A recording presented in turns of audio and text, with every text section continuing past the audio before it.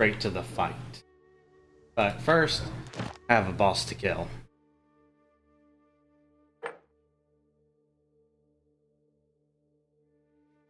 And let's do Signora real quick.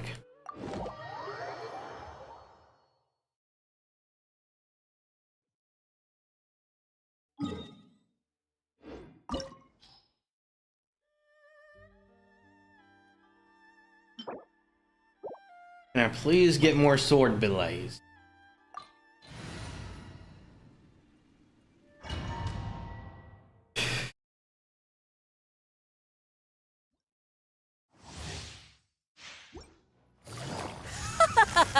You're trembling.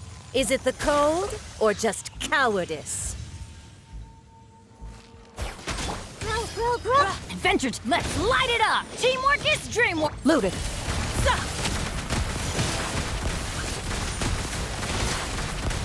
Enough! I'm seeing stars. I see everything. The Temple of Wisdom. Off we go! The Tsaritsa's benevolence has no place for transgressors!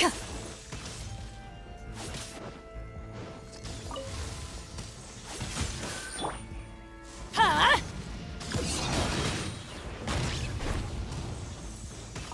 Adventure time!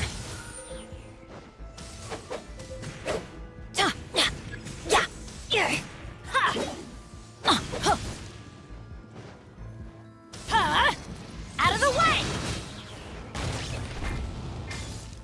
Gotcha. Oh, that does nothing.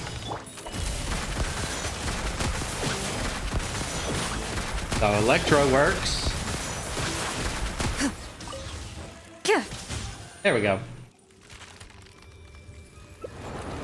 I haven't really bothered to care about the details of this boss. Everyone hold hands. Busted. Ha! Game's up. Fun's over. I'm going in! Into the shadow.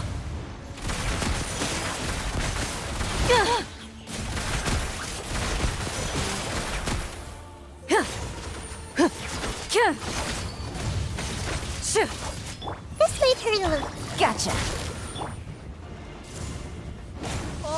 Loaded.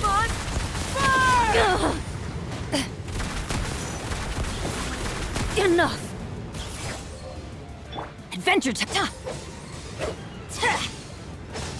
Off we go.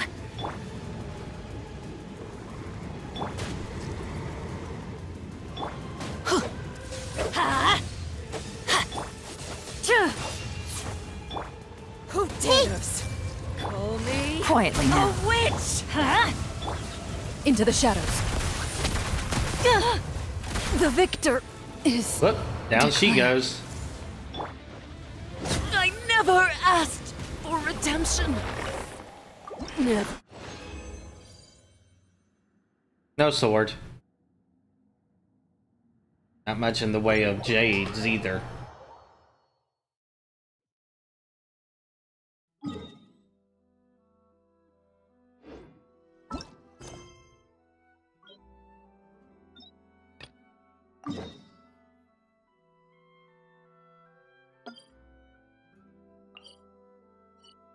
Come on, need to heal.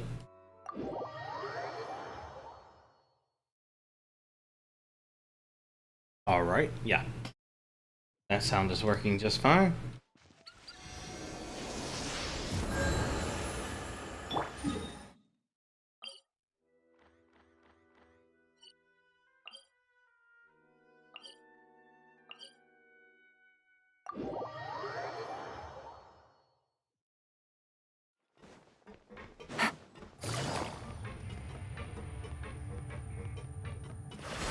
Ready.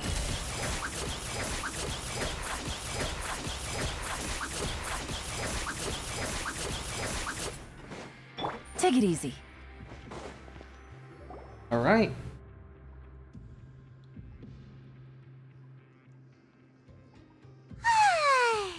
Now for a little rest after breakfast. This is the life. Wait a sec. Isn't something important supposed to happen today? Oh, today's our big day! We're supposed to leave the Fortress of Mirapede! Come on, we've got to go complete the release procedures now! And 45 days later, since I got down here.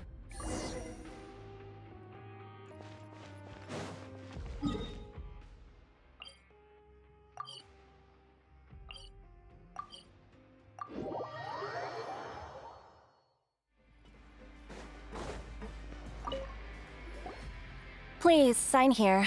This document will be effective immediately upon signing, and you two may exit the Fortress of Meripede via the regular channels. It's been so long since we've been to the surface. Let's hurry up and...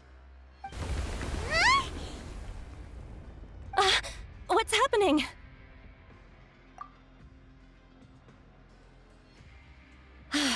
I'm fine, thanks. But I wonder what that tremor was just now. A seal already Let's pass breaking. the Duke.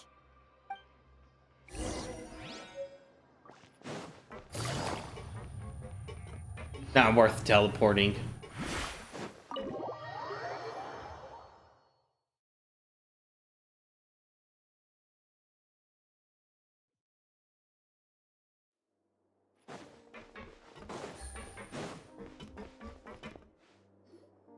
Your Grace? Ah, good to see you two. Is there something you wish to see me about? Yeah, what was with that earthquake just now? Ah, that. The tremor didn't originate from the seafloor. In fact, it seems it came from the surface. Over the years of serving as the warden here, I've developed a sense for distinguishing between what occurs on the surface and what occurs underwater. Besides, the seal that Monsieur Neuvillette set in place won't fail so easily. So the fortress is okay? If you recall our last incident, if there really were a problem, there would be crowds of inmates in a panic right now. Huh, you've got a point. Okay, seems we need to get back up to the surface and ask about what happened. By the way, do you know what day it is today? I believe today is this month's pipe cleaning day. Wait, seriously? Ah, yes. Have you completed your release papers? Yep. It's you two. Are you leaving now? That's right! Today is our last day in prison! But now that Paimon says that, it doesn't feel like we were confined here. It's actually been pretty nice. Oh yeah, Paimon feels fond of this place now. Then be sure to come back and visit. I'll miss you. If you've signed the release papers, then you're free to go. The guards will escort you out. You're not going to see us off? I knew you'd ask. All right, sure. Let's go. Well, you actually agreed. No worries, you must be busy. Paimon was just joking. Ah, so you do have a polite side, I see. After being down here for so long, I imagine you must feel like you're lacking companionship. Shall I come along too? Yeah, don't worry, we'll come back to see you. Paimon really likes the cafeteria here. The chefs sure do know how to make good grub. I hope you won't be here as convicts the next time I see you. We'll do our best to stay out of trouble. Well, it seems our work in the Fortress of Meripede is finished. That's the end of another chapter in our journey. And since Neuvillette was the one who asked us to come here, we should probably go report to him now. Next up, the Palais Mermonia. You're going to see Monsieur Neuvillette? Please pass on our kind regards. I'm sure just your regards will do, no? I believe it would be the polite thing to do. You're right. I've heard the Palais has been terribly busy these days. Tell him that I hope he hasn't been overwhelmed by the recent string of troubles.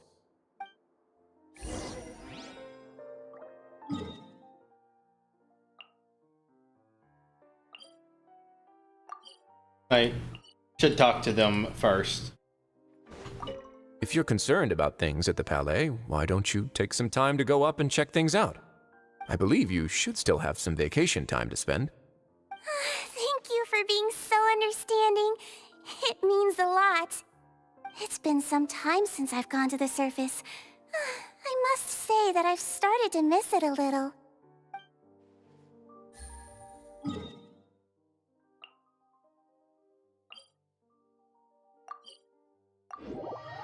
There we go.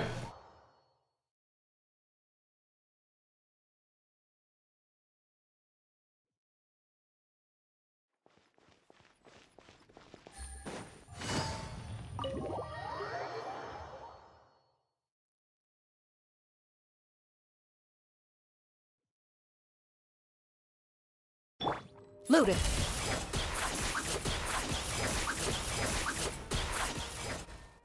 Ooh, what's happening Well, here? Harmonia sure is buzzing with activity today. Halt! Huh? Oh, it's you two. Apologies. Monsieur Neuvillette did say you'd be welcome at any time. Excuse me, would you mind helping me take a look at this report? I'll be right there. Sorry, I've got my hands full here. You can see yourselves in. Everyone's so busy. Seems a lot has been happening.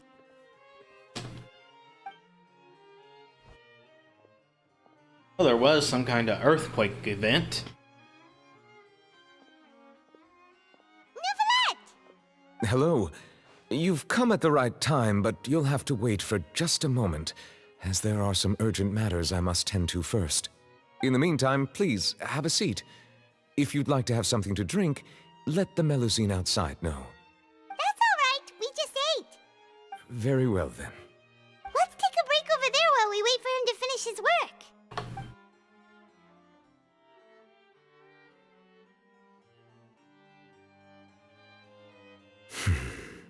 All right. That should wrap things up for now.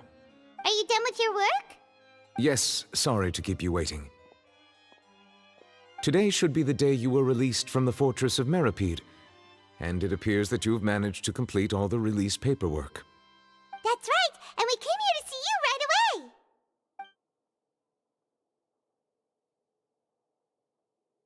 away. A massive whale. Do you have any idea what that might be? Judging from your description, that cannot have occurred in any ordinary waters, but rather something like the primordial sea. A whale of that size and shape cannot usually be found in the waters of Teyvat. Therefore, we can only assume that Childe is presently immersed in primordial seawater. Immersed in primordial seawater? But how? And is he okay? Most people wouldn't be capable of entering in the first place. I'm not completely sure how he could have gotten there myself. Yes? What is it? Yeah, what was that? Ah, right! Paimon felt it too! We asked the Duke and he said it wasn't from underwater, so we figured you might know something about it. It turns out that I have just received a report about this particular matter. In fact, that's exactly what I was busy with a moment ago. The source of the tremor was here on the surface near Poisson. After the shaking stopped, the water levels in the Poisson area rose at an alarming rate. The water levels rose? Oh no! What about all the people there? Fortunately, the water levels only rose for a short period of time and have already returned to normal now. However, I still have a bad feeling about the whole phenomenon. If the change in water levels is connected with the leaking primordial seawater, then the situation in Poisson may be much worse than it appears. Navia should be in Poisson, right? We need to go check on her! Yep. I would also like to go there as soon as possible, but I'm afraid I can't leave just yet. We must immediately formulate disaster prevention plans for the surrounding coastal areas to avoid potential catastrophes. I'll have to ask you two to go to Poisson first. I'll meet you there to check on the situation once I've finished things here. There's no time to lose! Let's get going! Please be careful.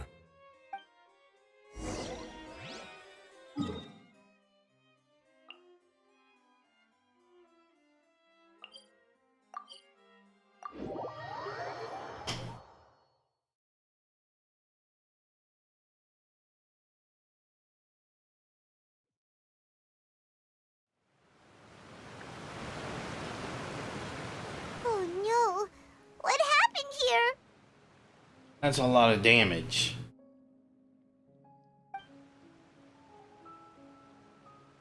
Navia should be around here, right? We need to make sure she's still... Paimon means we need to check on her.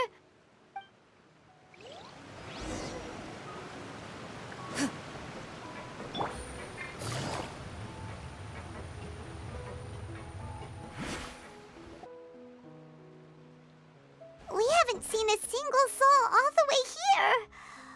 Oh, this is getting scary. What will I ever do now? Look, there's someone on the roof over there. Just stay put. We're coming up. Watch your balance. All right, just hurry.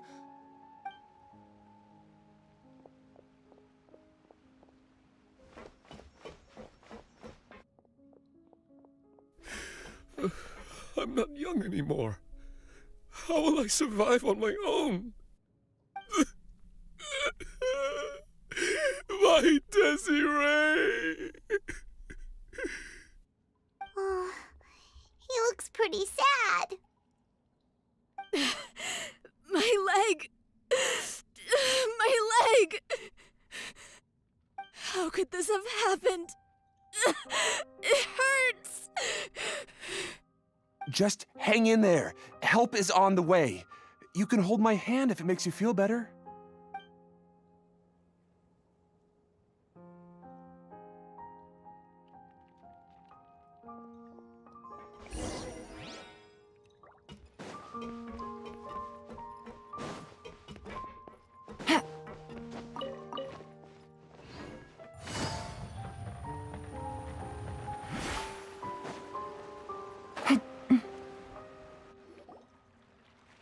Navia. Oh, it's Navia. She's over there. Hey, Navia, are you okay?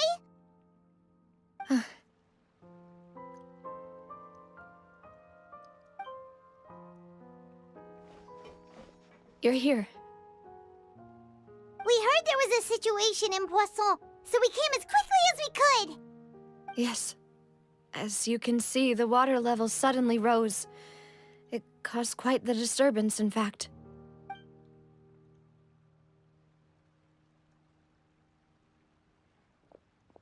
Demoiselle! There was a wounded resident next to a building southeast of here. We've already transported him to safety, but we've run out of medical supplies. He's wounded? How badly? He fell, so it's probably a broken leg. He's pretty shaken up. When the water level rose, he desperately climbed up to the roof. Once the water receded and he saw the ground, he became terrified and eventually... He jumped down then. Find the leader of Squad 1 and tell him to take the wounded resident to see a doctor. He should know where to go. Understood. I'll take over his search and rescue mission in the meantime. All right, you'll be in charge.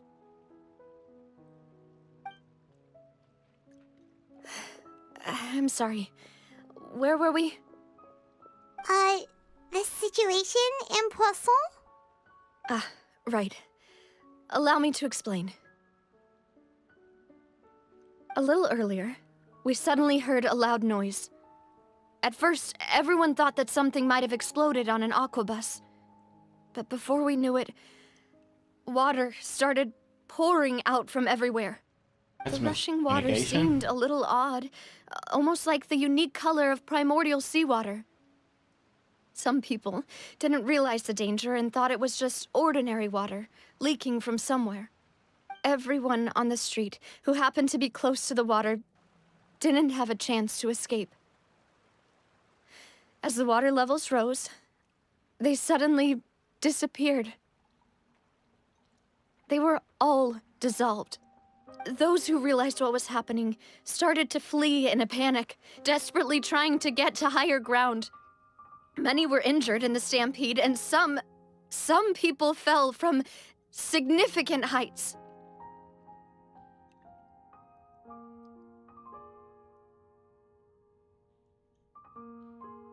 The Spina di Rosula initiated rescue operations as quickly as possible, but there have been a lot of casualties. Fortunately, the water began to recede after some time, and the chaos came to an end. The water that flooded the area contained primordial seawater, so the lower levels of Poisson are still hazardous.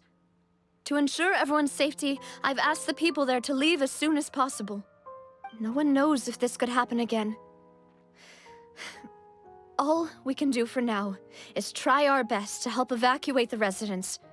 We still haven't completed the head count, but we'll have some numbers soon. How awful. And all of this just came out of nowhere. How many did you lose? It was quite frightening indeed. I only wish that everything that just happened was a bad dream. Is there any way we can help, Navia? Thank you for being so willing to help in a moment of crisis like this. You don't know how much it means to me. I really can't express how grateful I am. Don't say that, Navia. That's what friends are for. Demoiselle! We've got a situation here! Wait, is Silver dissolved? I'll be right there. No, I like him. Sorry, I need to go for now. And off she goes. Seems it might be a while before she can take a break.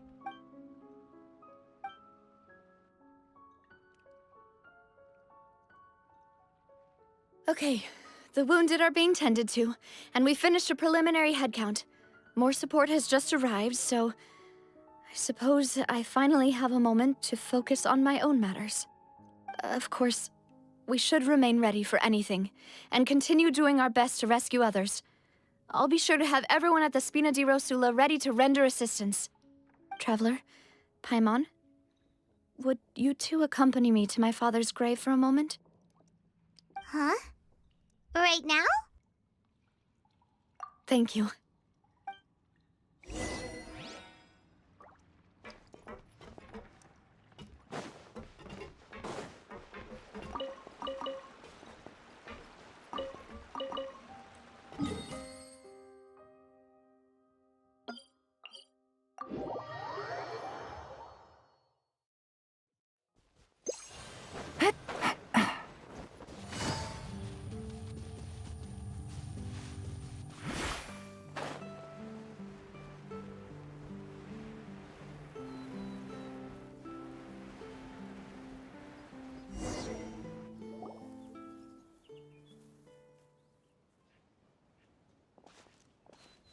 Not a lot of people here, huh? Well, given the time of day and the whole situation in Poisson, Paimon doesn't think there'd be a ton of people here visiting graves. Right. That's how things are now. The living are so exhausted that they've no strength to spare any words for the dead. Navia?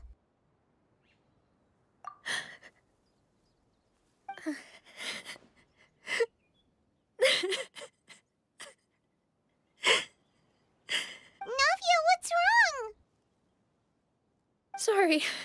I just... Bad Melissa question. and Silver, they won't ever come back here again. What should I do, Papa? Huh? What happened to them? Everyone agreed on the rescue plan, but still, I was the one who initiated it. They were helping evacuate the residents, but they couldn't leave in time. And they were caught in the seawater. What should we do? I've known them for so long. And I know they weren't afraid. But I could at least hold a funeral for my father. And I know where he rests. But as for Malus and Silver, they're just gone. I just can't.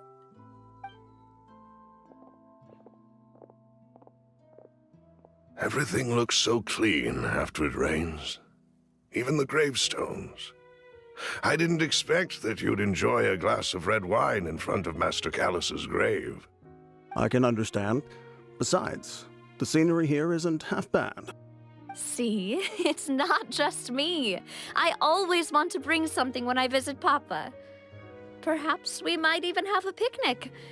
He wouldn't be angry, would he? Ah, how could Master ever be upset with you, Demoiselle? Yet the cemetery is the home of those who have passed, is it not? Everyone ends up here sooner or later, no matter who you are. Buying yourself a plot in advance, are you? No need yet. But when I do, I hope you'll let me be buried beside Master Callus, Demoiselle. Hey, stop joking around. I'm quite serious. That way, it will save us both the trip to see each other whenever you visit your father's grave. That makes sense. In that case, could I be buried on his other side? After all, besides you, Demoiselle, the two of us could certainly be considered Master's closest companions, no? Personally, I believe we fill those shoes just fine. Why are you bringing this up all of a sudden? Seriously. All right. I'll remember your requests. But I'd really prefer not to talk about this stuff. And what do you mean by saving me a trip? I'd make the journey even if I had to visit you two somewhere else. I'd promised to let them rest in peace here. But here I am breaking that promise. I'm sorry for letting you see me in a mess like this. I don't usually cry, really. Paimon doesn't know how to help you feel better. But Might not be able to bury their bodies, but she understands how you feel. could bury I'd their always clothes. thought I could make my Or wishes at come least true. make a shrine with. But now that I think about it, that never solely relied on me. Many things can only be accomplished with someone else's help. Malus and Silver have helped me so much. But by contrast, I could do nothing for them. I'm so sorry. You can spend as much time as you need here, Navia.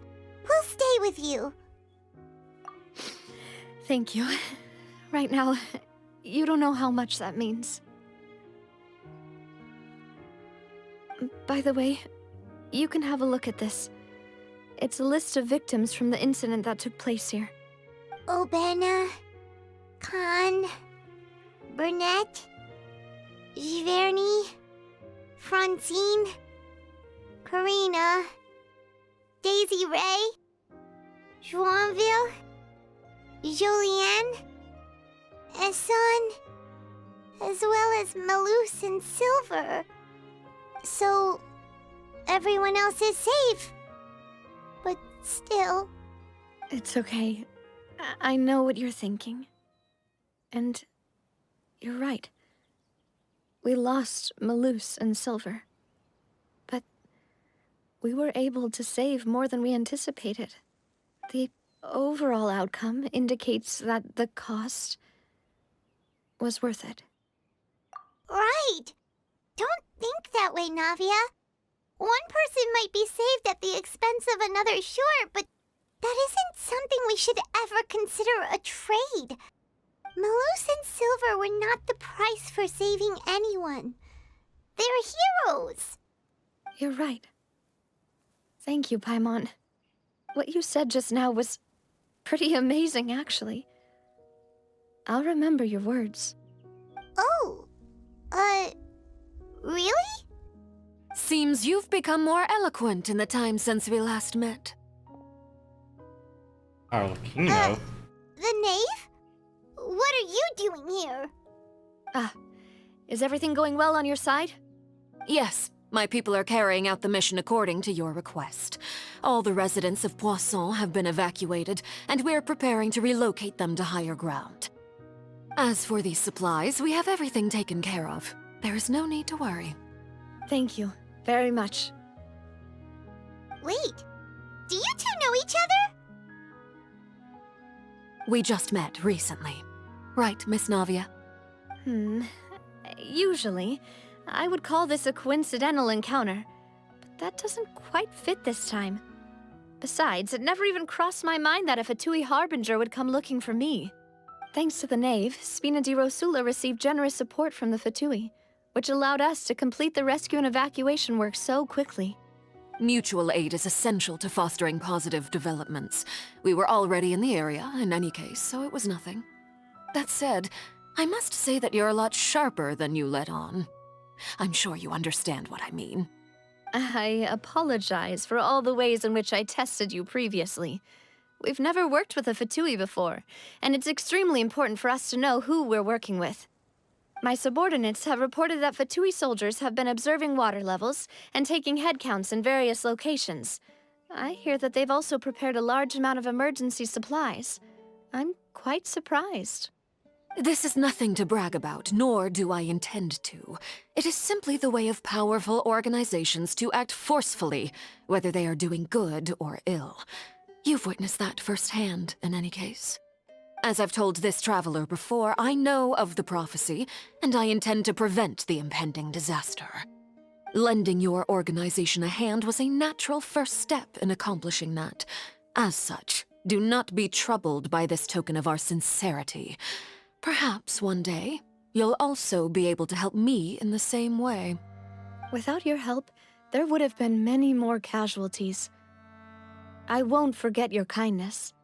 Furthermore, I sincerely regret what happened to Malus and Silver. I only wish that my people could have arrived a little earlier to prevent this from happening. Don't say that. You and your subordinates did everything you could. As Paimon said, Malus and Silver didn't choose to sacrifice themselves for any specific person, and they weren't the price paid for other salvation. They chose to become heroes themselves. I've never liked hearing people put it that way. It's like trying to relieve pain by saying some noble-sounding words. But right now, there's nothing more suitable. They really did become heroes. You're right. I'm sorry for your loss, Miss Navia.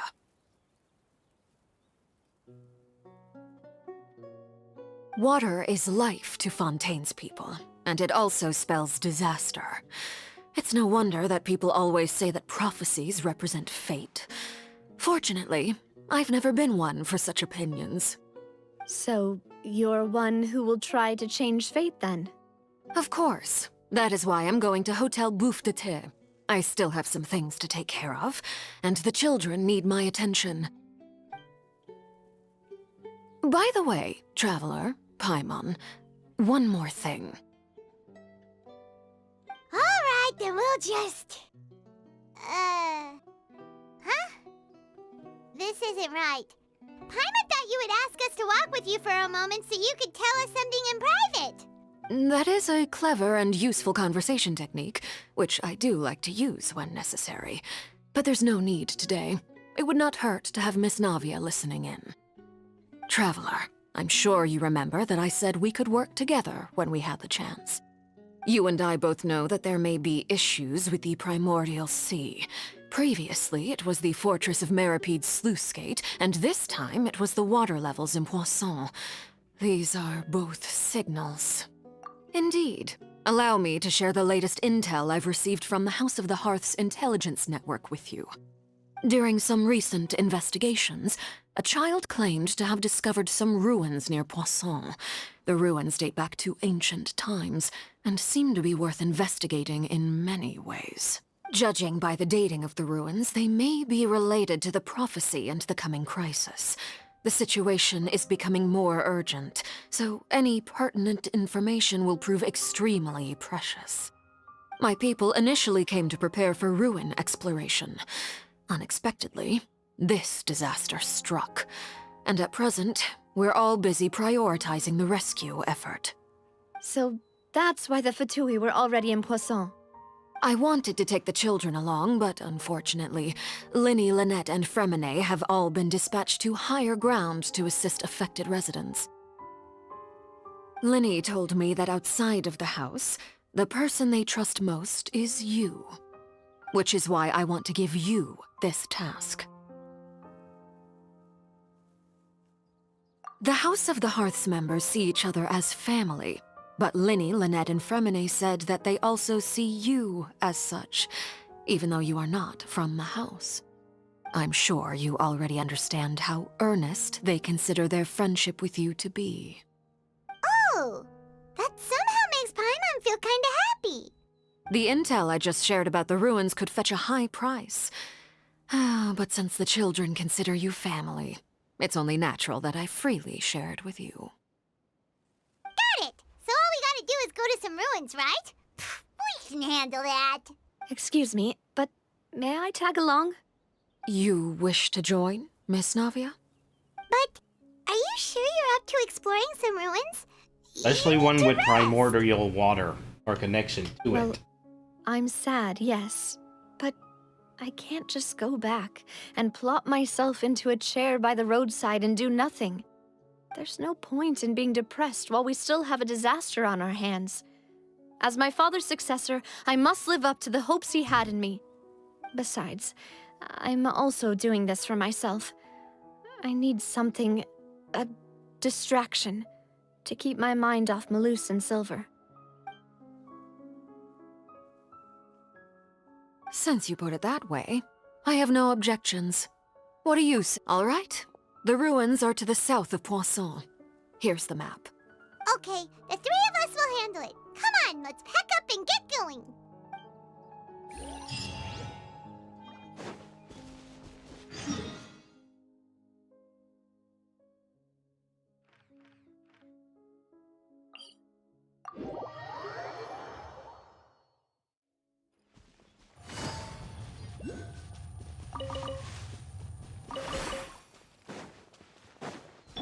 I see everything.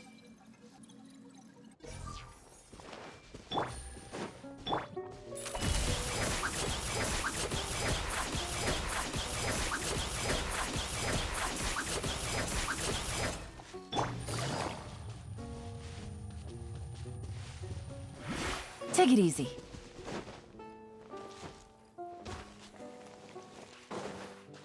Ready. Everyone hold hands.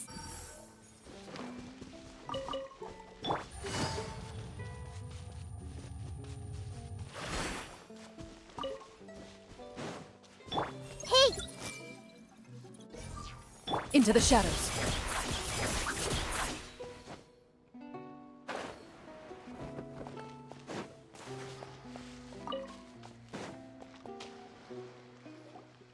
So, are these the ruins the knave was talking about? Whoa, talk about old. They seem to be pretty ancient, all right. Let's go in and have a look. Just be careful.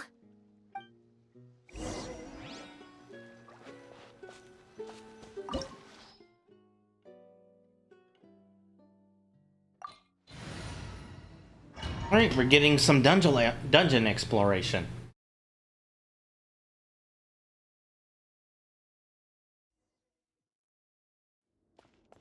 Shoo.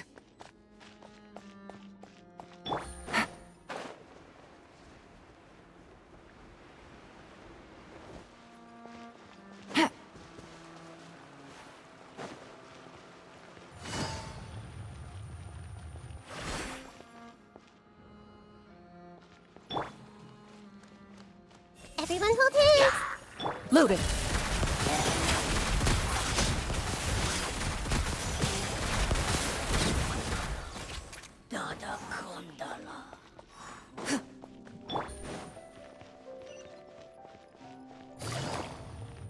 Watch it! The floor here isn't safe.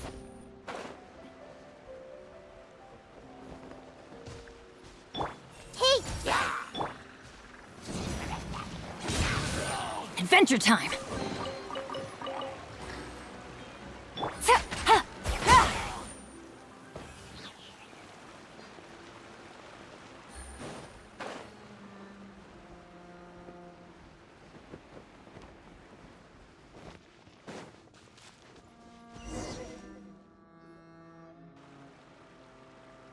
This place has also been contaminated by primordial seawater. Yeah. And a lot of it, too. A Fontanian would most likely dissolve the moment they fell in. Right! You can't go down if there's primordial seawater. It's too dangerous, and it won't be any help for you to just stay here. Don't get by my wrong. We're not saying you're useless. It's just that... No, you're right. I can't do anything in this situation. I'll leave this to you.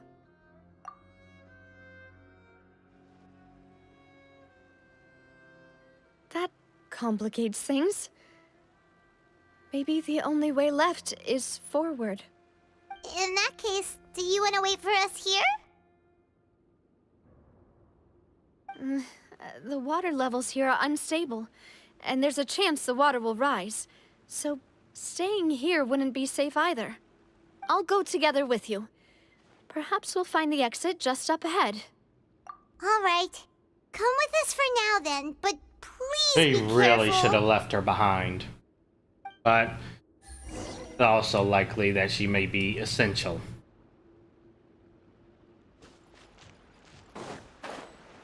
Oh no, it's a dead end!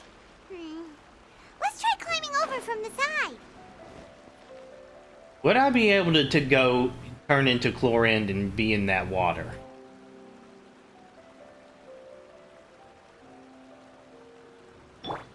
Sacrifice.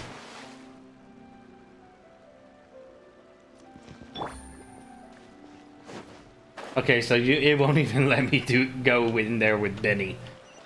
Oh, that's amusing.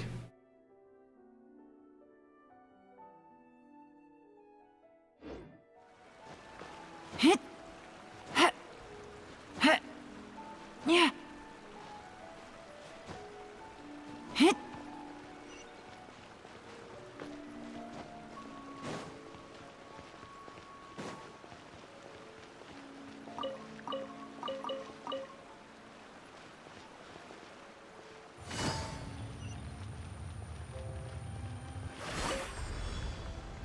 Ready.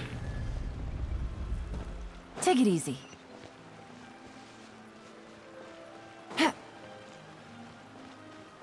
Into the shadows.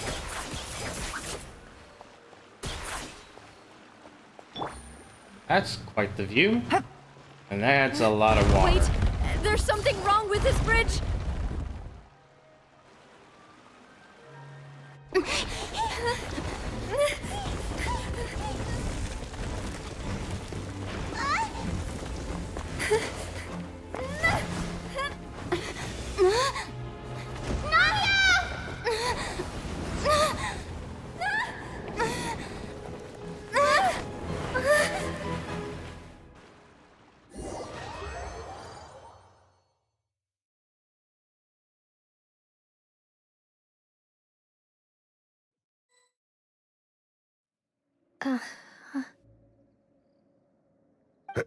Demoiselle? What? Demoiselle, what are you doing here by yourself? Would you be standing here till dark if I hadn't come to get you? Maybe she just wants some time to herself, Malus.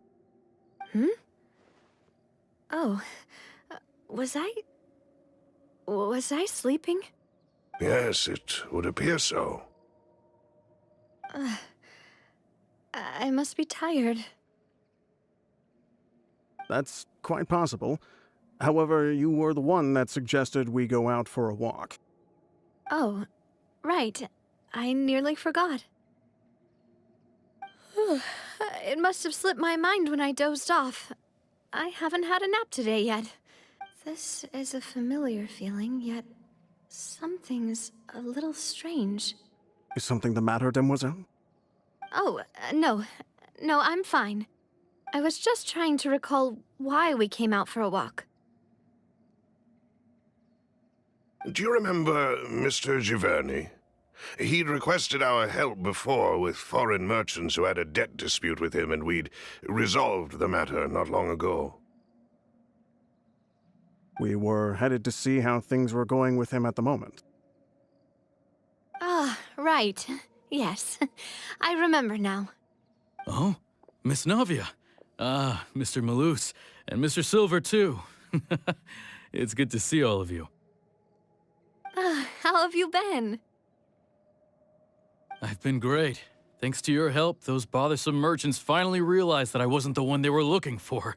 Why, I wasn't even the guarantor for that person. They were knocking at my door day and night. Even my neighbor, Obina, was getting fed up with them. Sometimes force is required to calm someone down and get them to listen to what you have to say. That's right. Oh, by the way, Burnett, what was it that you wanted to give to Miss Navia again?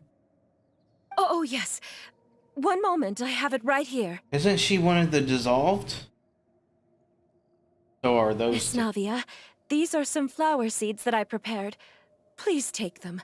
They're a very good variety, and they'll become very big and beautiful once they bloom.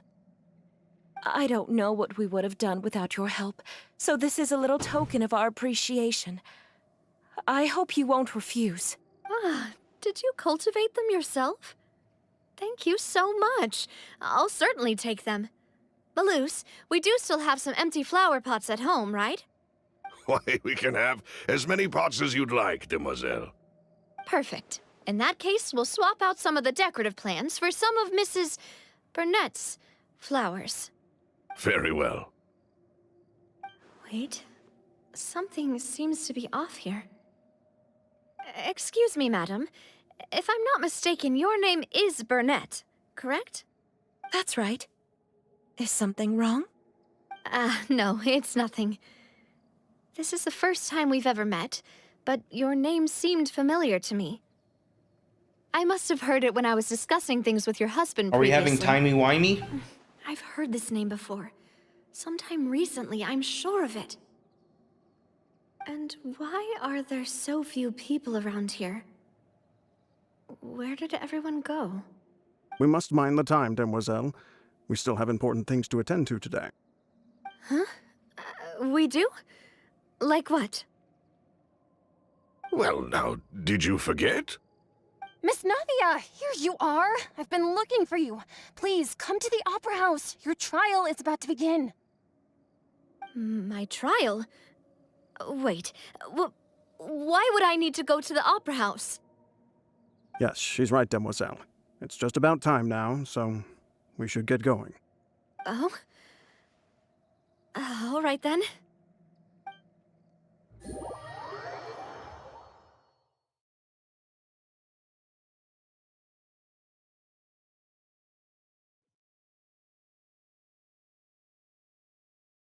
Look, it's Navia! She's here! And her two attendants are with her. Goodness, everyone's finally here. There sure are a lot of people here to see the trial. And they all seem to be oddly excited about something. I even know some of these people. Karina, Desiree, Joyville, Jolien, Essen. All of the Why are dissolved so many people. people here? And why do I have no recollection of this case? And as for the judge... huh? Where's Monsieur Neuvillette? Please sit in the defendant's seat. Don't worry, Silver and I shall accompany you. All right. But are you sure you can stand behind me? Typically, it wouldn't be allowed, but today is an exception.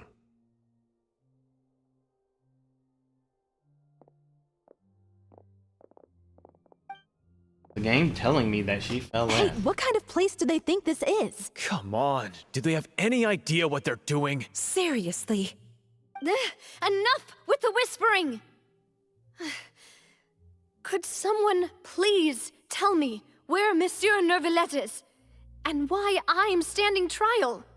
My dear Miss Navia, have you not yet realized what you've done? In that case, allow me to explain. As all here know, you are Master Callus's successor, the head of the Spina di Rosula, someone held in high regard by every soul. I hope this is just a nightmare. After you took over the Spina, you treated all of us just like the late Master Callus had. If anyone in need reached out to you for help, you responded. Not only you, but your butler, your subordinates, nearly everyone in the Spina di Rasula fought for the well-being of those in Poisson. Wait a moment. Aren't you just proving that I'm a good person? Yes, correct. Absolutely right. And that is why you stand accused. You have helped so many people get through so many difficulties. You are one with us. We are inseparable. We are one big family, all of us who are from Poisson, inextricably linked. And with you being so important, we couldn't possibly do without you. Therefore, creepy. this fair and honorable court shall declare you guilty, and you shall stay here. You will be together with us forever. Huh? What are you saying? Everything you have said is correct. I have indeed done a lot for my hometown, and I would be willing to be with you all, but what is the purpose of having me stand here like this? What is there to discuss? Ah, well, if that's what you think, then I have no further comments. How wonderful, Miss Navia!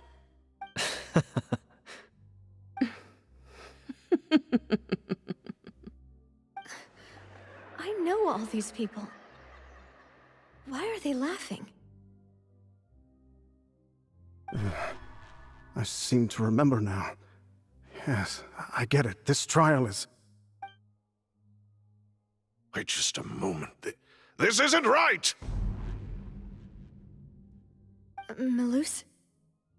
What was that, Mr. Malus?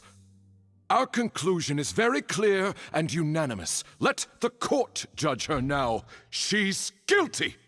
Stay here, Navia! You're one of us! Demoiselle, don't admit guilt.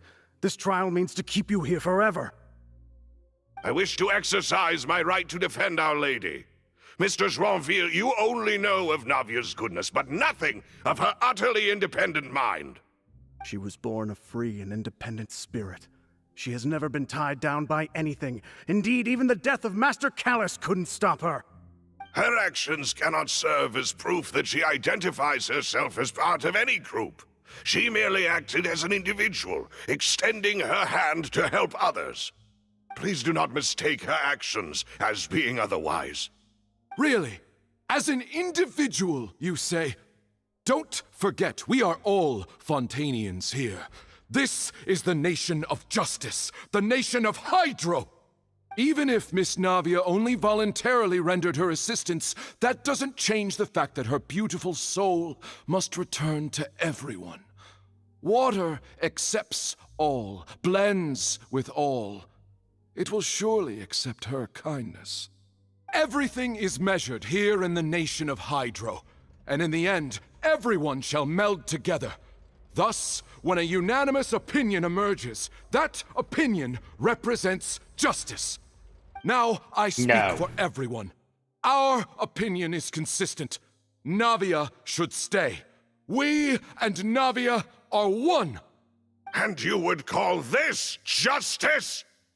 Preposterous. You are merely jealous that Demoiselle still has a chance to exist as an individual. Have you forgotten how much you all once longed to become individuals, to become independent? Do you mean to defy our justice? If your justice is flawed, then why should we acknowledge it? As you said, we can also have our own justice. Silver and I shall defend Demoiselle. And that is how we will enforce justice. Ugh, my head...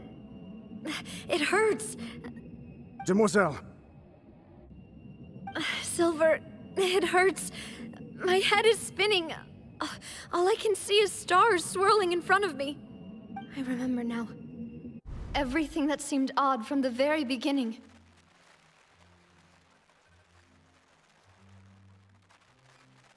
Karina, Desiree, Joyville, Jolien, Essen, and Mr. Giverny and Mrs. Burnett, who we met earlier. Even Malus and Silver. I don't want to admit it, but But they're all dead. Don't be afraid, and don't admit guilt. We will protect you to the very end. Absurd! Who are you to say that she cannot be judged? We are the majority, and in the nation of trials, the majority is absolute justice. We are the will of all. Don't let them escape! We shall keep Navia here with us! Mr. Malus and Mr. Silver, must you be so stubborn? How could the two of you possibly hope to stand against the collective? Do not resist. This judgment is fair and just. Navia belongs to us. After all that happened, she should not be left alone in Poisson. What are you saying? No more excuses! He says we're jealous. Jealous? How could she possibly be an independent individual? What's with these people? Who's jealous of her? She belongs to us! Miss Navia, she... Silence! Yo! That's...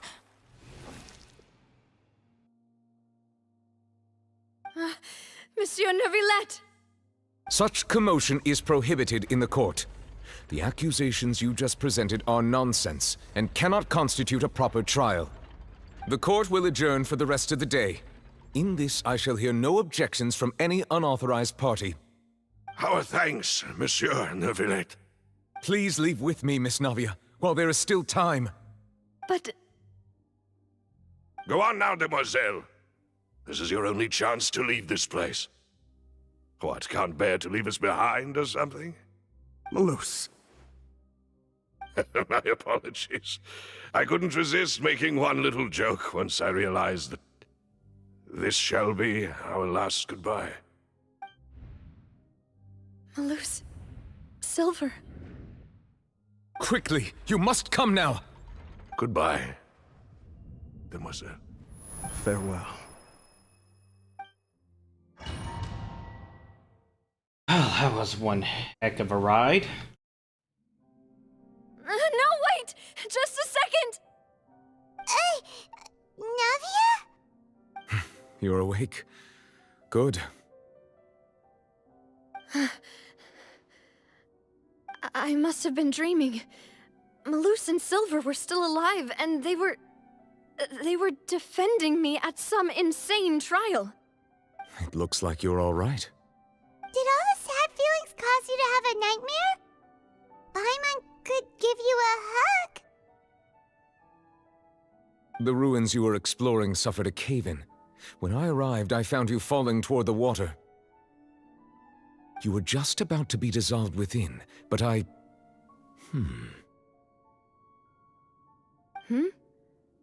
What is it? I think I saw 2 Oceanids protecting you. It was only for a moment, perhaps even a fraction of a second, but they gave me the chance to retrieve you. Were it not for their intervention, I would not have been able to rescue you before your consciousness dissipated. Wait, did you say Oceanids? You mean like what happened with Vacher? Perhaps those 2 Oceanids were the people you saw in your dream. I always told them that they didn't have to protect me. To think that they'd keep doing so even after death.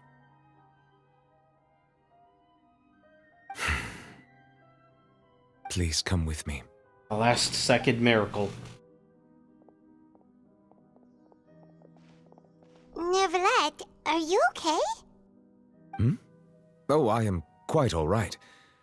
Perhaps there's something we could chat about? Why do you look so stiff all of a sudden?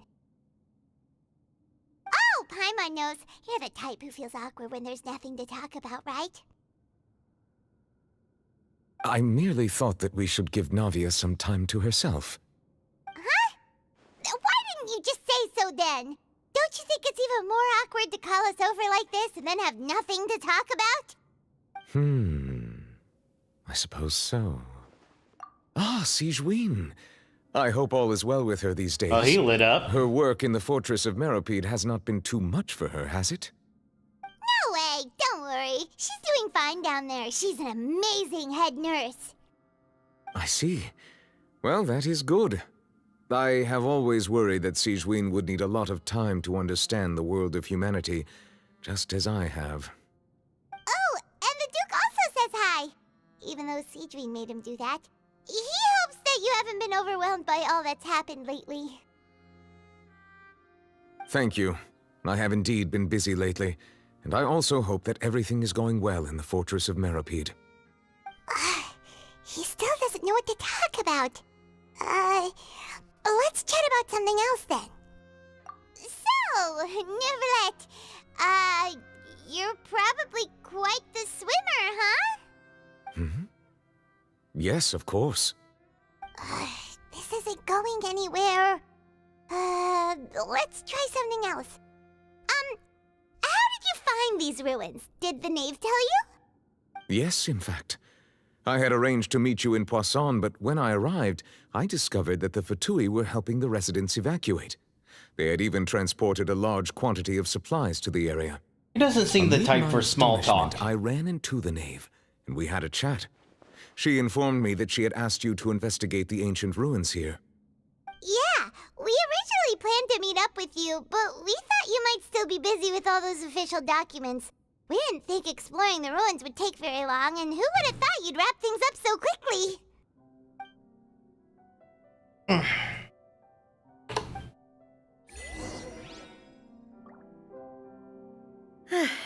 I'm sorry to have kept you all waiting like that. I'm feeling much better now. I guess we should get going again. Will you come with us, Monsieur Neuvillette? Yes, if you wouldn't mind my company. Oh, right! Another one joins the party! Let's get going then!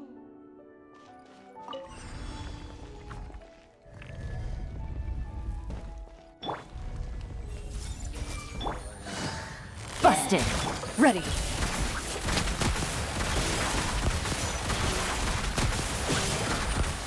Dada Kundala.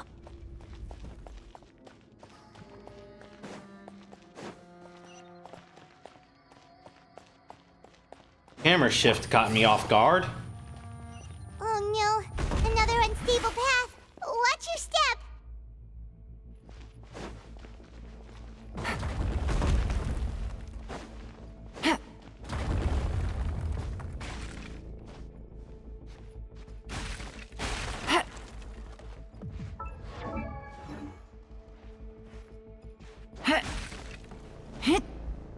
Yeah.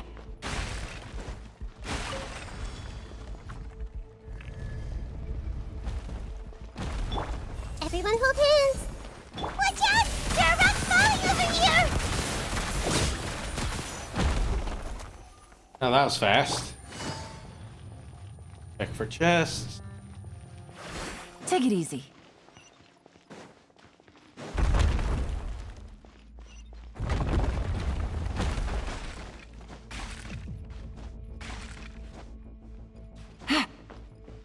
It seems we're almost at the top. Keep it up!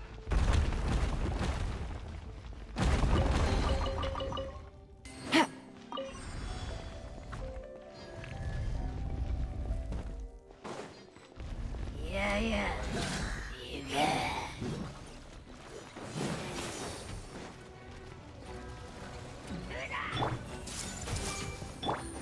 Here comes the catch. Everybody stand back!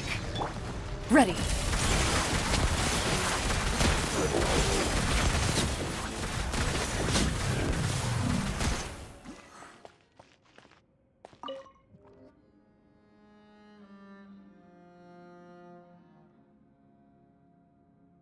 Felt like I was climbing the, well, descending the Legend of Zelda Ocarina of Time tower. Except in reverse. Take it easy. Don't use these much.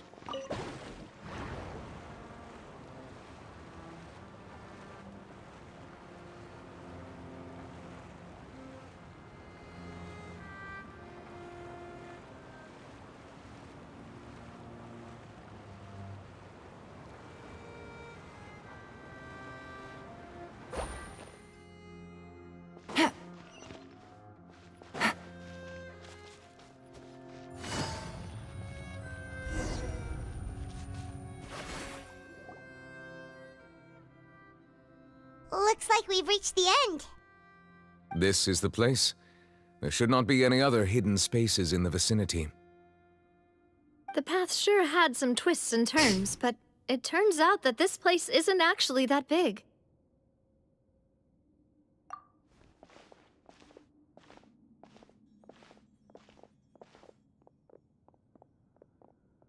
Stone slates?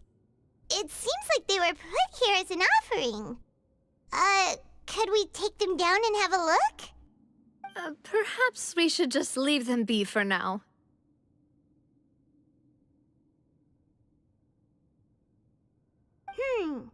There are 4 locations in total, but only 3 stone slates. The slate that should be in the first empty spot is missing. The surrounding walls also show signs of damage. There's something written below. Let Paimon see. Reason dictates that this nation be destroyed. I shall record the history of its future here in its past. Say what? It feels like someone left these slates and these words here for a purpose. But does he mean that Fontaine should be destroyed? That would fit the circumstances dictated by the prophecy, yes.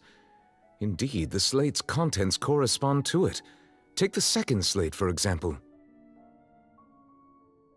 There's a person kneeling here. She seems so dedicated. And there's a whole bunch of other people behind her doing the same. She's facing this... what is this? Some kind of island in the sky? And is that Lady Farina in the third image? Did the Hydro Archon fall into the water? And is that a ring of people around her? Paimon doesn't quite get it. Are they all in the water? The fourth image. I know this one. This exactly matches the content of the prophecy. The people will all be dissolved into the waters, and only the Hydro Archon will remain, weeping on her throne.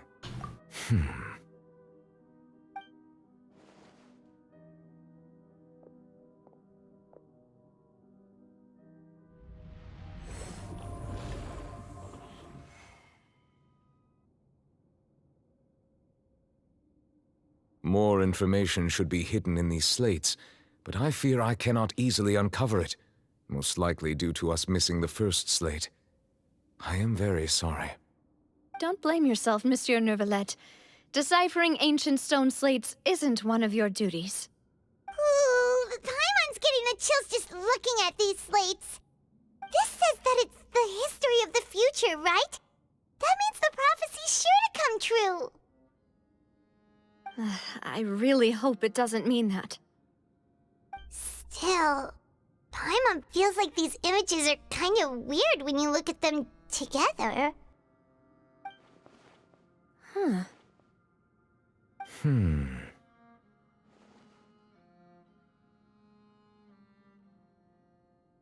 Okay. Order of the third and fourth images. That's right! If the images are in chronological order, shouldn't the fourth, the waters drowning Fontaine, come before the third, where the Hydro Archon herself falls into the water? And yet the order is reversed here.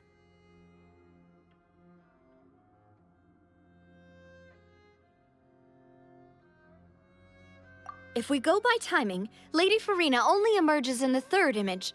That means that the person in the second image might be the previous Hydro Archon. Egeria, then. I had never met her, but her appearance here does match the records. The previous Archon kneeling before the floating island in the skies, as if confessing a sin. Did she herself commit that sin? And if not, why would she be in such a posture? Also, I'm still wondering why these ancient stone slates are here at all. Judging from their contents, could this place be the origin of the prophecy? Does that mean that someone, or some people, once saw these slates? But who would have created these slates and left these words here?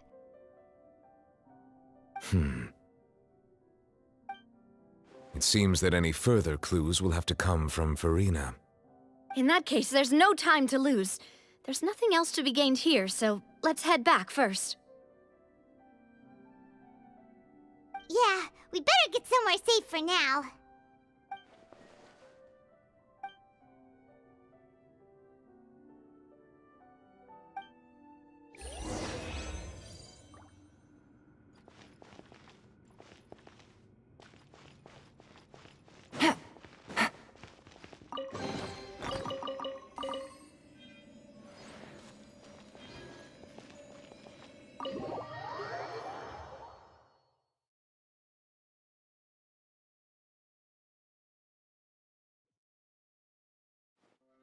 Let's split up here.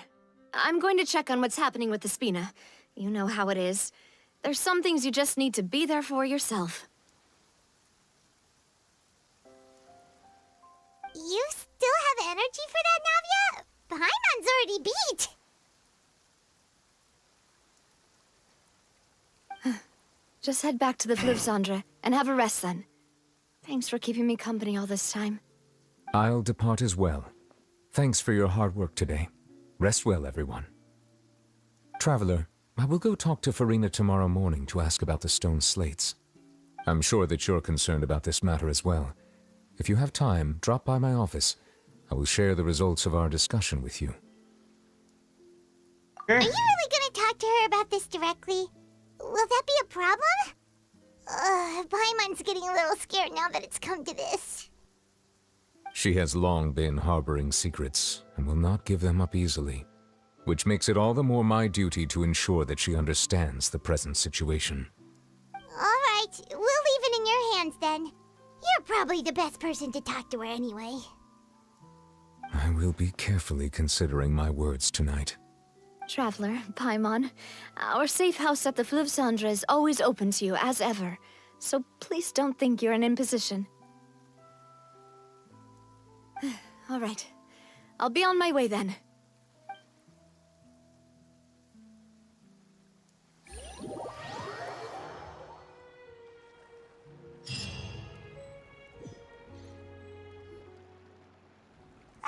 We're finally back!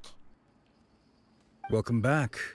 We've got a special menu prepared for you two tonight. Yay! And there's good food too! No, the boss is the best. Ooh, desserts! Nice! These are all Paimon's! Paimon's already starting to forget what happened today. Ona? Oh, that voice. Is that who I think it is? Huh? It's you two. What are you doing in Fontaine?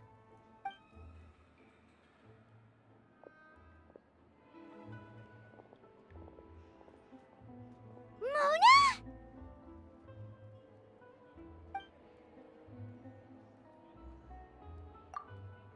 Seriously, nobody just uses a scryglass whenever they've got time to just see who they'll meet on the road. Still, we didn't expect to see you here. Wait, you're not a Fontanian, are you, Mona? Well, I have some business to attend to here, so I booked a hotel in the city. I was just out for a stroll when I bumped into you. Quite unexpectedly, if I might add. Why did you think I was from Fontaine, though? Is that because Magistus doesn't sound much like a Mondstadt surname? Yeah, let's go with that. Well, I used to have my own surname, which was, well, some other thing. Either way, the old hag told me when she took me as her disciple that the first step to being a great astrologist's pupil was to change that name. There was nothing for it, really. She really is amazing at astrology, so I changed my name to what it is now according to her wishes. To my surprise, however, Magistus is not the name of some ancient house or clan. It isn't? Nope. Although it is used by us in place of surnames, it generally just means great.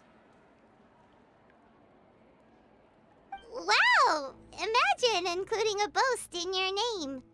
Wait, are you gonna have to put that into your genealogy as well? I reckon so. In any case, I'd give my disciple a name like this as well, if I were to take one. Astromancer Barbeloth Trismegistus. Whoa, that's a long one. Does it No, also it mean means 3 great times as great. My name means Mona the Great Astrologist. As for the old hag, hers is, in plain speech, the thrice as great Scholar of the Stars. Just take it as a title specific to astrologists. Yep, I caught the 3. That's great. That's so petty. I know, right? That's just how she is. She used to call herself Megistus, actually, but when she took me in, she changed her name to Trismegistus. Talk about excessive. Megistus is thus the calling card of our school, so to speak, which makes it about the same as a surname. It's all right if you don't get it. You can look into it further should you need to study astrology more deeply. Nope. Take every opportunity to poke fun at Paimon. That sounds terrible! But anyway, you're not Fontanian, are you, Mona? You're from Mondstadt, right? Well, I was born in Mondstadt, yes. My parents migrated to Dornman Port, and I traveled with the old hag for a while, after which I settled down in Mondstadt City. Oh, that's a good thing then. At least we know you won't be dissolved by Fontaine's waters. Speaking of that, I'm sure you're aware that a bunch of things have happened here in Fontaine, right? I know you're not a local, but I'd avoid getting too close to any water that looks strange all the same. There's something ominous about it. Well, the water, I mean. That was the main reason, yes. Just a while back, the Steambird invited me to take part in a panel and speak about the circulation of the prophecy as an astrologist. The invitation was sent quite early on. I don't think anyone expected Fontaine to be in this much trouble. What do you make of that prophecy, Mona? Just tell us what you think as an astrologist. Your word would go a long way to make things more certain and less scary. What I can tell you is that I'm an astrologist, and that this prophecy concerns the fate of Fontaine, even that of Ultivat. Ascertaining this is akin to reading the fortune of the whole world. I'm afraid that this is not something that just anyone can do. If I could do it, you would no longer call me an astrologist, but a visionary. But on the flip side, the prophecy is so huge and powerful that it must surely come from a powerful visionary. Its contents involve the fate of the world. Disregarding it would be a mistake. A visionary? Sounds really powerful and all, but does such a person really exist? Of course. The old hag could do it, and I'd bet there are others amongst those Hexenzirkel colleagues of hers who could do something similar. Huh? Are you sure? All right, I'll help you. It isn't often that I see you with such a serious look on your face. I'll tell you once I hear back from her. Thanks, Well, that Mona. sounds like You're good amazing news. as always. Oh, well, this is something only I can do after all. So yes, your praises are quite welcome. Yeah, I figured she was a narcissist. Just for you, of all the people we know, you know the star's the best. Indeed. That's the spirit. Oh, sorry. I came to see what all the commotion was about. If there's anything you need, do not hesitate to inform the Spina di Rosula. Oh, whoops. Guess we were getting a little too carried away there. Well, I'll go tend to my own business now. If I receive any news, I'll be sure to come find you two again. And there she goes, quick as rushing water. And here we are with the Spina guy giving us suspicious looks. If Paimon hadn't spoken for you, it'd be you getting all the weird looks. The things Paimon does for you. That's more like it.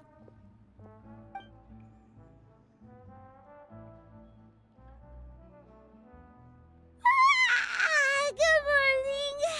To be honest, Paimon's still feeling kind of sleepy. But it's time to get up, Traveler. We agreed to go see Neuvillette, so let's pack it up and get going.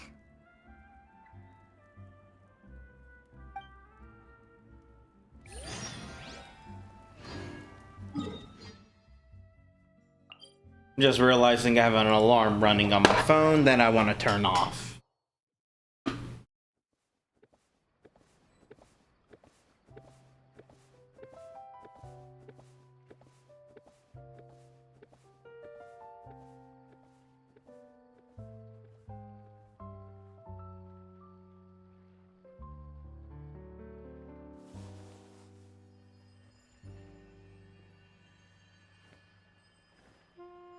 Welcome to Palais Mermonia.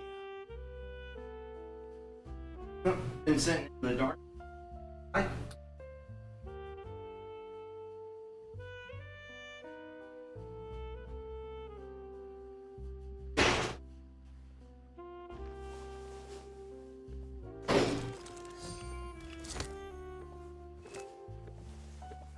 I hope the weather's nice like this tomorrow as well.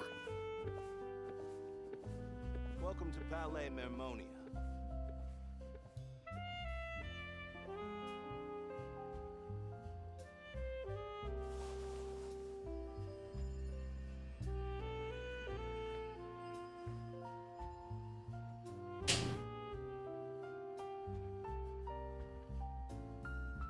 I hope the weather's nice like This this light. as well. NPCs with their repeatable dialogue. Welcome to Palais Mermonia. Hey. Good roll. All right, maybe I'll take one more day off. Back. Now go.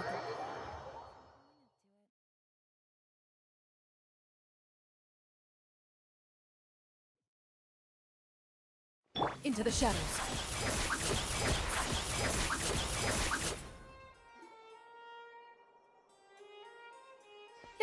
You're here! Finally! Is something wrong? Monsieur Neuvillette and Lady Farina, they seem to have gotten into a dispute. Please go see for yourself.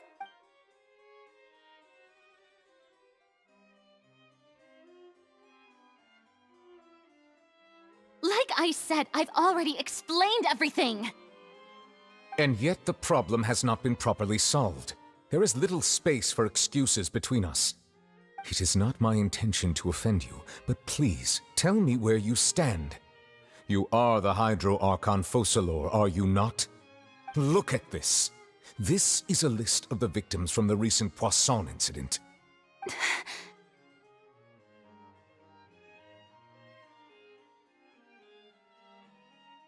You mean they're all... We did not arrive in time to avert this disaster, and I will not have it happen again. I will say this once more. You must tell me everything you know. Yesterday, I found 3 stone slates in some ancient ruins near Poisson. Do you know anything about those? Seriously? You're questioning me like this is a court case now.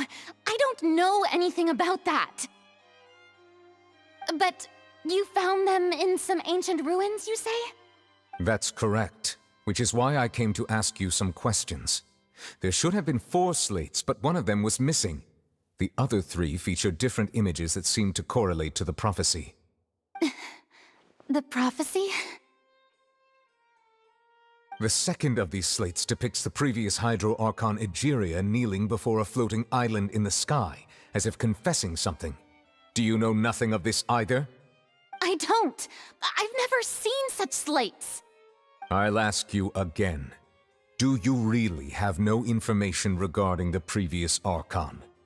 My deciphering of the slates indicates that the Hydro Archon Egeria once had to confess to, or apologize for, a certain sin. If anyone would know about it, it should be you. All gods don't have the same secrets, you know. She was herself and I'm me. Is it really so strange that I know nothing? I understand your concerns, but I'm sorry. I just don't have anything to tell you. Forgive me for saying this now, Lady Farina, but I have long known of your various secret investigations into certain matters. There are several indications that you have been investigating the prophecy on the sly. This is not strange in itself, considering that you are the Hydro Archon. But it is strange that you should also claim to not know any of Egeria's secrets, as well as do nothing following your inquiries. You have never been as superficial as you have presented yourself to be, nor are you a fool. And yet, your behavior is very inconsistent.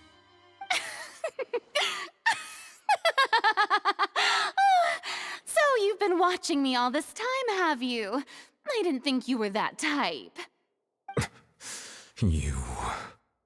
Well, since you know about my secret investigations, then you should know I'm actually working to take care of it. There's no point questioning or suspecting me. You're the Eudix, but you're still my subordinate. You should be following my lead. Just trust in me, your Archon, and do as I say. Never mind whether you can truly convince yourself to or not. It'll all turn out fine. That's all I have to say. We do not discuss this matter again. Oh, the opera's about to start. Toodles!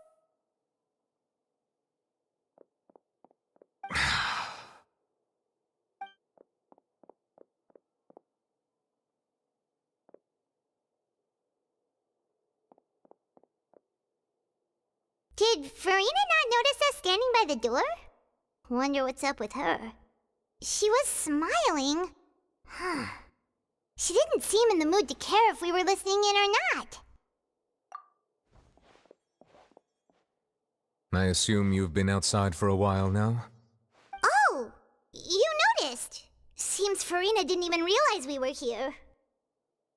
She was in a great panic, though I cannot discern the reason. Our discussion reached impasses time and again, a state of affairs that we cannot allow to continue. Still, I do not understand. Dialogue is the basis for understanding, so why did she keep refusing to engage? Everyone in her inner circle has noticed that she is hiding some secret. The issue is her attitude. I fear that she will not reveal anything unless absolutely forced to. We may have to create a situation in which she will have no choice but to speak. Well, you could always put her on trial. Like what? Normally, people will only reveal the truth when standing trial. Perhaps we must have the Hydro Archon experience just such a scenario. But Farina's seen so many trials, and she's really good at dodging questions. How do we make sure that she won't just slip away at the first chance she gets? We will need to consider this thoroughly, join forces with various parties, and then do what we can. If at all possible, I would prefer to recuse myself from this affair, but we must prevent the prophecy from coming to pass. This may be cruel to her, but all Fontaine is in crisis. The information a god possesses is too precious, and so we must take a chance on this. But who will lend us their aid to do such a thing? Oh, I know who to call. Arlecchino. Ooh, I bet Arlecchino has all kinds of methods to bring up all kinds of dirt. Really? And camera being stupid. That's everyone, huh? Speaking of which, it was pretty smart of you to think of hiding here. Poisson was just involved in a disaster, so it's presently devoid of people. That naturally makes it the best choice. And here you are drinking tea like it's the most natural thing in the world, huh? That's what families should do. Sit and enjoy a leisurely time together. It's nice to enjoy tea here, you know? Care for a cup? Lend me your ears, everyone. All right. Or perhaps one of you might like to start us off. How about you, friend? Yeah, that's not gonna work. Me? No, I don't think I can. Then, how about you, good sir? Oh, I fear right, that yeah. I will No. cause the mood on this boat to become as somber as it... Well then, I guess we're lucky we've got a local like me to organize things. Wonderful, the spotlight at last. I guess I'll be facilitating things from here. That was a little long-winded, don't you think? Oh, you might be right. Anyway, To cut to the chase, our friend here, the Traveler, has brought us together to discuss something. As for what that is, well, let's start by saying that we'll be pooling our efforts together to create a series of traps. Oh, how intriguing. Well, it's just an expression, really. One that I just learned from Chlorand, and used on the spot. So, let's invite her to explain in detail. A round of applause, please.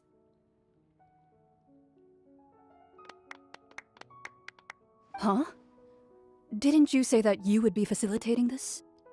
Oh, come now. Your work doesn't involve much public speaking, right? This is a good chance to practice. You might even pick up some fancy oratory tricks to impress your boss with in the future. I see. And what does my boss say? He is glad that you consider him your boss. Do go on.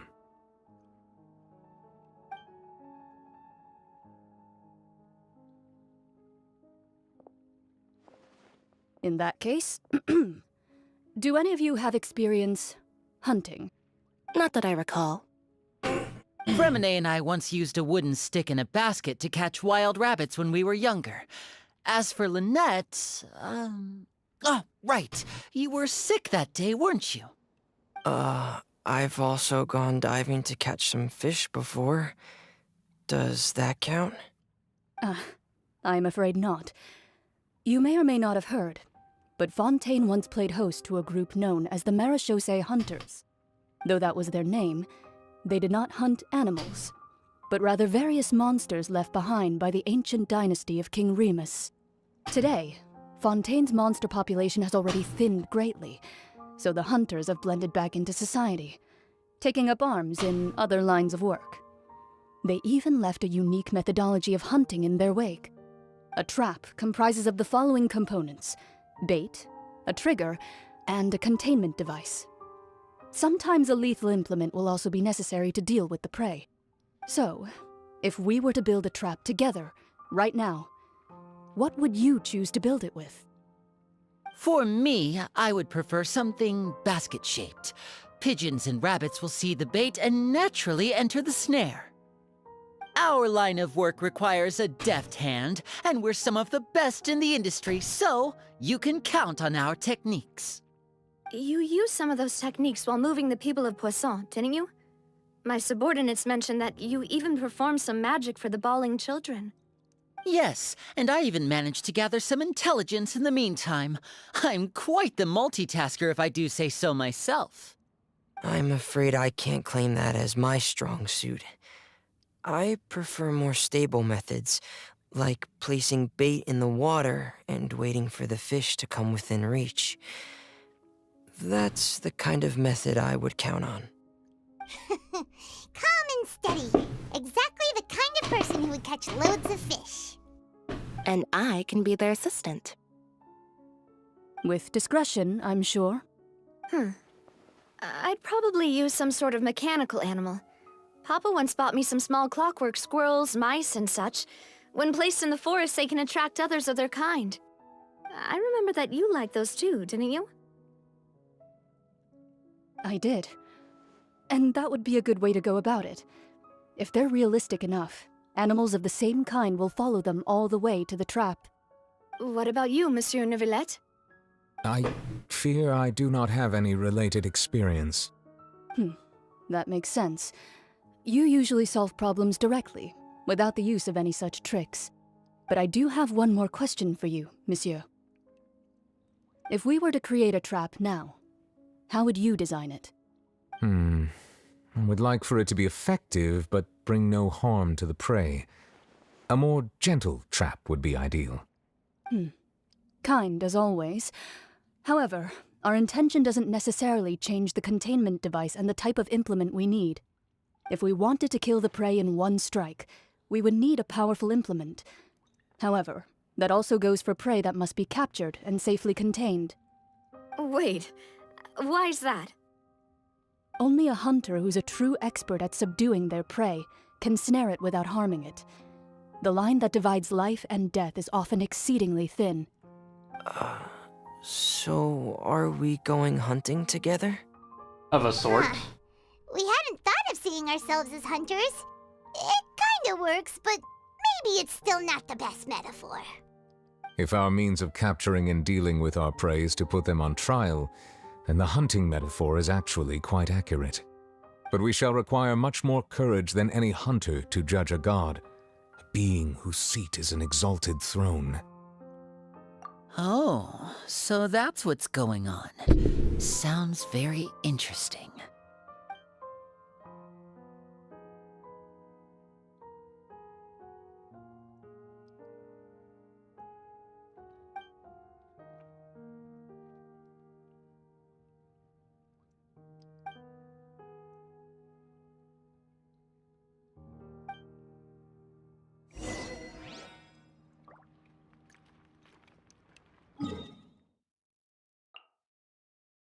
This is going to be interesting, that's for sure.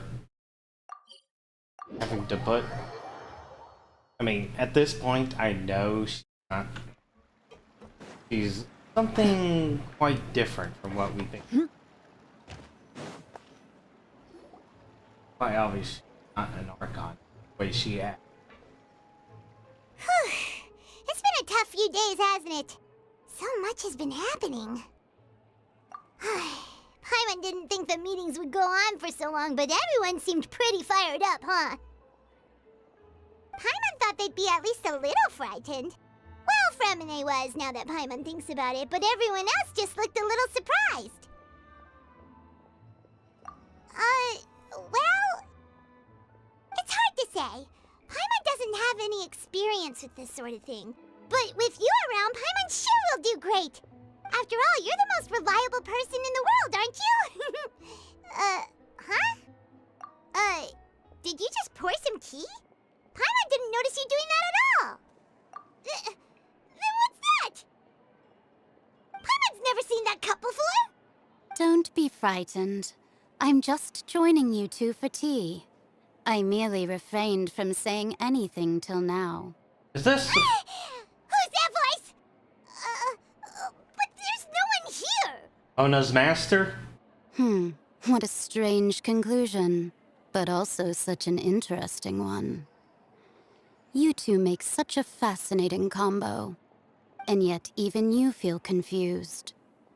As such, I couldn't resist but come by for some tea and a chat. Consider me a passerby, just accepting a commission from my friend's disciple on a whim.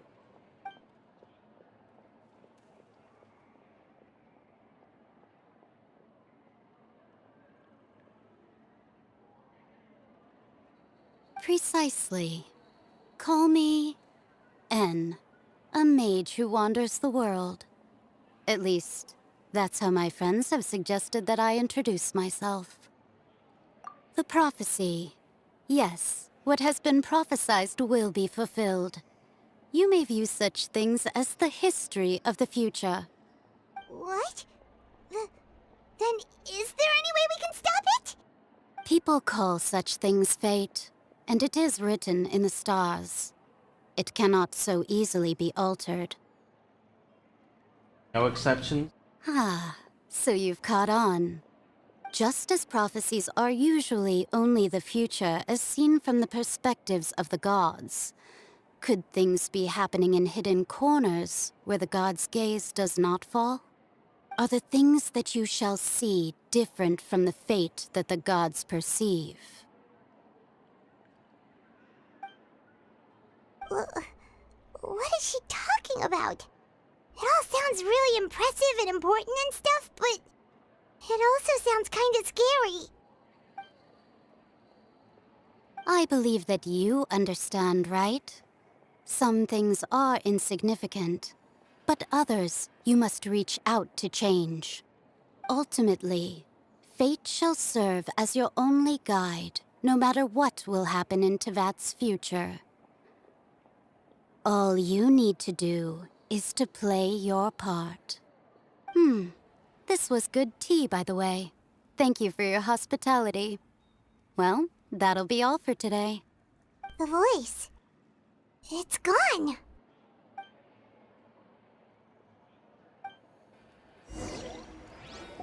seem like she gave us a clue, just told us it's not impossible. Good enough for me. What? Paimon hears someone talking. Alright, coming! Hey, it's you who's getting lazy, okay? Well, I see I've walked in on some lively banter. Mona! Fine, just fine. I went to take part in that Steambird panel. It turned out to be more interesting than I expected. Not all Fontainians are pessimistic about this. One journalist mentioned that sitting around and waiting for the end to come would be wrong, and that they should make their own rescue preparations. I agreed, so we had a brief chat with her. Did she have pink hair by any chance? Why, yes, it was Charlotte. I assume you've heard of her, no? That daredevil journalist? I'm in full support of her view. Prophecies are very important, but Daredevil how can journalist? people allow their lives to be commandeered by just a few words? That's right! Paimon's glad to hear something sensible for once. Ah, yes. About what we had discussed before. I did try, but I'm afraid I couldn't reach the old hag. I'll try again tonight, but I wouldn't get your hopes up. Huh?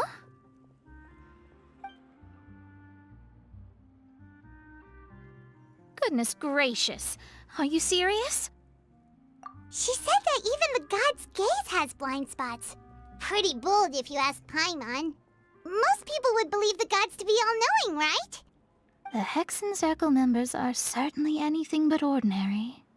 As for the mage named N, the old hag has mentioned her a few times. She said that N's sense of direction is incredible, and that she loves guiding those who are lost. But I've never met her, and if she were still alive, she'd be... Well, suffice it to say that the hag's at least a few hundred now, and N's been around for longer than that. Whoa, the Hexen Circle sounds like a scary group. But they must really stay in shape to live so long. Their abilities alone are pretty terrifying.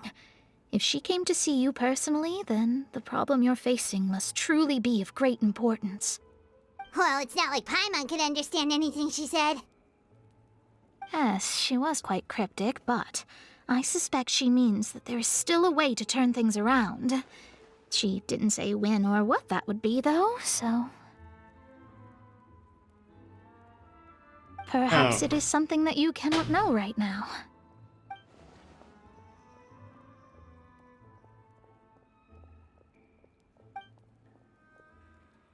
Traveler, Paimon, are you two all right? Oh, we're fine. We're just a little down right now. It kind of feels like the end is coming, you know? I see. I feel that same sense of desperation, too. I guess you could consider me someone who has often witnessed fate. So far as I have seen, it cannot be swayed. But even so, I still hope for, and believe in, miracles. Astrology is eternal and rational, but fate may not be. It is cruel, but it can also be beautiful. Perhaps that's what En was trying to tell you. Not to lose heart, and to believe that what you are seeing playing out before you is not yet set in stone. I did originally think of steering clear of all this, but I couldn't. Even if this is all futile, I still wish to help everyone. If we don't struggle to the last, then how can we face the end when it comes? Huh. You do have a point. There I go, talking about astrological principles again. Sorry about that. The moment I start talking about work-related stuff... I need to get going. It was worth trying to comfort you, even if only a little.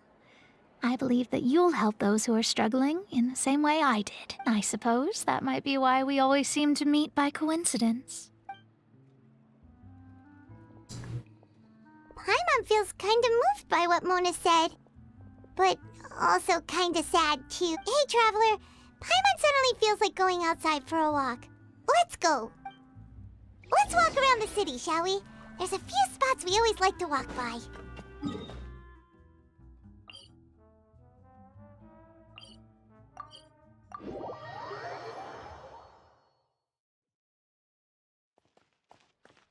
Feels nighttime.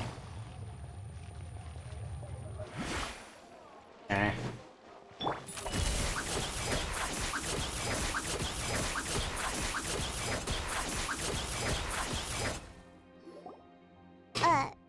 Huh? Our names are written in this newspaper. What's going on? Let Paimon see! The underwater stronghold, the Fortress of Meripede, has continued in its noble autonomy, but that does not mean that others cannot interact with it. My recent attempts to enter the fortress bore little fruit. Huh. Guess Charlotte still hasn't given up on that. Thus, did an Outlander friend become the focus of this report, a blonde adventurer with their white fairy legends trailing in their wake. It is said that this mysterious traveler once visited the underwater fortress. So while the fortress's interior remains a mystery behind closed doors, do not fear, for the tales of the traveler contain surprises in spades. Journalist Charlotte's biggest scoop yet, the Traveler's Trail, World Walker. Huh. Charlotte took so many awesome photos of us and we never even noticed her! She hasn't been able to get a hold of anything at the fortress, so since we're easier to find, she's using us as the subject matter instead? Yep. Ugh, seriously? Well, fine. Those headlines and photos do look cool, so Paimon will forgive her this time.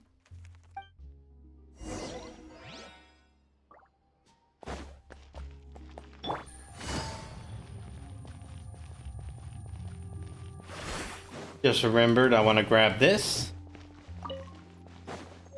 Ready.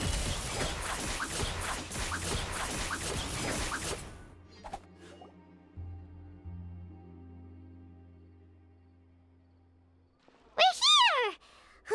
Paimon's hungry. Should we go in and get something to eat?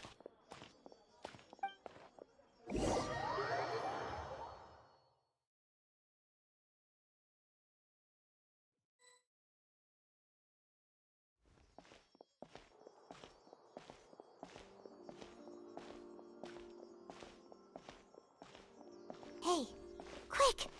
Look! That's the limited edition only 16 slices a day cake! It was so delicious the last time we tried it!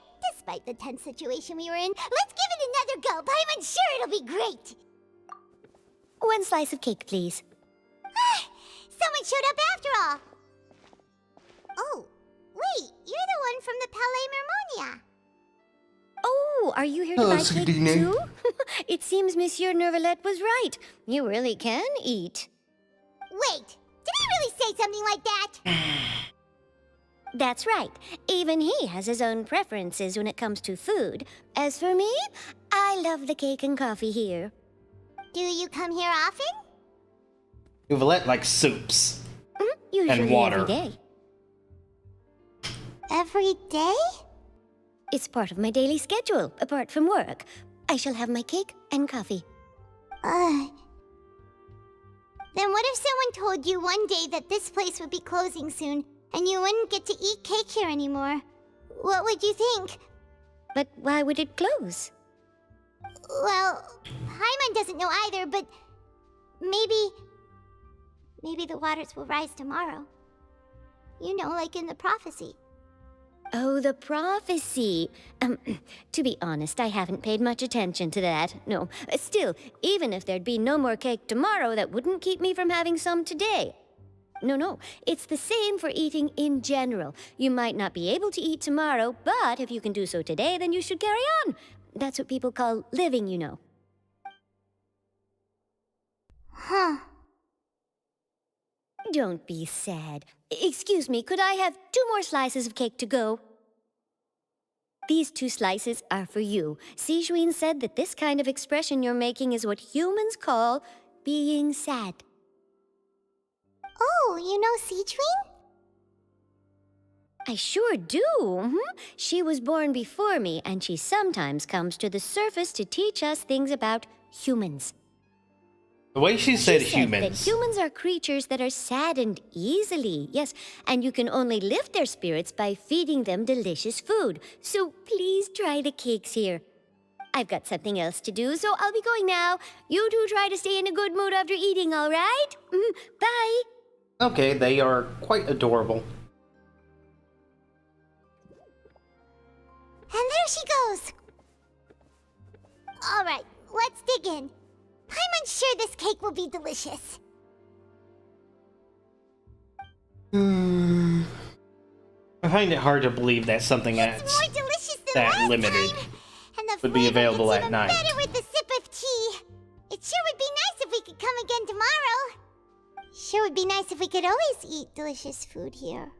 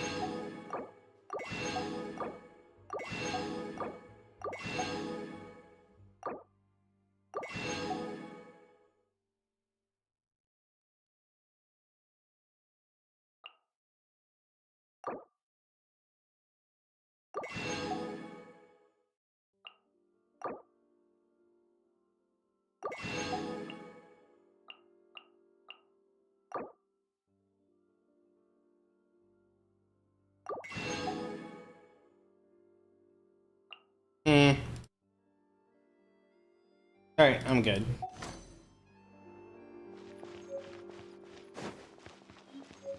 Take it easy.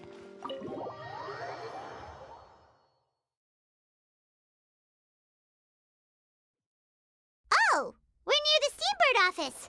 Let's go look for Charlotte and have a chat.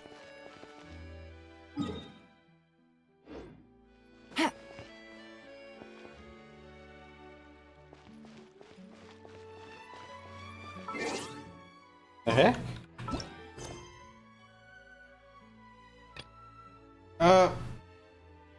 Interlude.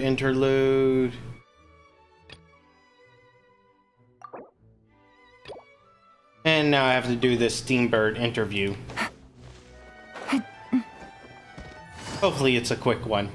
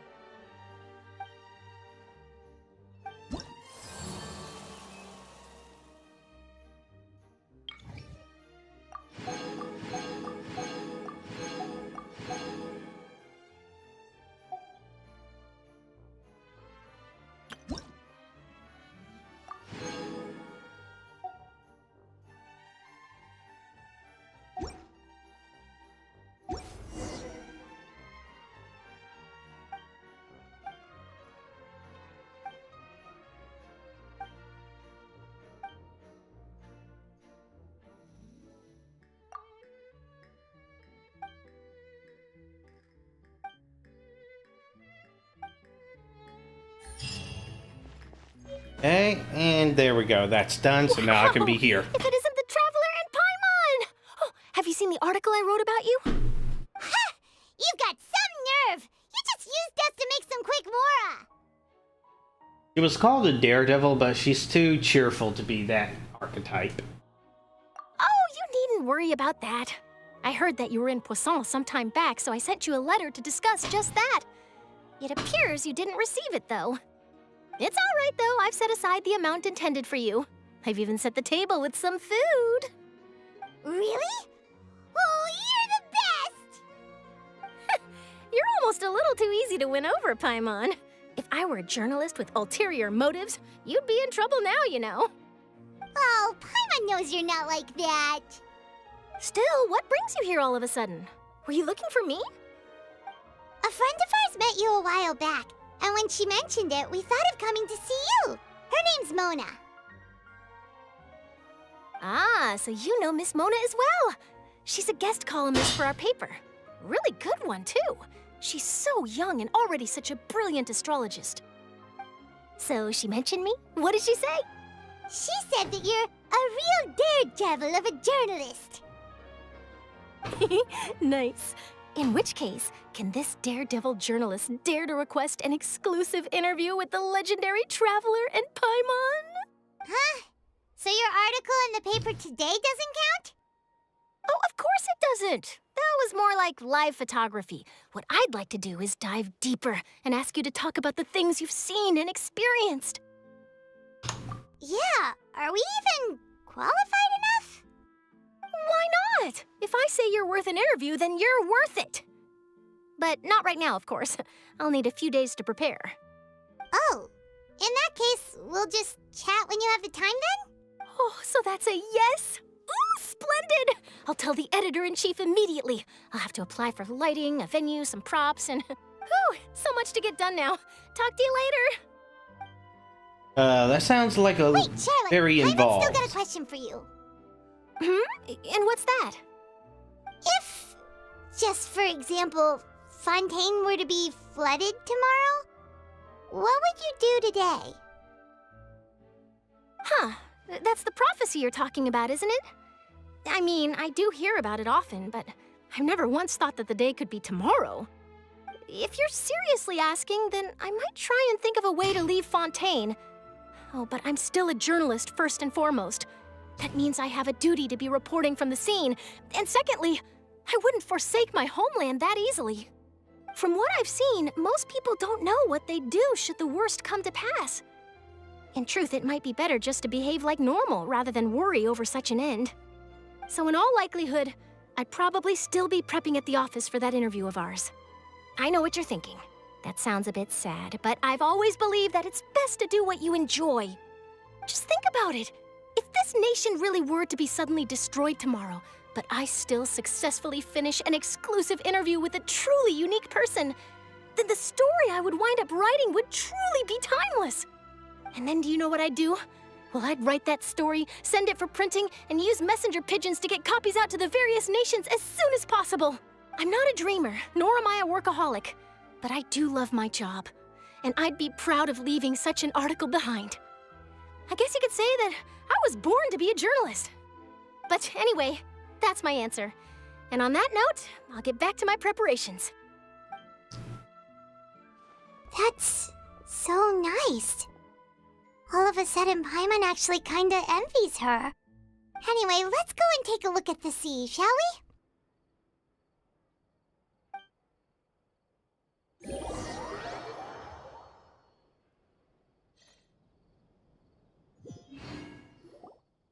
The sea breeze and scenery can be a pretty soothing combo, huh? Paimon's been thinking. If it wasn't Fontaine, but all of Teyvat that would be destroyed tomorrow, where would we go and what would we do? No, Paimon should ask, if you could choose, what would you like to do?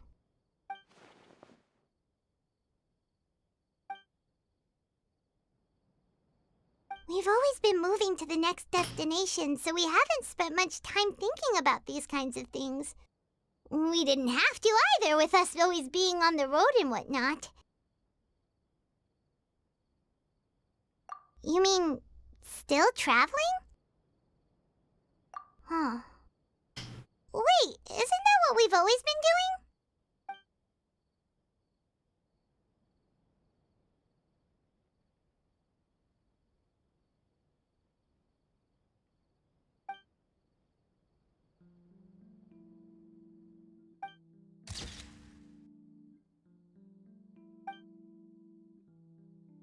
Oh, we're just skipping the interview entirely.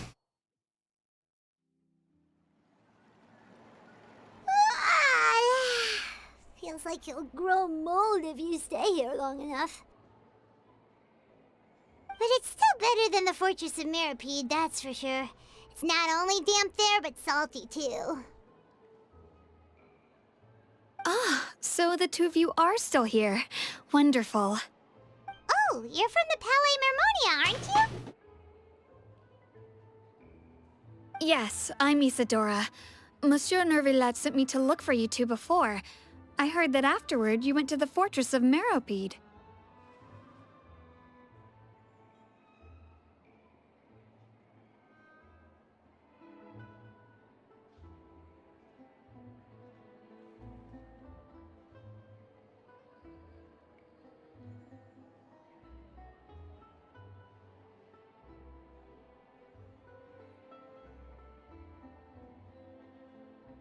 I was hoping I.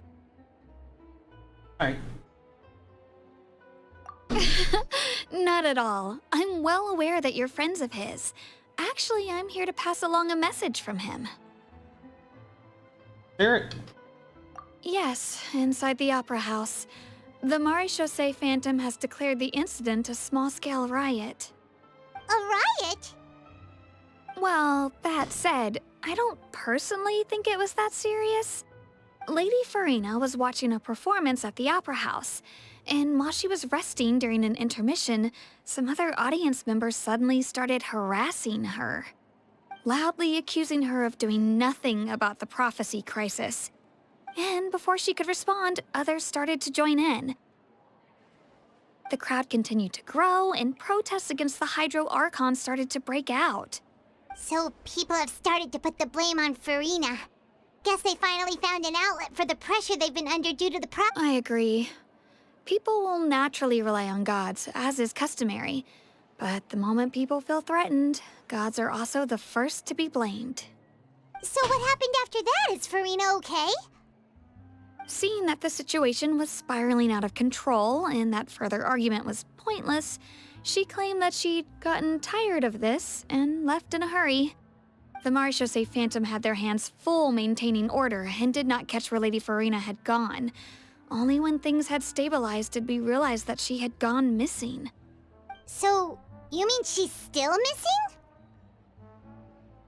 That's right. The Maréchaussée has dispatched many people to search for her, but we don't have any leads yet. That said, I don't think there's much to worry about. She is a god after all. Even if she were to fall into the hands of rioters, what could ordinary people do to her? Good. Monsieur Nervillet sent me to tell you about the situation, but he didn't say anything else. Don't worry, this is more than enough to go on. Thanks for keeping us informed. Ah, is that so? Well, all right then. In that case, you two take care. I'll be heading back to the Palais now.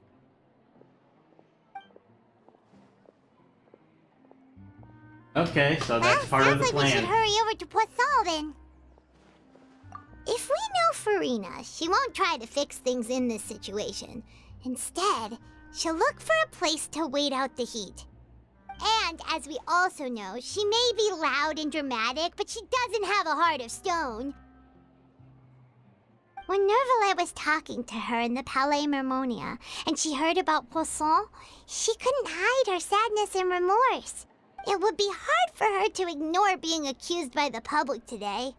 Paimon thinks Farina's probably taken the opportunity to slip away to Poisson and try to relieve the sense of guilt that she's feeling. Huh! Well, what do you think? Paimon knows the answer, of course, but Paimon can do the analysis to back it up, too. Cool, huh? Yep. In that case, there's not a moment to lose. Poisson, here we come!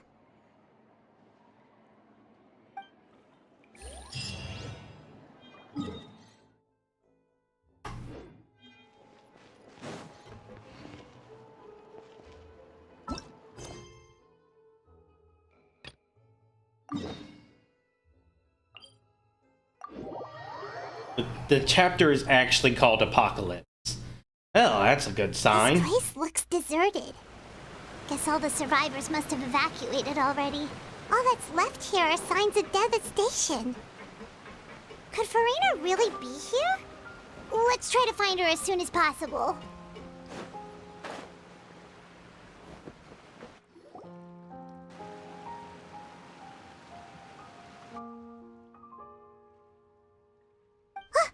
That's Farina, right over there. She really is here all on her own.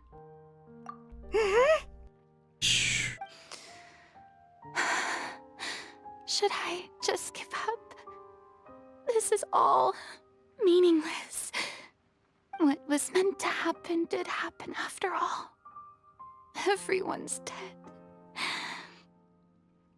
I'm sorry. I'm so sorry. Give up, Farina. There's no point in holding out. I'm sorry. But what can I even do other than to repeat meaningless apologies over and over? Who's that? Don't worry, Farina. It's just us.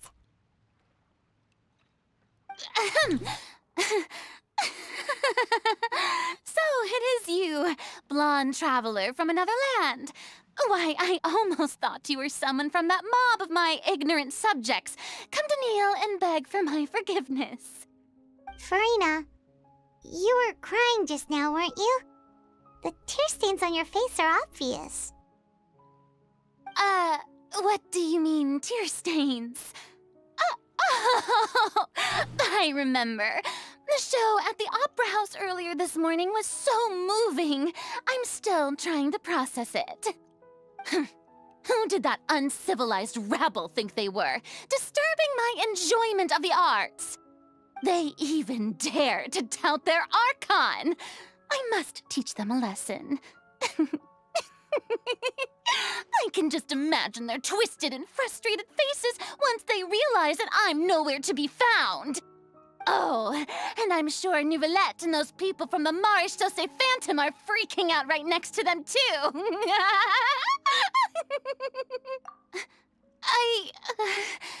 Of course not.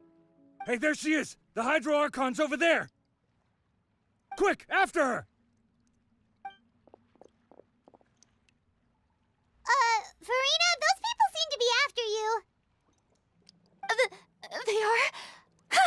They're just some rabid fans who want to cut the line because they haven't been able to meet me in person, aren't they? That's against the rules. I can't let them get their way. Farina just ran off! Quick, we have to catch up with her!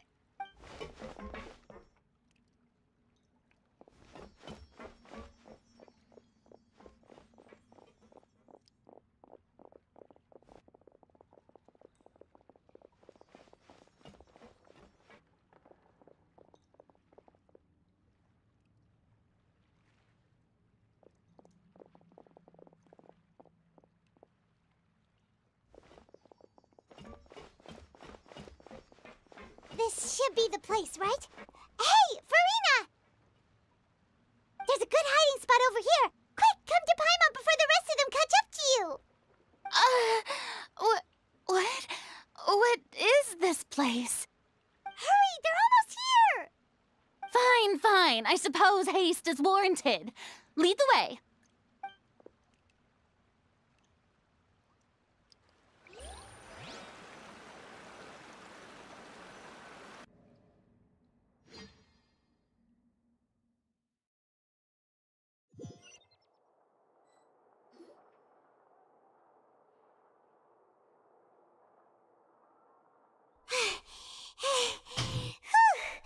Paimon's exhausted.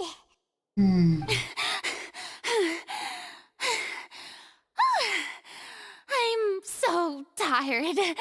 I totally thought they had caught me. No, I mean, I merely gave in to the sheer enthusiasm they displayed. You're right. Yep, that's a good girl.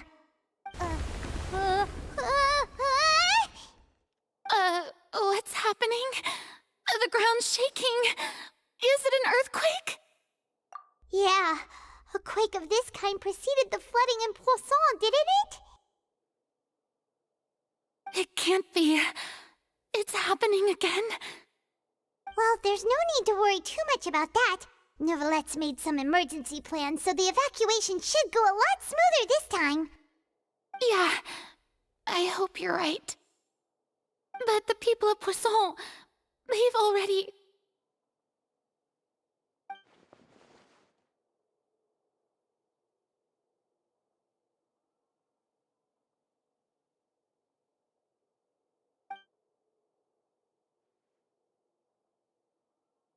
It's true. I've been investigating the prophecy for hundreds of years. I once had informants all over Tevat, searching for clues and feeding information back to me. I've tried all kinds of ways, too, to hold back the sea. Anything to keep the coastline from advancing. But all my efforts proved to be futile in the end. Really, the truth has been clear to me for a very long time. We cannot make an enemy of the divine. No matter what we do, the will of the heavenly principles will have its way, and the prophecy shall be fulfilled. Give up. I do love the sound of that phrase. It would mean finally coming to terms with fate, but also for me to finally be free.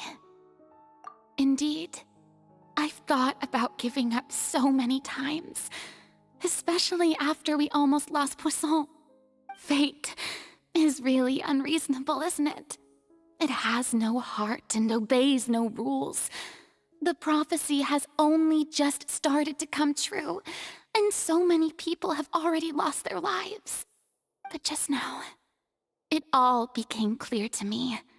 I still don't have the right to come to terms with fate on behalf of everyone else.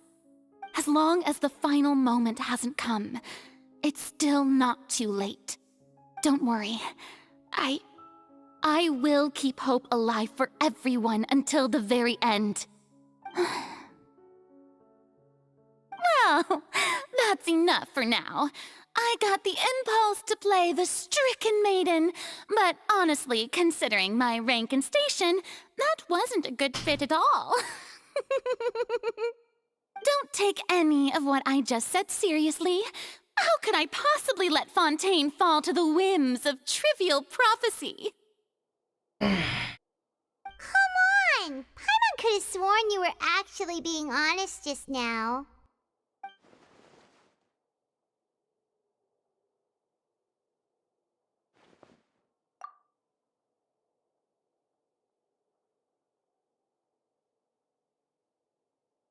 Thoughts to myself or thought to character.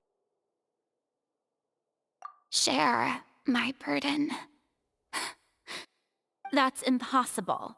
It was fated right from the start that this would be my duty alone.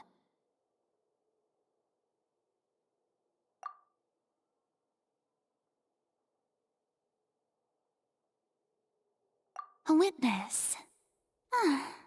Yes, I've heard that you came to Tevat from beyond the stars, yes. In other words, you never belonged here. And if Tevat is, in its entirety, a show on a stage, then you're just a spectator, aren't you? If that's the case...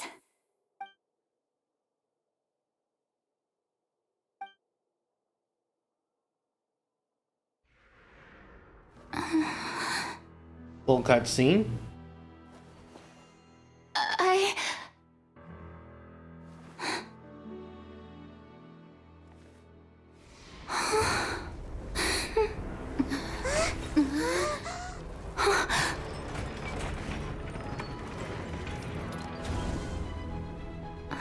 What the heck?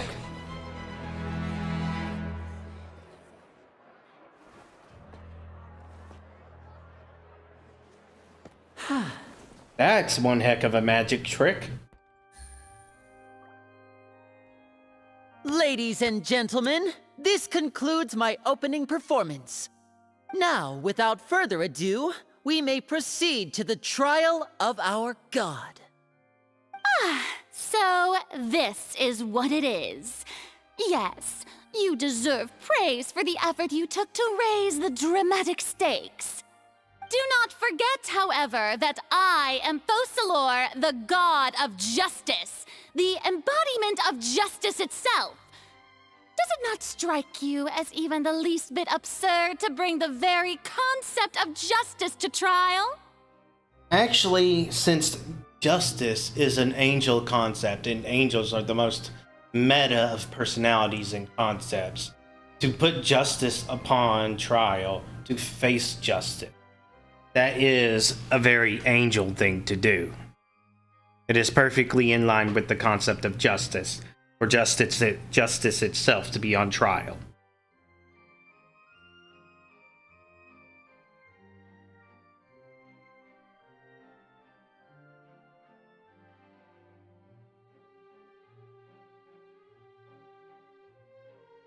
May I interpret these words as your refusal to stand trial? In that case, you will have the opportunity to defend your honor through a duel. Oh, first part of the trap. You would draw your blade against a god?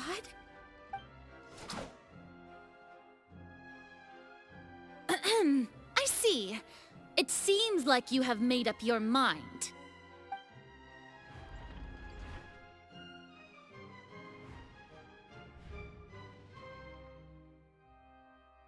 Paimon can't believe it. She just surrendered. What the heck is going on? Did I just see an Archon surrender to a human? Wow, how utterly humiliating. Lady Farina, what is the meaning of this? Shh! It would seem that there has been a misunderstanding. To be clear, the raising of both hands is not always an indication of surrender. Looking for excuses again, huh? I raised my hands just now to indicate my acceptance of the trial. No duel shall be necessary. I will admit that I've been running away for a long time. I'm sorry, everyone. I was unable to protect the people of Poisson. It is my duty to stand trial for my crimes. You are not the only ones to be disappointed in me. I, too, am exceedingly disappointed in myself. But now, it is time for the Hydro Archon to show you her courage and resolve. I, Farina, will use this trial to show the world the true meaning of justice! This time, I will protect you. Applaud and rejoice! One of the most outrageous and fantastical arcs known to the opera epiclese is now unfolding before your eyes. Mark my words, this shall be one of the most exhilarating and brilliant shows ever to grace the stage of Fontaine! The trial of the Hydro Archon, Focalors, will now begin! Woohoo! Oh, now we're making history! Why does it feel like Farina just took over the whole thing? Like, come on! Didn't she just get forced to stand trial for her crimes? Also, even though she's still acting super dramatic, she is taking this seriously this time, right? All right, then. Who will be my opponent in this trial? The court asks the prosecutor to please take the stand. Is that so? Very well. Then please speak, witness of Tivat, my accuser and fated opponent.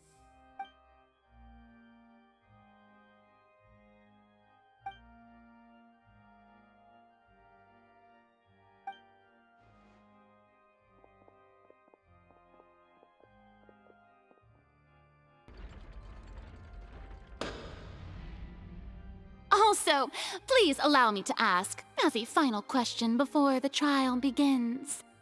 Just how much work did you do to force me onto this stage? Well, we did do a lot of prep after the meeting that day. I can go over the tasks assigned to the Spina di Rosula, since they were rather straightforward and easy. Navia, the president of the Spina di Rosula. Most of the people who participated in the disturbance this morning were my subordinates. They changed into plain clothes and came to the Opera House as regular audience members, waiting for the perfect opportunity to incite insurrection against you. The people's resentment against their Archon has been building as more and more of the prophecy is fulfilled. A spark was all we needed to turn smoldering anger into a flame. Moreover, according to our understanding and analysis of you, when something like that occurred, you would likely flee the scene and head to Poisson by yourself.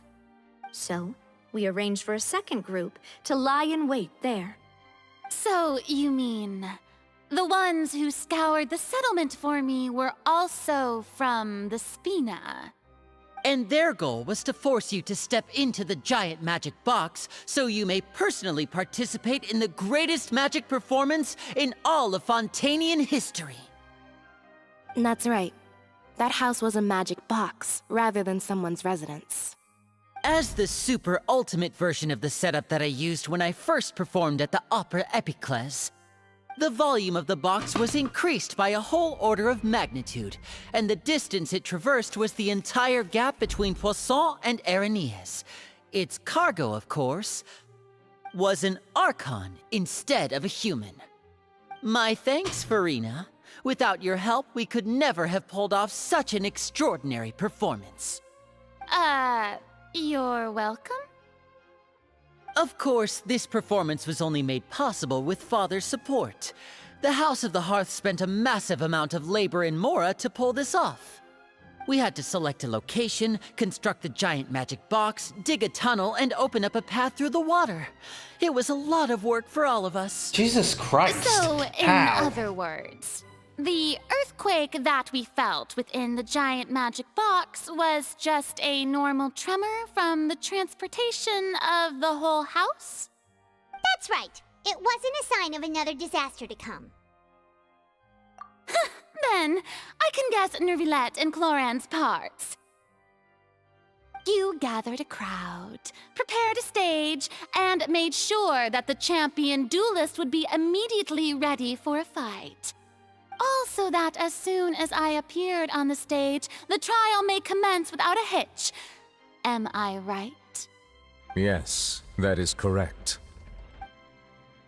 Well, Clorand, I must commend you for your courage. Only the most outstanding champion duelist in all of Fontaine would accept a duel with an Archon without flinching. Thank you.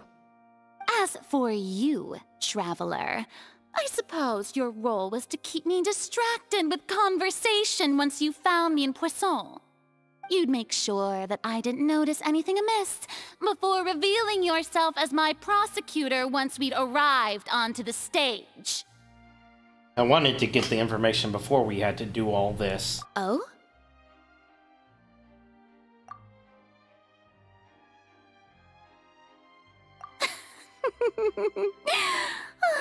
Is that so? Then I suppose I must have missed my final chance. It's fine. It matters not. What's done is done. The stage is already set, so there's no reason to disappoint the audience. Let's see this trial through to the very end.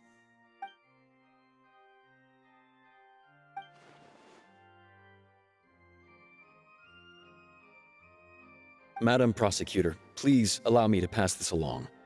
This is a document that Miss Charlotte applied for and received permission to share with you during the trial. According to her, it should speed up the proceedings. Huh? Charlotte wanted to give us something? Oh, so she's here too! Hey, Charlotte! Oh, Leib Heimansi. Isn't this the exclusive interview that she did with us before? So she's already finished it, huh? Wait, then that means this document is a perfect timeline of everything that's happened ever since we stepped foot in Fontaine! So in other words, we can refer to this anthology of evidence every time we want to use something from our journey as evidence for an argument! Let's quickly confirm the information in it. Just think of it as a refresher, alright? You defeated the Hydro Archon in the very first duel you took part in at the Opera House. That's one for the history books, all right. I didn't think that you'd wind up getting to the bottom of the case I'd been following all this time. I guess you could also see this as a happy coincidence. This is the first time Monsieur Neuvillette had a difference of opinion with the Oratrice. Even the Hydro Archon can't figure it out. A Fatui Harbinger. She's an extraordinary person. Her instinct must mean something. The fortress of Meripede was almost destroyed in a single day. That I didn't witness that scene personally will always be a source of professional regret, I think. According to Monsieur Neuvillette, both Child and that whale should have been in the primordial sea at that time. I nearly lost my awesome friend Navia. To be honest, that still gives me shivers. The words of someone as extraordinary as a witch can probably only be truly understood when something surreal happens to you.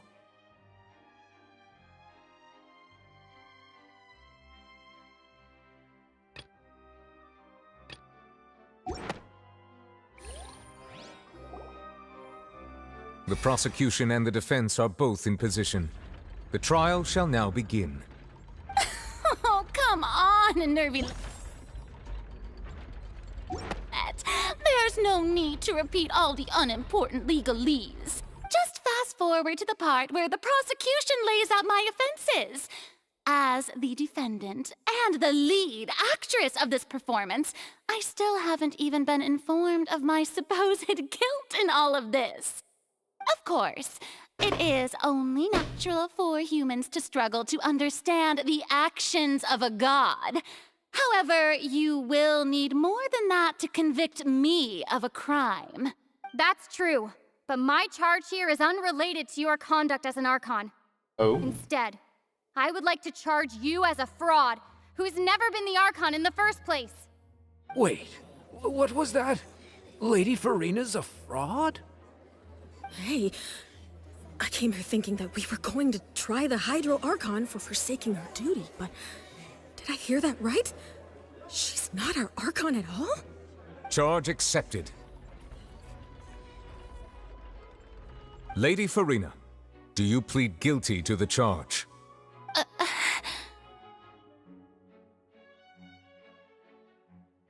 Lady Farina. I plead not guilty. How can I be guilty? There is no way that I, Focalors, otherwise known as Farina de Fontaine, a member of the Seven and the Regina of all waters, kindreds, peoples, and laws of Fontaine, could be anything other than your true Archon. Yeah. Even though Lady Farina can be rather eccentric, isn't it going too far to doubt her very identity? Yeah, I've never questioned her identity either. Sure, Lady Farina can be super irresponsible, but what grounds does that prosecutor have to make such a huge claim?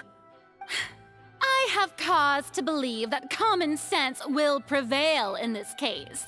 Many of the members of the audience have known me as the Hydro Archon ever since they were born. There would be no fooling their memory. See? Even the Oratrice has decided to show me its favor. Are you sure you want to commit to a charge that will never be upheld? If you wish to drop the case, I can promise you as the God of Justice that you will not have to face trial for making a false accusation. We will treat everything that's happened as a dramatic spectacle and move on with our lives. What do you say to that? Huh. An argument with near impossible odds, huh? We have to not only refute Farina's claims, but also overturn the long-held beliefs of the people. Well, I tried to give you the chance to surrender. If you must persist, then let me ask. If you believe I'm not the Archon, then what manner of being do you think I am? And if I was not the Archon, then how did I manage to live for over 500 years?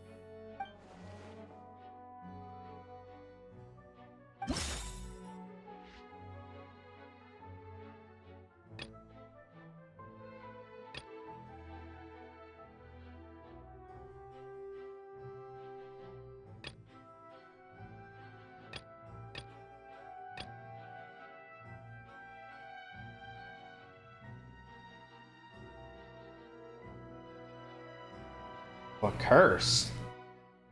Someone who is cursed with some form of immortality. First of all, you may be a member of another long-lived race, which would allow you to naturally possess an extended lifespan. And second of all, even if that wasn't the case, there could be other ways to extend your life.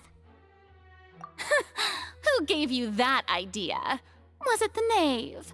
You'd sink so low as to use a harbinger's words against me. A curse?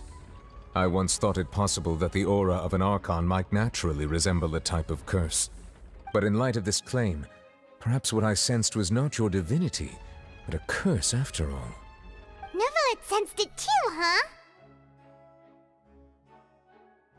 Lady Farina is actually a human? Well, it is true that it's extremely difficult to tell humans and gods apart just by looking at them. It's not impossible.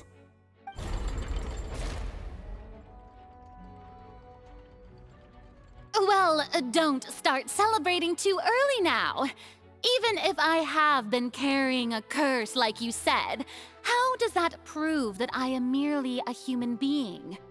Besides, everyone knows that the main difference between a human and a god is the possession of authority. Gods can do what humans cannot. That's why they're worshipped as gods. For centuries, manifestations of my authority have served the nation of Fontaine. One need only to turn their eyes towards the Oratrice Mécanique d'Analyse Cardinal in this very opera house, or consider the indemnitium that is used in every aspect of life.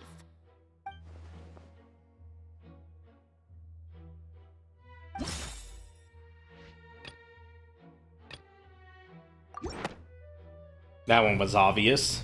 You tried to reference the Oratrice.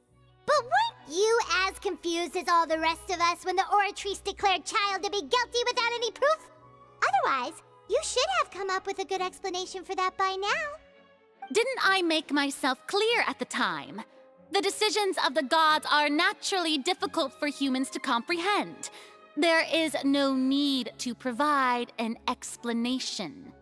Lady Farina, I believe a reminder of your current circumstances is in order. While the court is in session, the principles of justice and the law must come before all else. While you are an Archon, you are also first and foremost the defendant in this trial. You will prove yourself unable to defend against the prosecution's charges if you continue to withhold vital information against the rules of the court. I never thought you'd use that kind of rhetoric against me. That was no trick of rhetoric, Lady Farina. I've merely reiterated the rules of the court. Rules that all should respect and follow. So, you neither knew why Child was declared guilty, nor did you understand the structure and operations of the Oratrice. Instead of having been created by you, the manifestations of authority you mentioned have been made by the real Hydro Archon, haven't they? The real Hydro Archon? Well, now you're really losing me. It is true that I did not know why the Oratrice gave out a guilty verdict that day. Oh my god, the Oratrice itself is the Hydro Archon.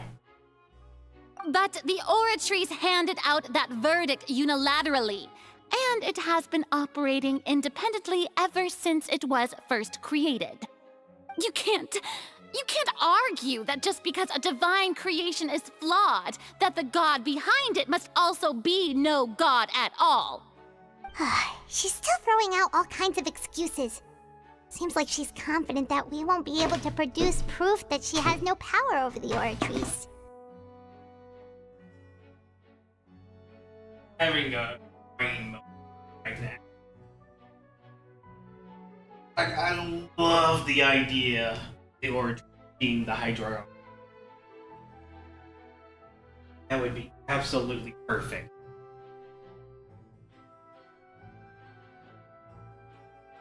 Just imagining how that discovery might play out. Or if I could make that assertion right now in the story.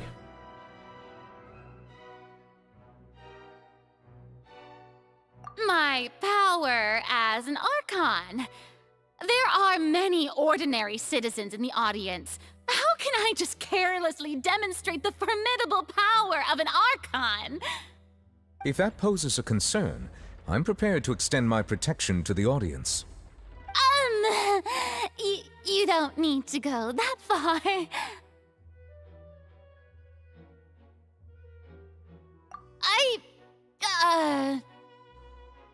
Aren't you the Hydro Archon? Or is it that you can't even wield the power of Hydro, much less the authority of a god? Indemnitium! Yes! It's all because of Indemnitium!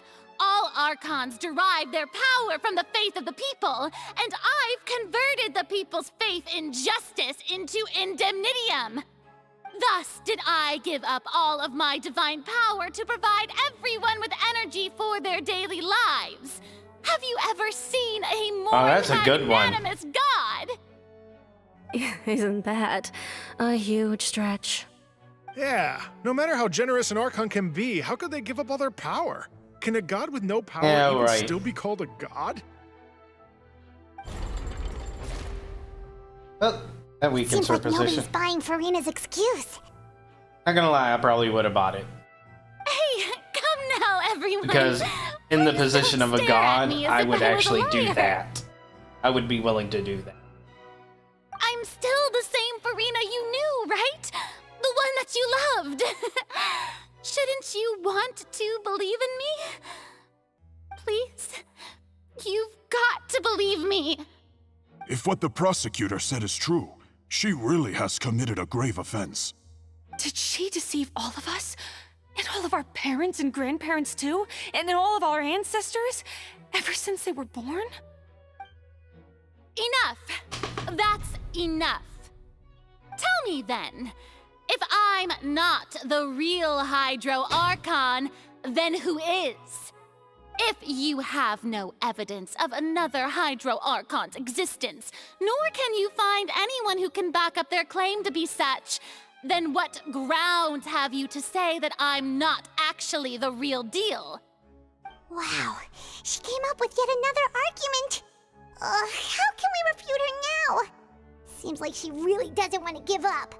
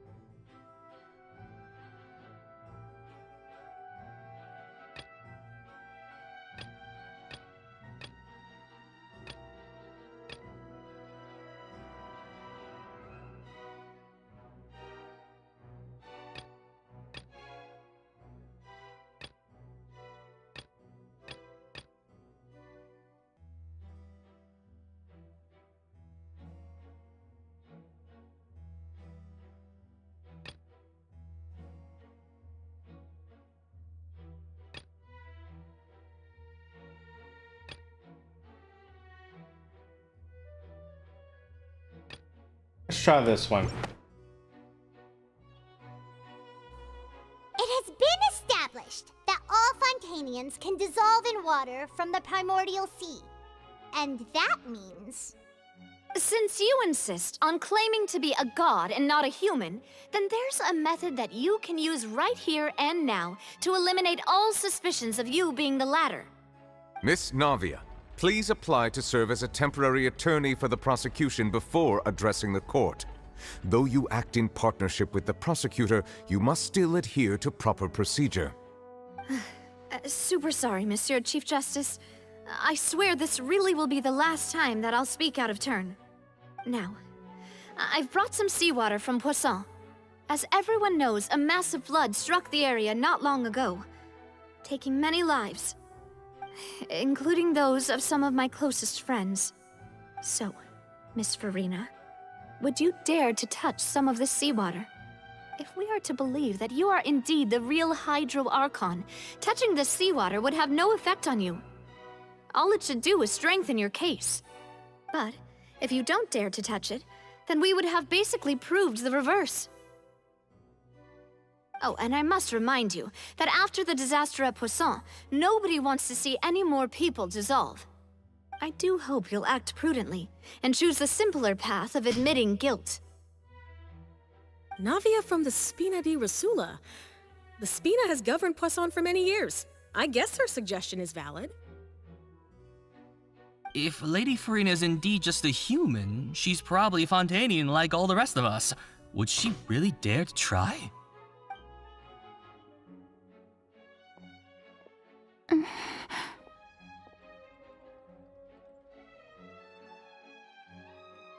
Lady Farina, this test has been unilaterally proposed by the prosecution.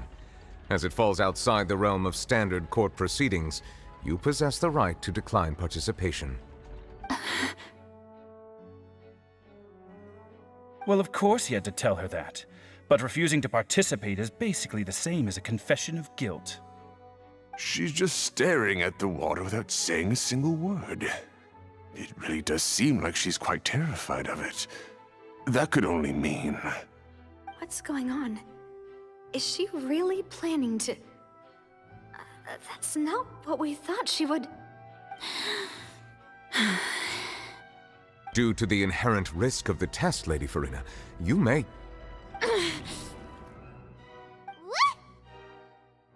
Hey! That means she's not Fontanian?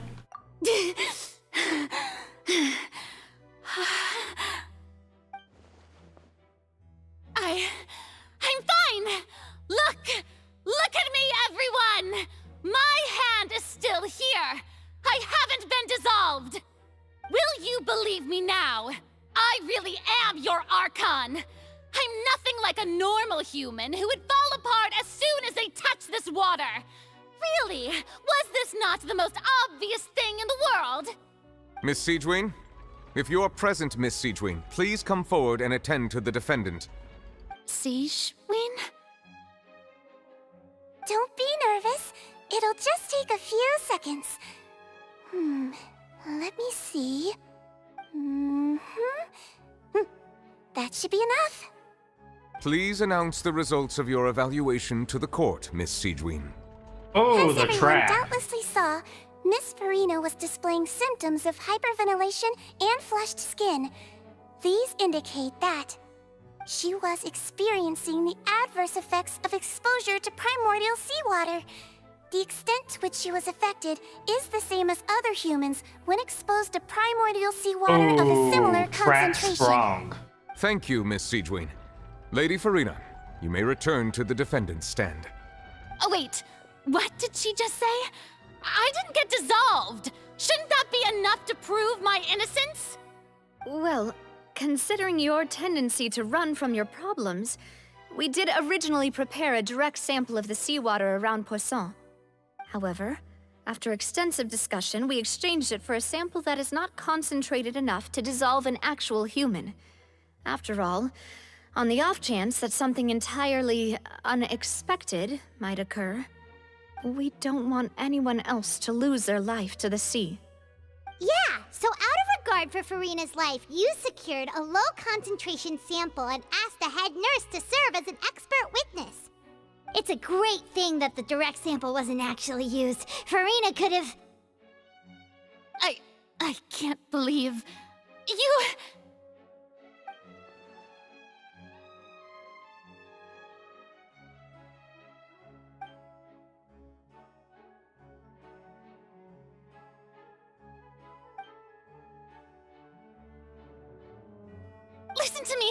Listen to me, everyone! Please don't give me such cold and disdainful looks!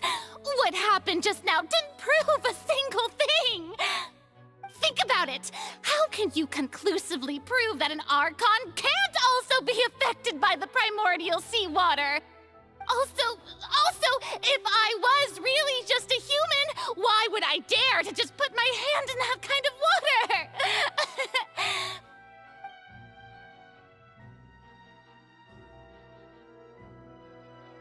Please, anyone, just listen to me! I swear, I really am your Archon!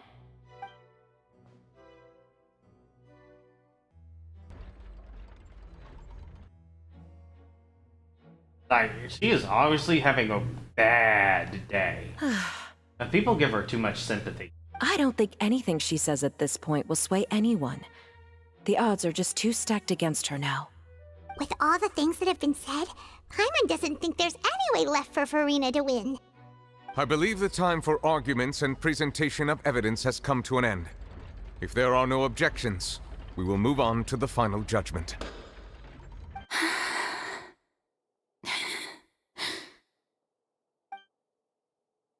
I don't think anything she says at this point will sway anyone. She's too stacked against her now.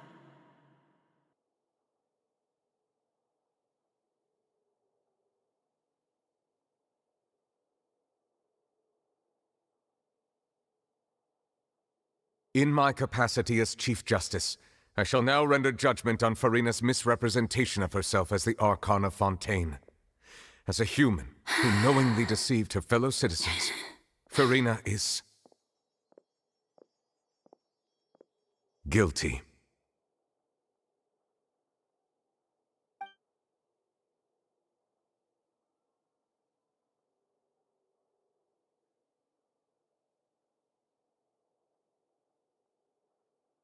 We shall now turn to the Oratrice Mécanique d'Analyse Cardinal to render the final verdict on the charges.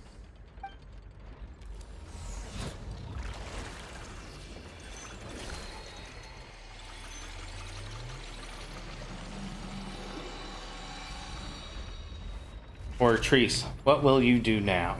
According to the judgment of the Oratrice Mécanique d'Analyse Cardinal, Furina is...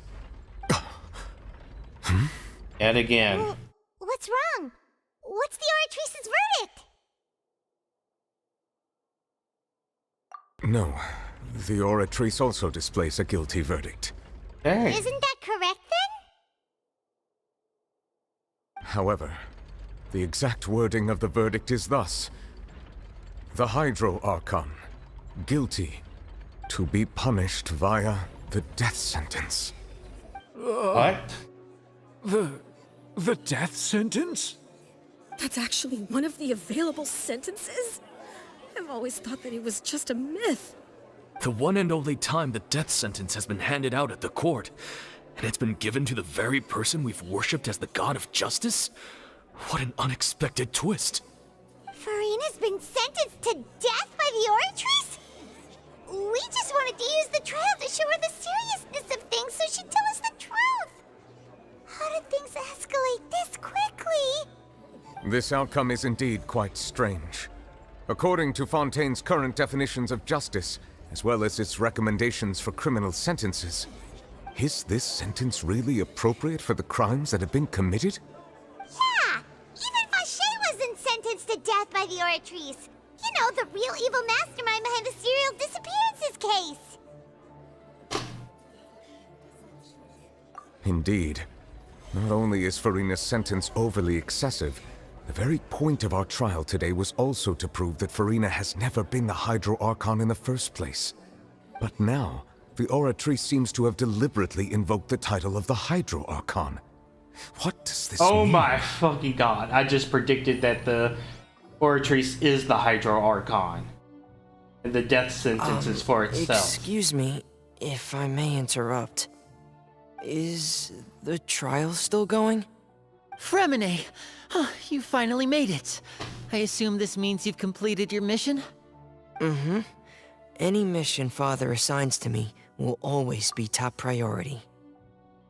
And now I'm thinking, holy crap, if what I'm assuming is true, it is no friggin' wonder champion this plotline so highly. That's like the hugest twist possible.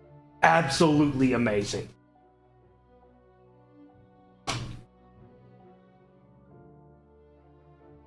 Is that the first prophecy slate?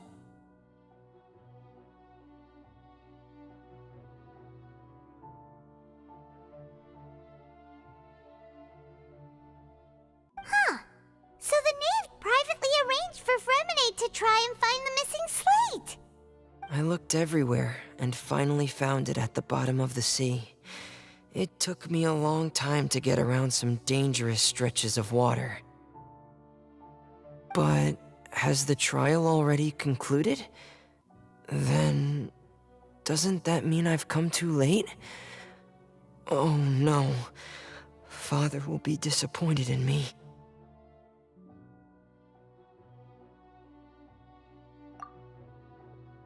Thank you for your hard work, Mr. Freminet.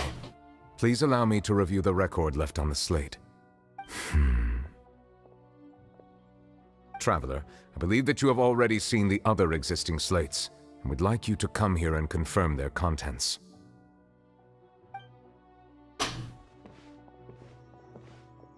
Huh? So what do you see? What is it?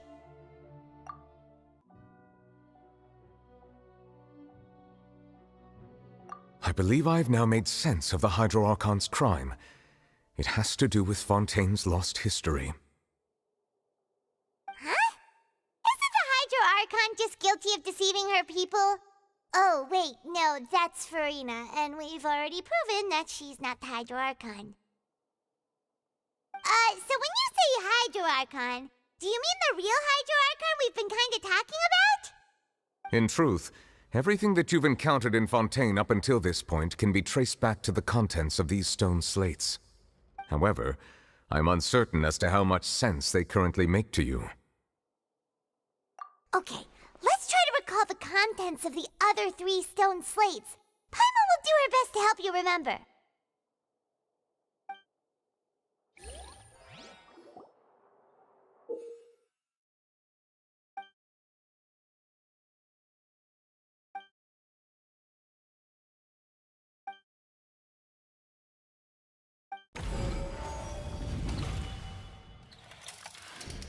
The first stone slate describes what you just said. It seems to show the previous Hydro Archon using her divine power, and then the Oceanids turn into humans. Does that mean that Fontanians are transformed Oceanids? Oh, Paimon wasn't expecting that. But if Oceanids can turn into humans, then perhaps this process can be reversed as well. The second stone slate shows Celestia floating in the sky, and the Hydro Archon and her people worshipping it together. But the heavens still brought judgment down upon them. This must be the point when the Hydro Archon and the Fontanians were branded with their original sin. Does this mean that the original sin and the Hydro Archon sin are the same thing? The third slate shows the Hydro Archon sinking into the sea surrounded by many people. That reminds Paimon, didn't we also watch that happen to someone else?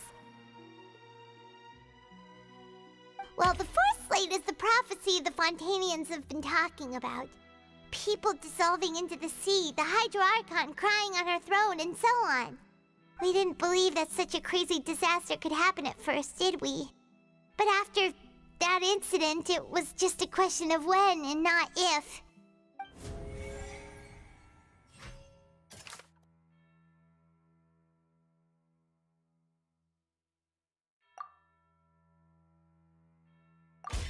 We know from the case of the serial disappearances of young women that Fontanians can be dissolved in primordial seawater. And the first stone slate tells us that long ago the Hydro Archon used her power to turn Oceanids into humans. This might be the reason that Fontanians can dissolve.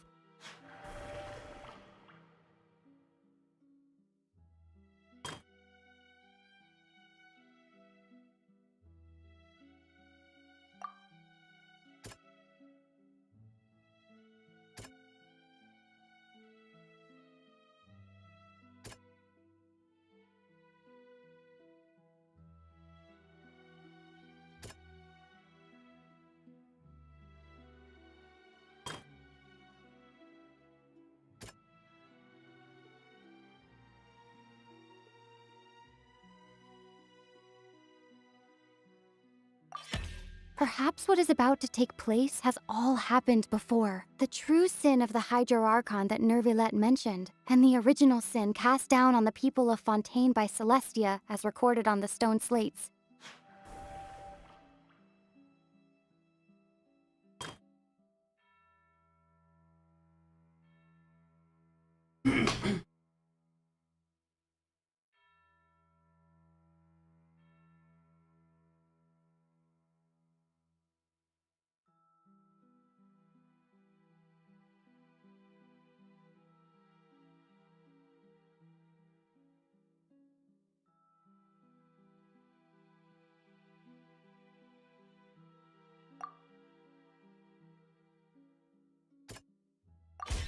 It's not as simple as falling into the sea. When Navia fell into the sea, her consciousness was subjected to judgment. The stone slates show the people gathered around the Hydro Archon in the sea. Could that be alluding to the same thing?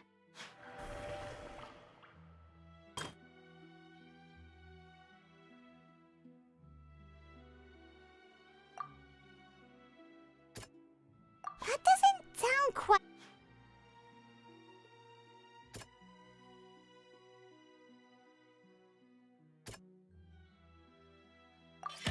The prophecy from the stone slates found its way into society, but not many people believed it at first. The fortress of Meropide was nearly flooded with primordial seawater, which we know can cause Fontanians to dissolve.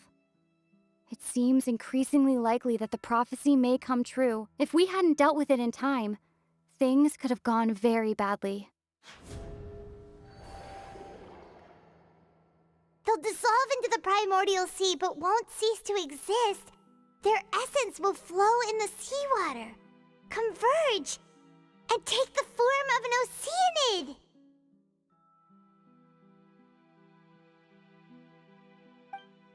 The Hydro Archon was sentenced to death in court, shocking everyone present.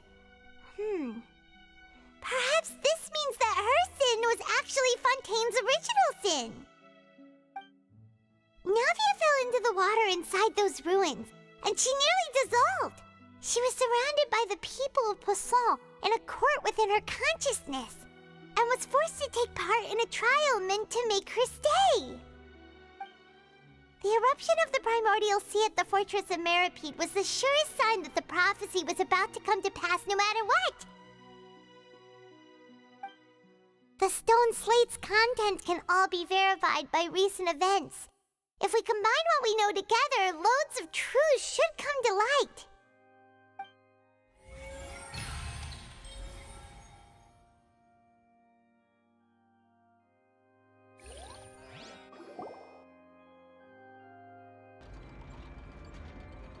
Huh? Oh, Paimon gets it now! So that's how you can make sense of it. But then it feels like we're going to have to share some truly shocking revelations. Let's hear them. Incredible. Linny, did you hear that? We're not real humans. All Fontanians were originally created by the late previous Hydro Archon, with Oceanids as their basis. The evidence for that can be found in how only Fontanians could dissolve in primordial seawater, and how all the girls Vacher dissolved were also turned into Oceanids. Oh, and according to Navia, when she was about to get dissolved, she also saw everyone gathered around for a trial, all of them in the shape of Oceanids. Indeed. Yeah, and it follows from the content of the first slate that she probably angered Celestia by creating humans without prior permission. That could also explain why the Oratrice judged the Hydro Archon to be guilty. It's to account for that ancient sin. The Hydro Archon's true sin was creating us? And yet, after many hundreds of years, the Hydro Archon's creations have turned around to try to judge the Archon within the Opera Epiclese. The twists. Yeah! Isn't the image here just like when Navia fell into the sea? So wouldn't it be trying to show the image of the Hydro Archon also falling into the sea once the prophecy has been fulfilled in the fourth slate? In the end, the people will all be dissolved into the waters, and only the Hydro Archon will remain weeping on her throne. Only then will the sins of the people of Fontaine be washed away. Did Paimon get all that right? You've made some keen deductions. I must say, given how much you still don't know, it is impressive that you've already managed to connect so many pieces of the truth. However, while you were able to decode all the information on the slates, they've also been etched with an additional layer of hidden information using a different power source. When we were at the ruins, I tried to decipher the hidden information recorded in the slates. But since we only had 3 slates at the time, I was unable to come to a full conclusion. Now that the slate collection is complete, I shall make another attempt to decipher the narrative recorded within. If everything goes well, we should finally be informed of the unadulterated truth.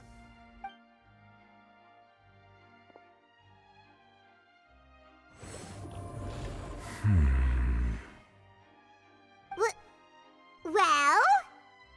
Did you get it? I believe I should share this truth not only with you, but with all the people of Fontaine as well. I will try to briefly summarize it for you. Your hypotheses regarding the origin of Fontainians and the sin of the Hydro Archon were both correct. In the Fontaine of old, the previous Hydro Archon sensed the yearning of her Oceanid familiars for life on land.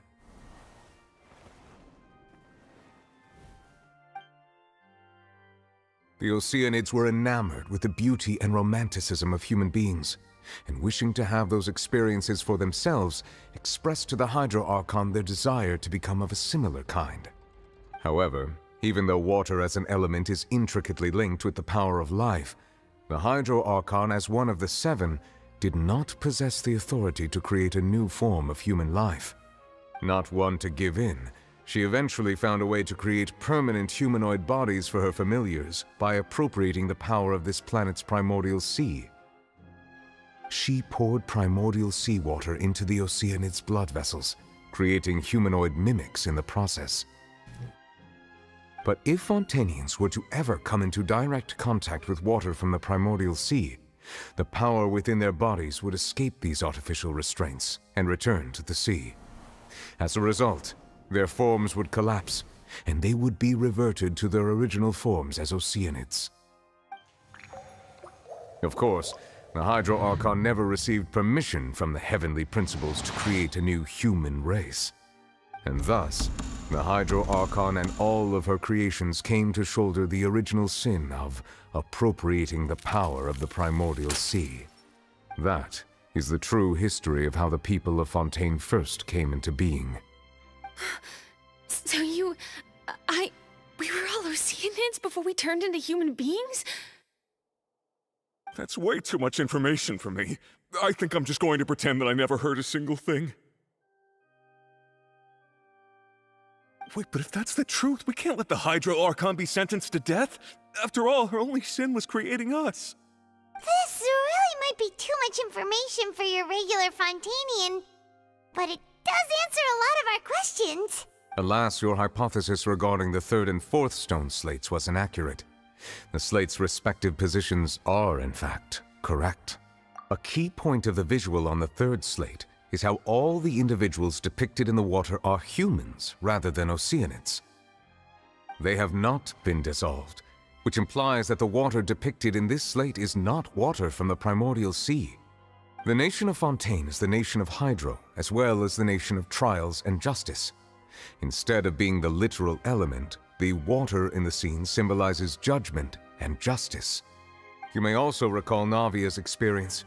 When she fell into the sea, her consciousness was surrounded by that of many others who intended to hold a trial to determine her fate.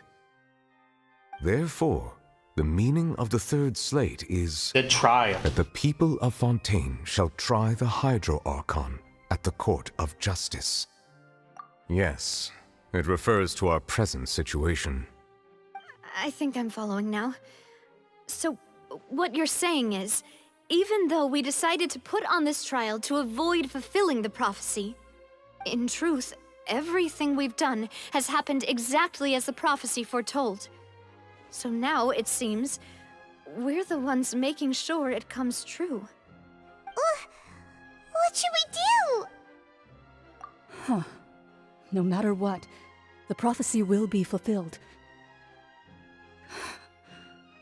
Is this what it feels like to be You a really prisoner got of hit by fate? the self-fulfilling prophecy. If that's the case, does that mean the scene in the 4th slate will also be fulfilled soon? Traveler, I would like to point out another small fallacy in your deductions. About the 4th slate, you probably thought that the eruption of primordial seawater beneath the fortress of Meripede served as the surest sign that the prophecy was about to come to pass, yes? However, I believe that rather than being a sure sign, That eruption could in fact only be a small warning of something far worse to come. As for the root cause of the catastrophe, I believe you've already encountered it once before.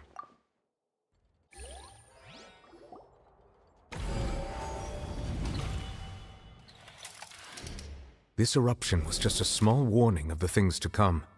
We must find the root cause of the disaster.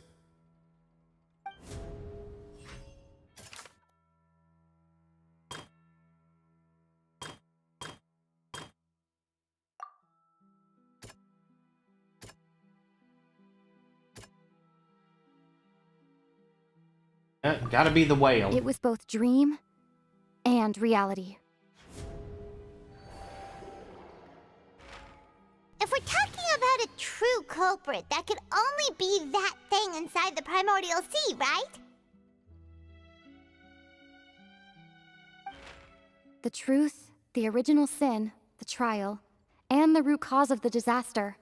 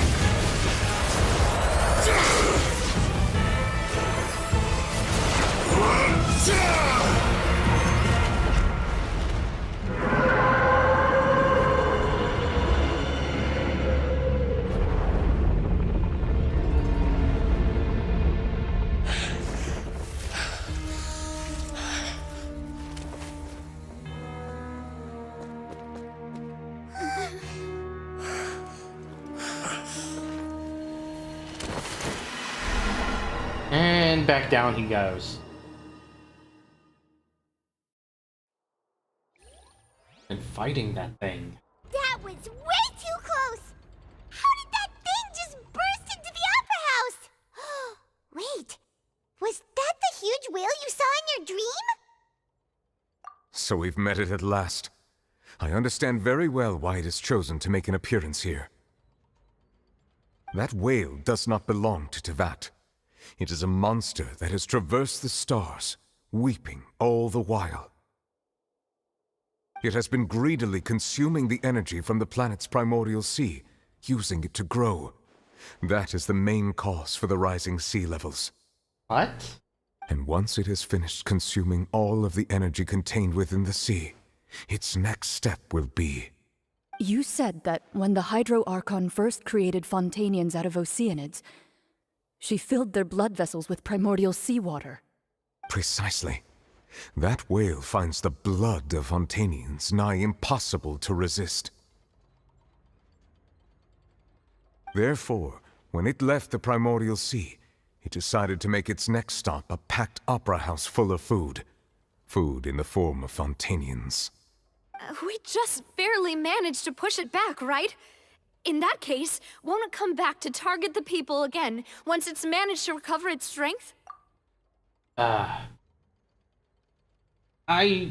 would have loved it if the Oratrice was the Hydro Archon. That is correct. Indeed, it is more accurate to say that we should thank that Harbinger for buying us some time. Without him, the whale would have likely come onto land far sooner. From the way he looked, he must have been fighting the creature for quite a long time. That battle maniac. We've always known that he had a special connection with that whale, but we definitely didn't expect it to help us out like this. Anyway, now that we know that this whale is the actual cause of the disaster recorded in the prophecy, All we need to do to stop the prophecy would be to find a way to beat it up, right? It is too late. It had already absorbed too much of the Primordial Sea's energy before we could notice it. At this point, it has become practically integrated with the sea itself. Even if the entirety of Teyvat were to be destroyed, it could still survive and swim off towards some other world. That's not something I will accept. We've already done everything we can, and we even found the true culprit. We've come so far. You can't just tell me that the last hurdle is some impossible foe. That's just not fair. Indeed, that's not how a grand performance should end. I'll fight it to the end, no matter what.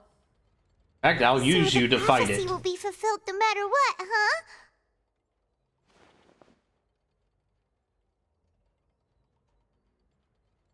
The prophecy. Yes, what has been prophesied will be fulfilled. You may view such things as the history of the future.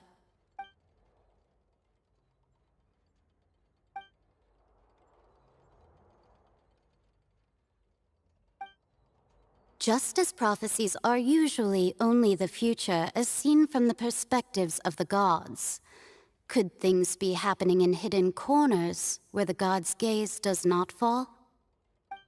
Ultimately, fate shall serve as your only guide, no matter what will happen in Teyvat's future. All you need to do is to play your part.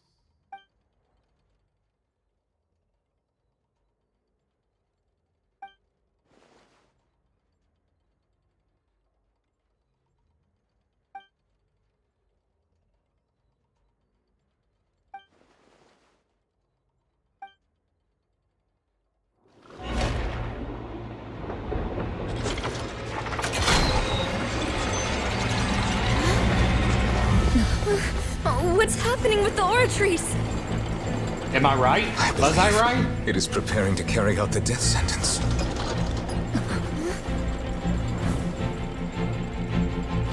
Marina!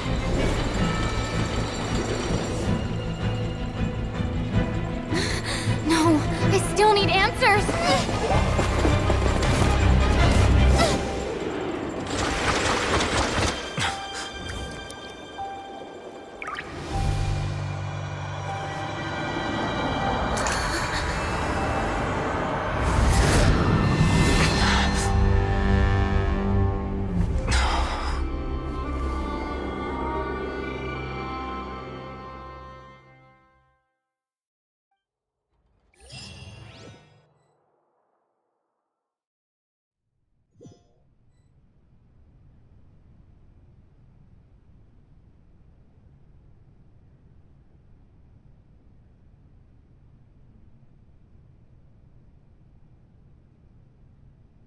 You.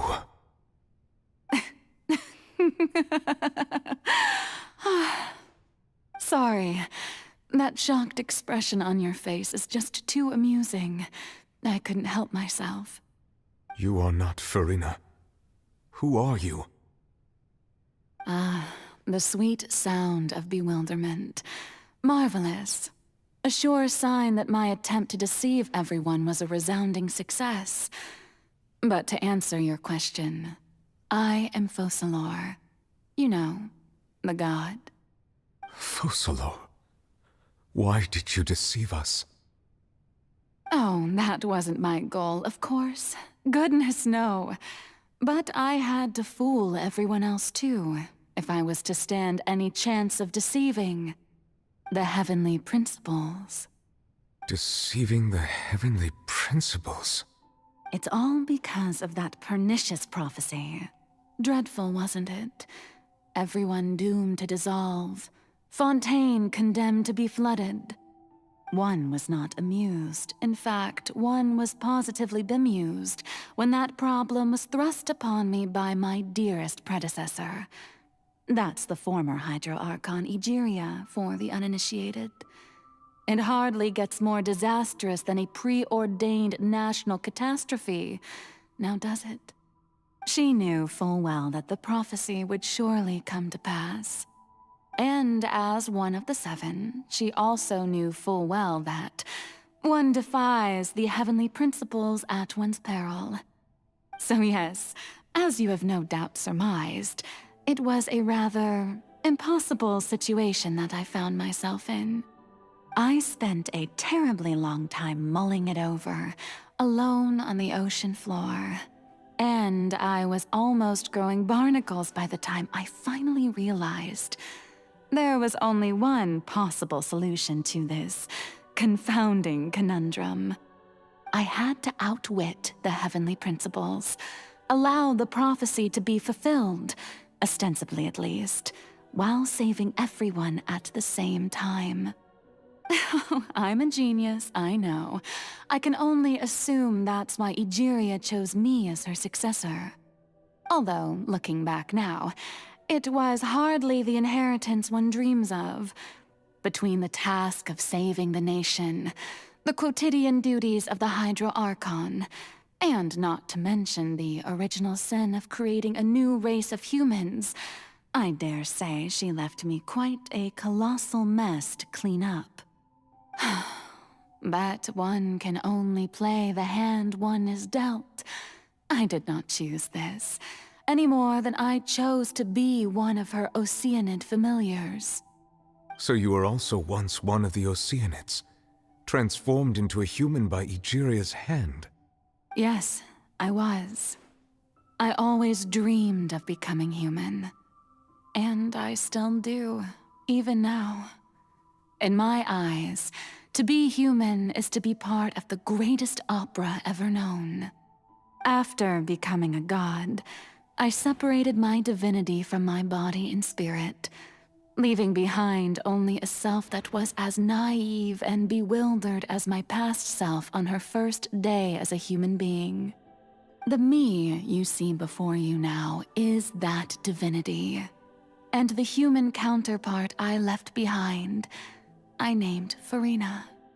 She could feel joy, sorrow, and everything in between. She could be as vain and conceited, or as meek and vulnerable as she wished.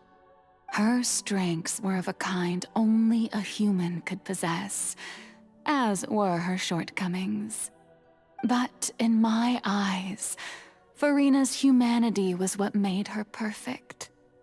She was perfectly human in every way.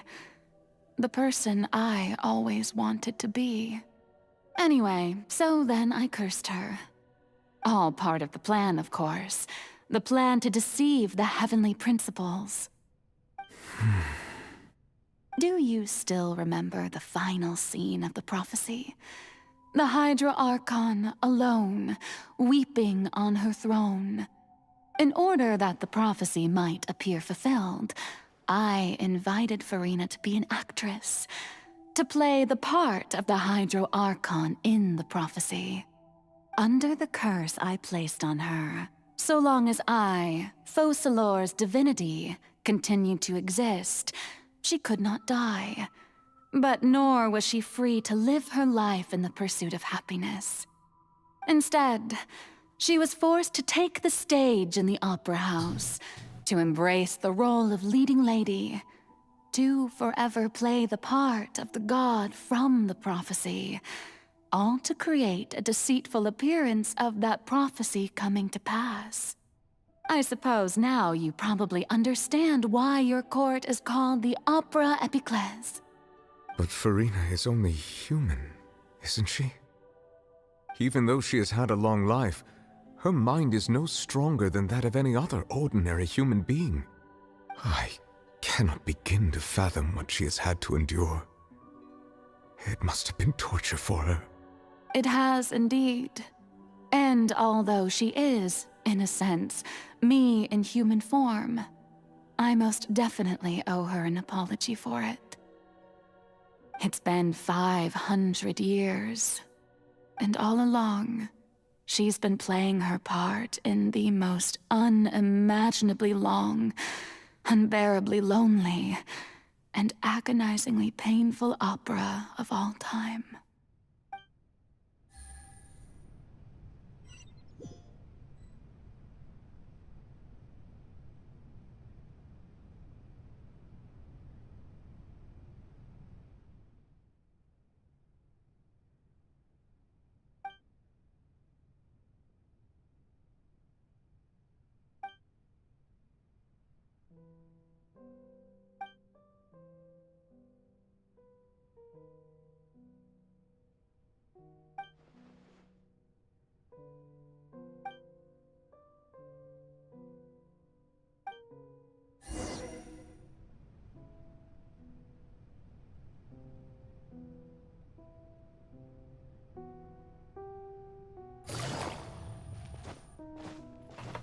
Take it easy. Load it.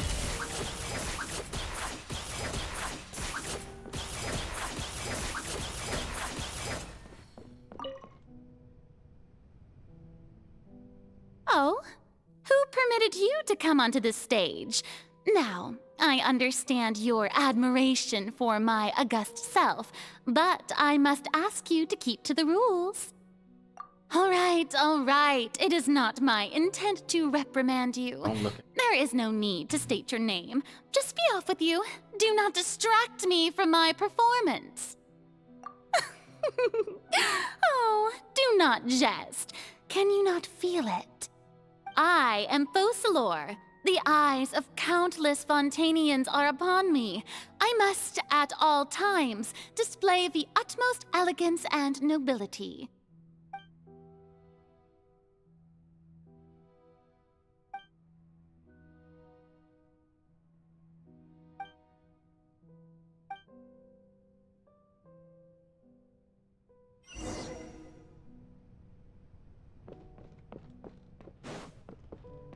Dear audience, the performance is experiencing a technical difficulty, but worry not. The guards shall resolve it soon enough.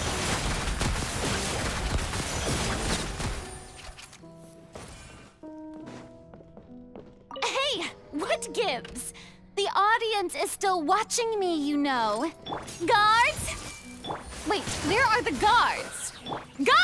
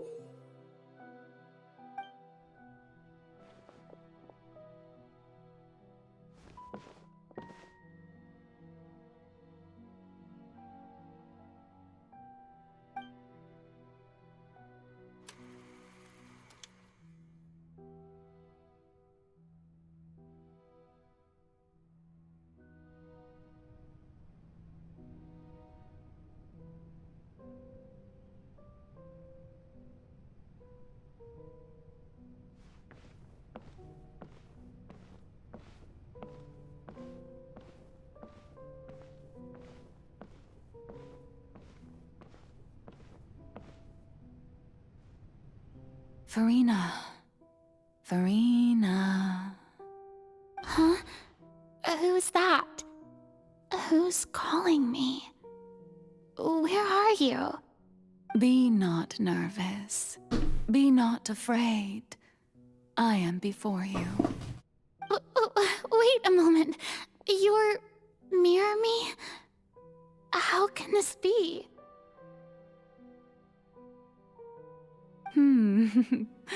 Mirror you, huh?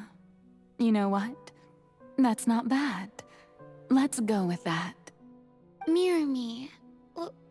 What do you wish to say? The prophecy. Have you heard of it?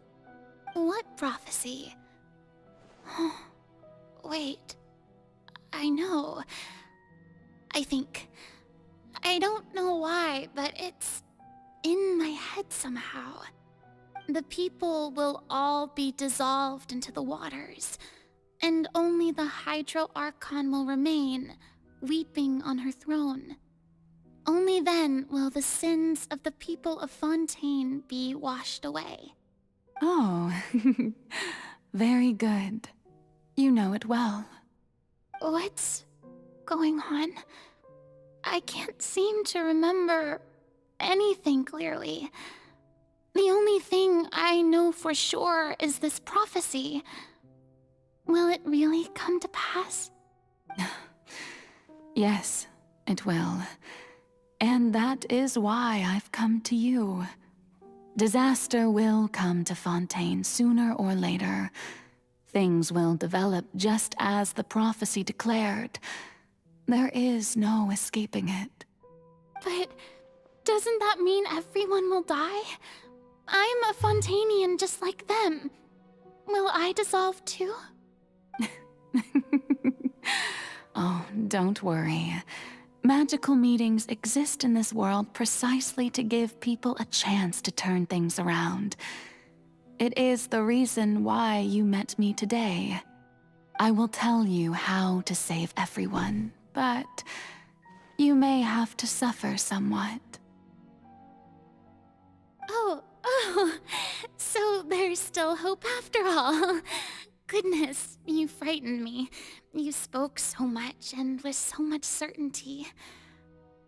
As for the suffering, well, I will admit that the first thing that came to mind was, why do I have to be the one to suffer?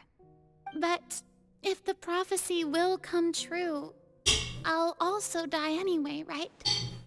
So if I've already met you as my magical meeting in this world, if there were scales, with all the people of Fontaine on one side and my pain on the other, is it not obvious where the scales should tilt? You truly are the perfect human, my ideal. I suppose this would also be the justice that belongs to you. Huh? Don't worry, it's nothing. Listen well. Fontaine has just lost its Hydro Archon. I need you to play a role, that of the new Archon. Play as a god? That's right. You must begin a never-ending masquerade. You must never let anyone suspect your identity. If you can keep it up, then I shall have my way of defying this prophecy. But should your identity be revealed, then all hope will be lost. But how will I do this? A human assuming the role of a god without being exposed? Don't worry. What you must do is not to turn yourself into a real god. You simply need to play the role of a god as humans imagine them to be. Being a human yourself, I'm sure you already know what such an entity would be like. Remember, your true challenge will not be pursuing divinity, but contending against humanity. I'm still not sure I understand, but I'll try. I'll try to do this. So, how long am I going to have to play this role? To accomplish this mission, you will have to stay on the stage for many, many years. You will endure and not grow old until your task ends. But I promise you, all will eventually end in a magnificent and dramatic trial, and everyone will be saved. A trial? Huh. How exciting. I'll be looking forward to it.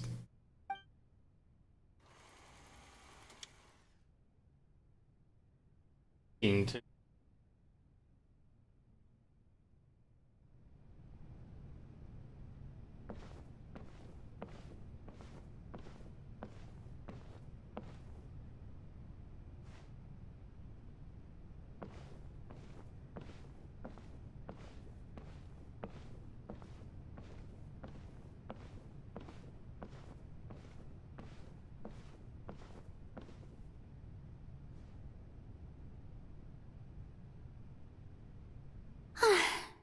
The Maison Cardinalise has announced my accession, but this is my first time facing the people. What should I say to most appear like a god? To be honest, I still don't know. Perhaps I should first try to act natural. Ladies and gentlemen, good evening, and welcome to the Opera Epiclese. I'm sure you've all heard about how I have taken on the role of Hydro Archon. Indeed, I am Verena de Fontaine, your new Archon. In truth, I know little about becoming a nation's new god, but it will be my honor to guide you all. As the god Focalor, the god of justice, I shall do all within my power to lead you into an age of fairness and justice. Once again, thank you all for coming. If you should have any questions or suggestions, please send them to the Maison Cardinalise. The future of Fontaine will require us to work together, after all. This should do it. I thought I might stammer, but thankfully, I was able to convey my thoughts just fine. Okay, and next. That's the new Hydro Archon. Is this some kind of joke by the Maison? I would have thought that a being that surpasses humanity would be a bit more assertive. Hey, did you hear that? She even told us to send her suggestions there at the end. Shouldn't gods be all-powerful? She's being so modest. What's the difference between her and an ordinary person, then? If you ask me, perhaps the succession didn't actually happen. She might just be a Maison back puppet. Wait, what's going on? Why is everyone suspecting me of being a fake? Oh, this is bad. If I get exposed here, there'll be no saving the people from the prophecy. Right. Mirmi said that I just need to play the role of a god as humans imagine them to be. Calm down, Farina. Think. What do the people want? How would they imagine a god to speak and act? Assertive, with a strong sense of presence. One who can dispel all doubt. That is the character I'm fated to play.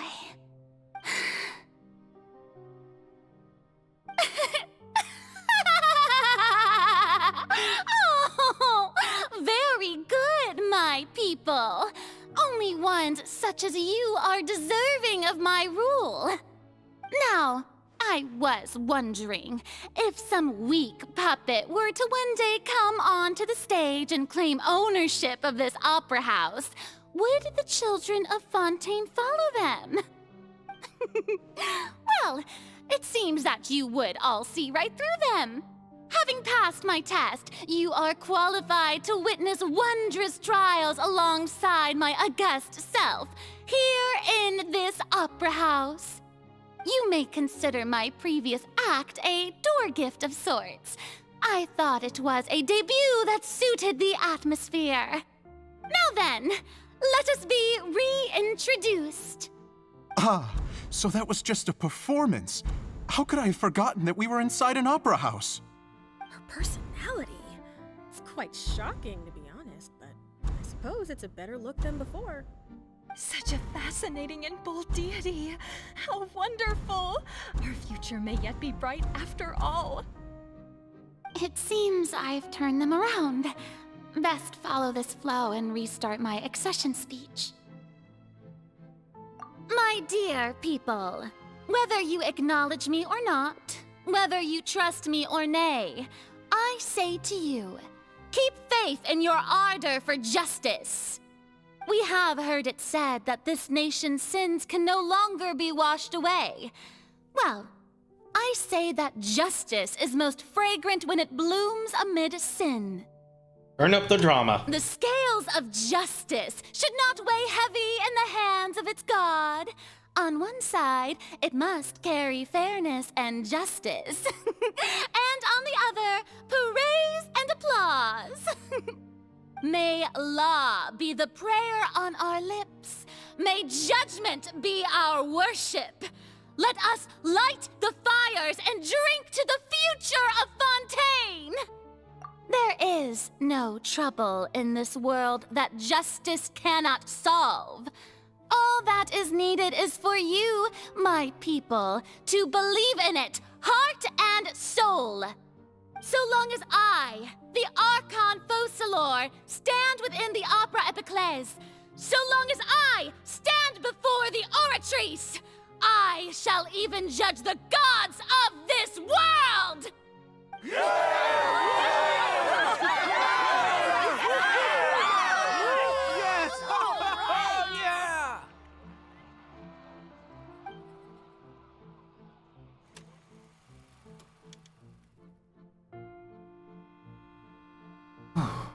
That's going to be a 4-hour.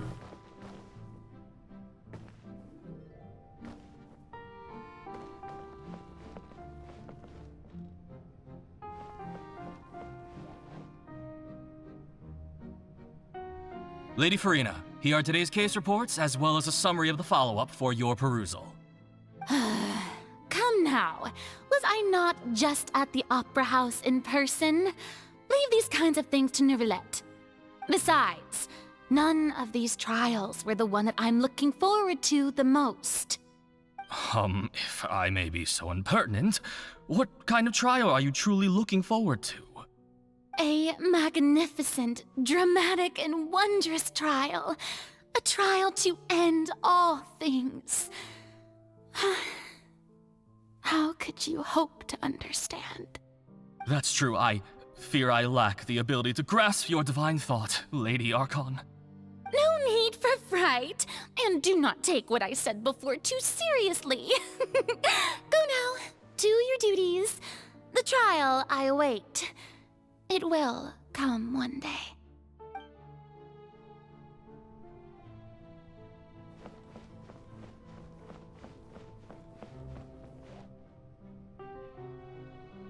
Lady Farina, I don't know what to say. Thank you for agreeing to see me. No need to thank me. Or rather, thank your own sense of perseverance instead. Long have you stood in line to meet me, have you not? Oh, I'm afraid that's just an inevitable consequence of my divine charm. All right, Deoteria, is it? How is your son's illness? You remembered me, and you knew of my family, too. He is doing much better now. In fact, he is far more of an ardent believer than I. He was the one who forced me to seek an audience with you, and to bring your words back to him. Oh, good. Very good. If this should happen again in the future, please do not hesitate to come and tell me. Going down to citizens' homes every so often, while not usual practice, should serve as a fine change of pace. Ah, you're such a gentle and wise god. Thank you once again, on behalf of my son.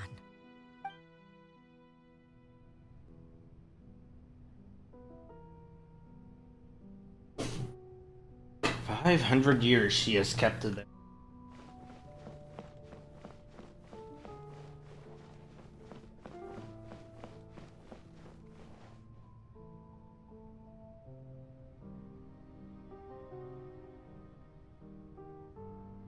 Lady Farina, here are the latest hydrological reports. As for the specific parameters you asked to take note of, I'm afraid things still don't look good. I see. It's as I thought, then. As your god, I did already expect this, but I wanted to see how far your human wisdom would allow you to analyze it. All manner of signs indicate that the prophecy will still come to pass. Forget it. That's not something you need to worry about right now. Well, as I understand it, the Fontaine Research Institute is also trying to find a way to counter the rising water levels. Really? Have they found anything? I'm afraid that they haven't found any effective solution thus far. Oh, is that so? Well, no wonder. This issue has reached the realm of the gods, after all. Still, their spirit is praiseworthy.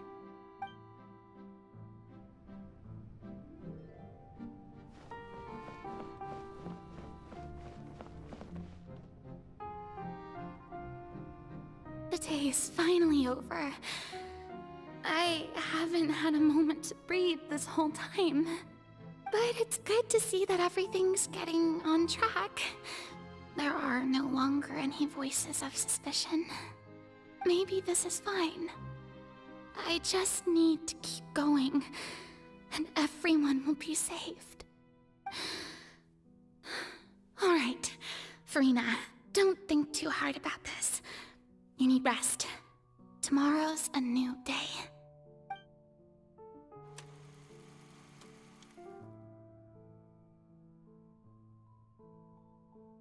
But the Sheer strength Lady of her Farina, faith. here are the new trial reports for the latest cases, as well as a summary of the follow-up. There'll be no need for that. I've seen them already. There's no need to go back over scenes I've witnessed in person before.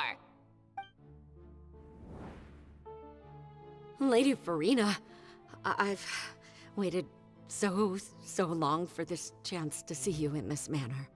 Indeed, my dear, loyal citizen. This joyous moment is an honor for us both. Lady Farina, we're detecting significant hydrological anomalies near Poisson. Understood. Keep monitoring. Keep me informed should anything come up at the Institute.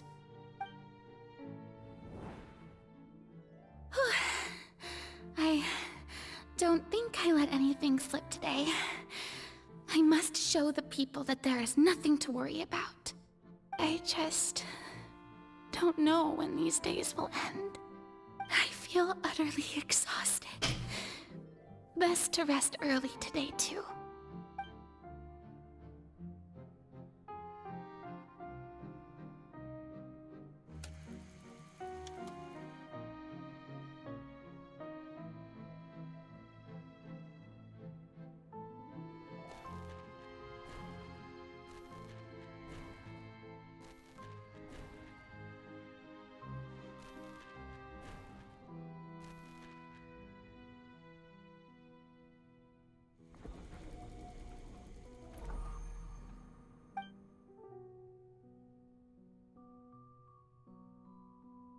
Lady Farina, it's like a dream being able to speak with you up close like this. I've heard that the first member of our family who was honored to receive an audience with you was Madame Deoteria, almost 20 generations ago. And what a fine family yours is indeed. It brings me great joy to meet such a faithful believer. No, it's already been a 500 descendant years. Of a line most ardent. Surely. Each of the scenes is a single day. It's been 500 years. My lady? What is it, good citizen? Oh, are you crying? Uh-huh. Really now? I didn't even notice. This must be the overflow of hydro from my person. Well, can't quite help being the god whose dominion is the waters, can I? No wonder. No wonder. A manifestation of your power, then. Crying because she's just Archon, remembering all the honored to people have witnessed died it. Honored indeed. over the course of her long life. So interminable. So lonely. Just how much longer? Hundreds of years must have passed by now. Perhaps the show must go on for hundreds more. I never imagined that it would hurt so much. Have I reached my limit? No. Perhaps I reached it long ago. Today I didn't even notice my own tears. I want to tell someone, anyone, about this. But would that not destroy all I've done so far? I've conducted so many Okay, now I see why investigations people like her. across the centuries. But there's not even a sliver of hope that we might break the prophecy. All I can do is keep heart. I must maintain this act. It is the only way to save Fontaine. Please, Okay. mirror Mina me. is narcissist, but Bosalor, he is the covalent Zeely. He inspired 1823 sickness.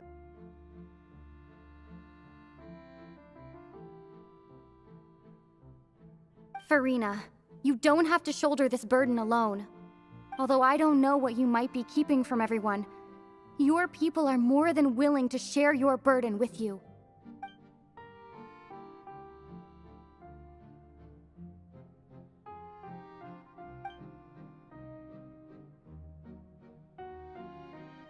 Share my burden. That's impossible. It was fated right from the start that this would be my duty alone. But even if your burden doesn't need to be shared, you can still choose to confide in someone. Just share it with me. I'm what you'd call a witness. A witness? Yes, I've heard that you came to Teyvat from beyond the stars, yes.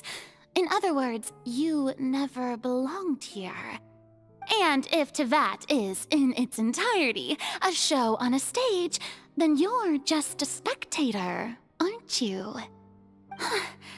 If that's the case... She's right.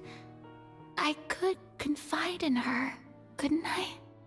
But if things don't play out as expected, the people of Fontaine will be the ones to pay the price. No, Farina. You shouldn't be selfish.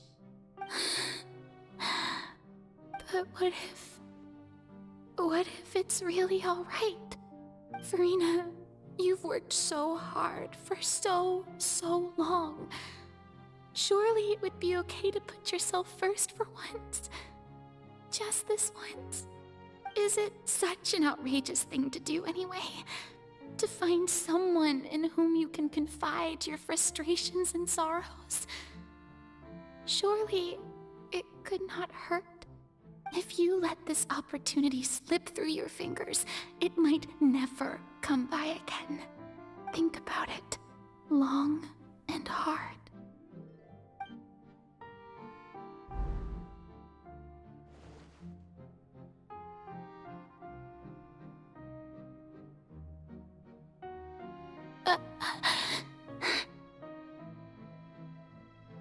No, I have nothing to say. I am Farina, the Archon of Fontaine. Everything will surely get better. All you need to do, dear spectator, is to witness my performance until the curtains fall.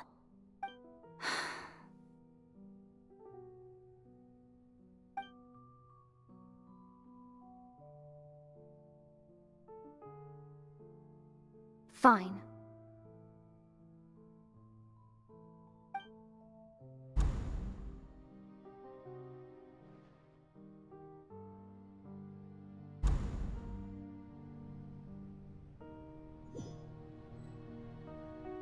So even Farina doesn't know the truth?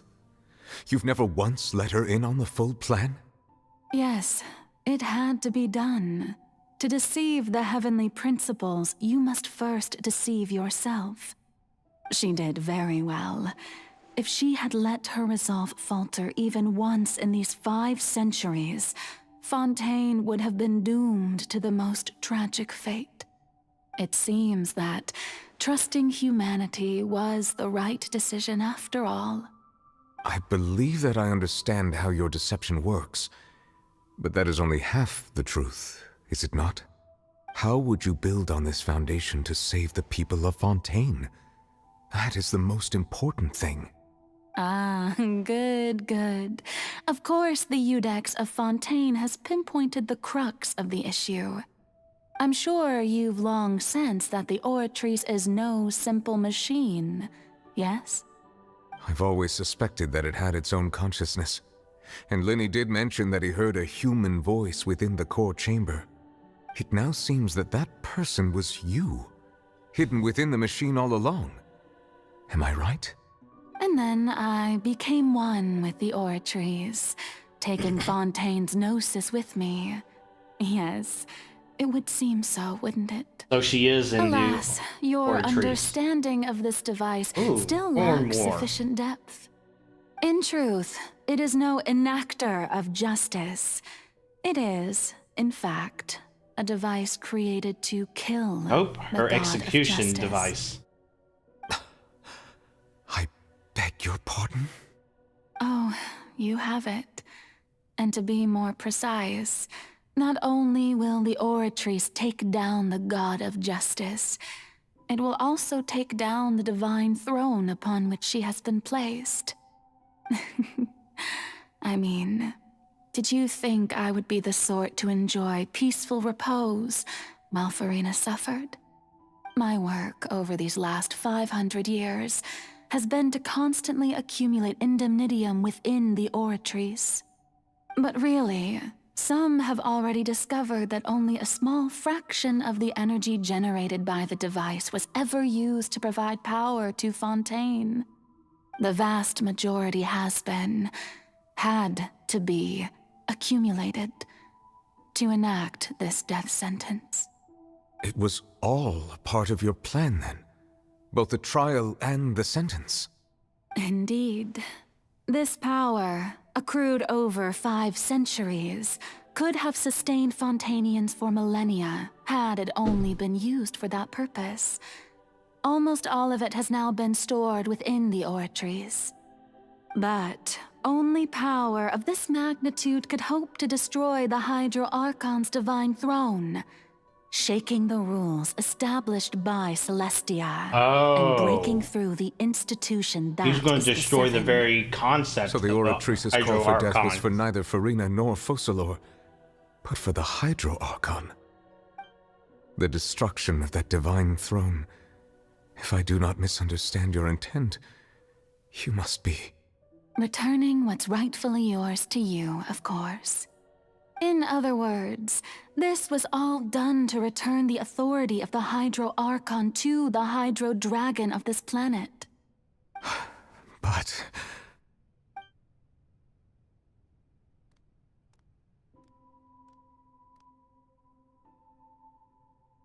Oh, what? Getting sad again, are we? The authority of the ancient dragons shall soon be yours once more, O Hydro Dragon Sovereign. And this is the face you make. all you've done throughout the years is just so you can sacrifice yourself at the very end. I've never quite seen it that way, you know. Even now, I'm quite pleased at how well my deception worked.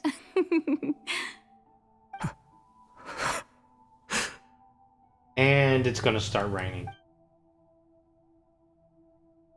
I'd actually cry for real. Hydro Dragon, don't cry. I must say, had it been within my rights, I would have loved to judge the heavenly principles themselves. Were they not guilty of essentially the same crime? Egeria stole the power of the primordial sea, and the heavenly principles stole the power you ancient dragons possessed. I, for my part, am the god of justice. And is it not just that your original powers should be returned to you? Speaking of justice, I have always believed that justice lies in the process of pursuing human existence itself. So, if the theft of the primordial sea's might was Fontaine's original sin, then, leaving matters of procedural right and wrong aside, the descent of the Fontainians as humans and their right to exist in this world would be Fontaine's original justice. In other words, existence was Egeria's justice, and to me, justice is the continuation of that existence. Defying the prophecy and ensuring that Fontaine's people shall live on, that should be the justice enthroned over all others. At this point, we, whether it be myself or all other Fontainians, have shouldered the burden of this sin for far too long. Iudex Neuvillette, the highest judge in our land, when you regain your full power as an elemental sovereign, what verdict shall you pass upon us? So when I was invited to the court of Fontaine to serve as Iudex, I see now that that was your idea too. At last, I now understand the true purpose behind this position. In the beginning, I was uninterested in human existence. But these 5 centuries of living alongside them have gradually brought about mutual understanding between us. And I have even attempted to feel as they feel. You are a devious one, Focalors. Things being as they are. Good. Surely you know that I could never declare them to be guilty.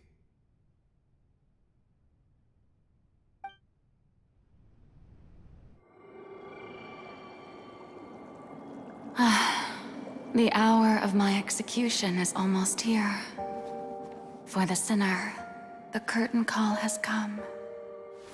I know I may not sound it, but faced with death, I find myself a little afraid. Perhaps this is one thing both gods and humans have in common.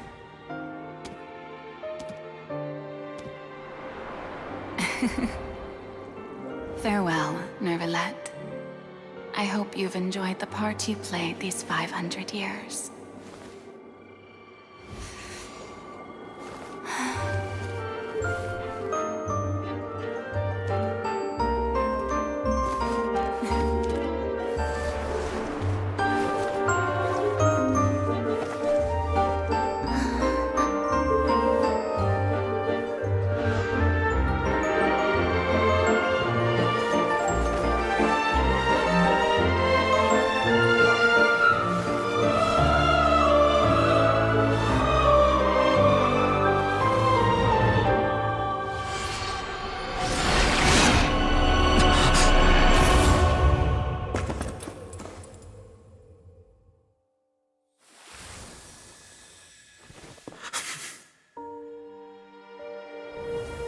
And I'm tearing up again.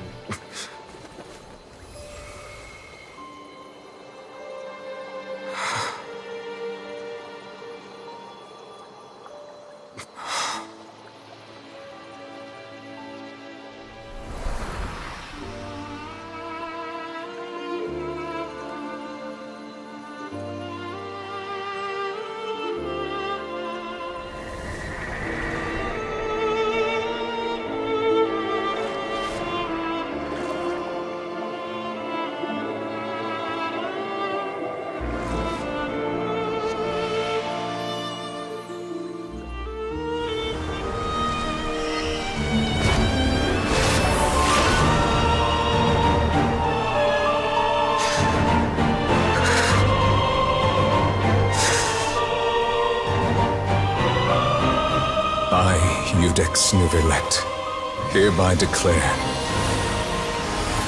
people of Fontaine, your sins are forgiven.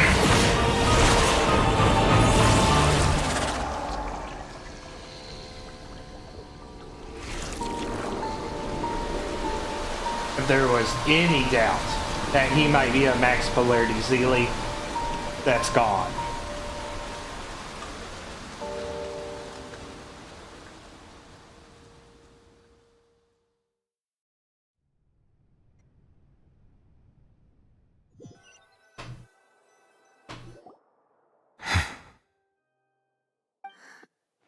What just happened?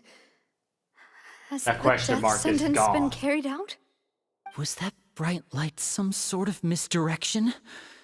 I have a feeling that something huge just happened. But since we're all still alive and haven't been dissolved, I assume whatever happened was good for us. It's time to end this. We must mete out punishment to that beast. Now's the moment when he punches a hole in Just a reality. moment ago that it can't be defeated? I have gained the strength sufficient to deal with it. Through certain means, I now have the ability to separate the power of the Primordial Sea from that creature. We should seize the opportunity to pursue our quarry. Traveler, now that the oratories can no longer function, I require an executor to help me mete out justice. The root of the calamities befalling Fontaine. And now the he's gonna beast punch that a hole enacts the through prophecy. reality. Its name is the all-devouring Narwhal. Come with me, traveler. This is the nature of a max The polarity hour of Zeely. execution has come.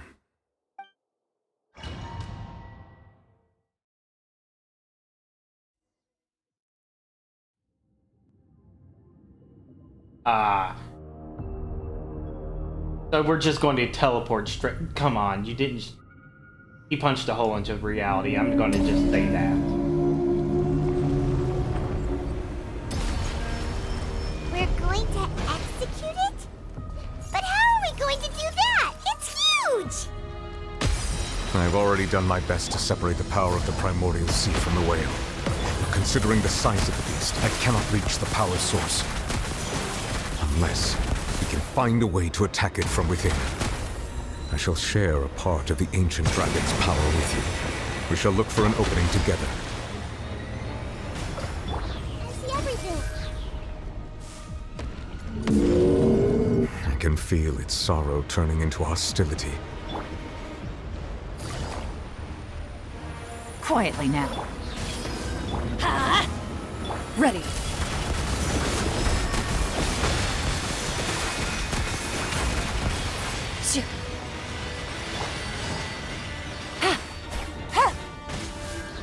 Yeah, you're not getting away that easy. Committed to memory. The all-devouring narwhal cannot resist its instinct to devour. Continue to trigger its hostility, and a chance will present itself.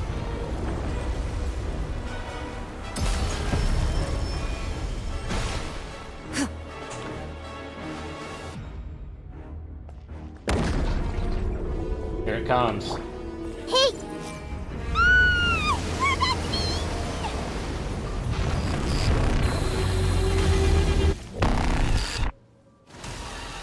Why is there a hole-looking thingy over there? It looks really scary.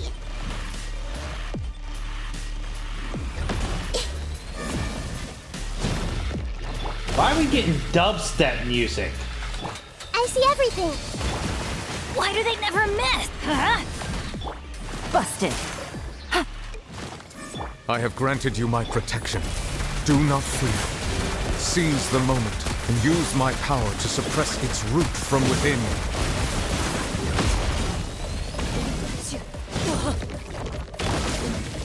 Bro, help! Gotcha. Game's up.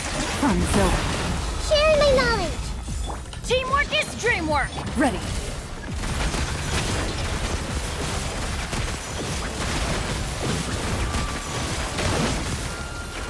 Hunt them down.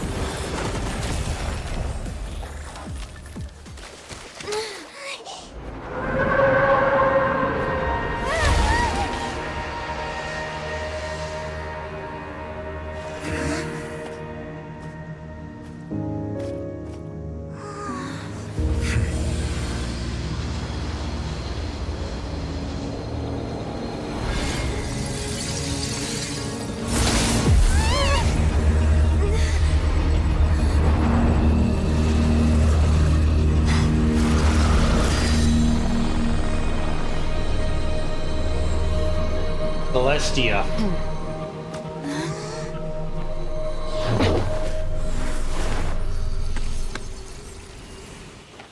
No, wait, someone else. Thanks for helping with the cleanup. It should have been my job, but... oh well. It was just supposed to be a short private training session for me. I didn't think that my disciple and my master's pet would start brawling in the meantime. Well, actually, I had a feeling that it would happen at some point, but they bumped into one another earlier than I thought. What a blunder. I suppose I'll have to swing my sword 3 million times as penance. That power. Who are you exactly? Paimon has an idea. From what she said earlier, she must be Child's master. Skirk, right? It's just that he gave us the impression that she was the less talkative person. I simply did not have anything to say to the weak.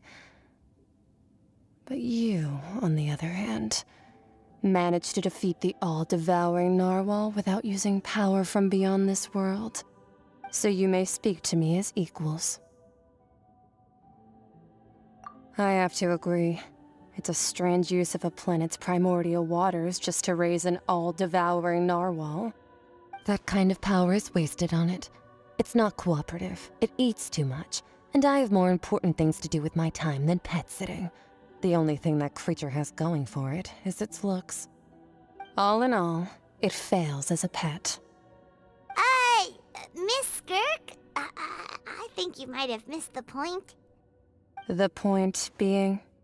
Well, being that this pet almost destroyed an entire nation. So what sort of person is your master? Well, child's master's master. Wait, is that right? Oh, right. So you don't know him. Sorry, I assumed you did. His name is Sertologi. Who? I am unfamiliar with that name. Huh. So Master isn't sufficiently famous.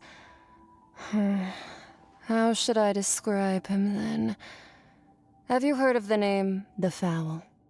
The Fowl? Oh, that's not, Still nothing? Well, how about the Visionary? Vetterfalnir, then? Or Gold Rhindaughter? Visionary is... That one we've heard. Rhindaughter's part of the Hexen Circle. She's Albedo's mom, right? Oh, so you do know that name. To be honest, I also heard all of those names and titles from my master. I don't actually know them either. But I suppose you understand now, yes? My master is likely a similar sort to Rhindaughter. They are both pursuing some form of perfection. Wait! Didn't you also mention a visionary person? Paimon didn't quite catch their name. Actually, never mind that. I believe it expedient to inform you that the all-devouring narwhal used up nearly all its strength fighting you. Such roiling hydro energies will prove difficult for the planet's deep seas to digest. As such, the Fontaine back on the surface has most likely been thrown into chaos. In other words, the prophecy that you've been fretting over should now be in full swing. What?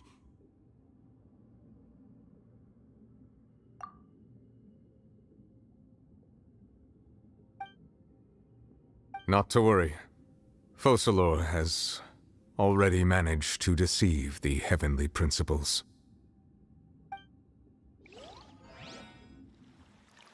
In the end, the people will all be dissolved into the waters, and only Farina will remain, weeping on her throne.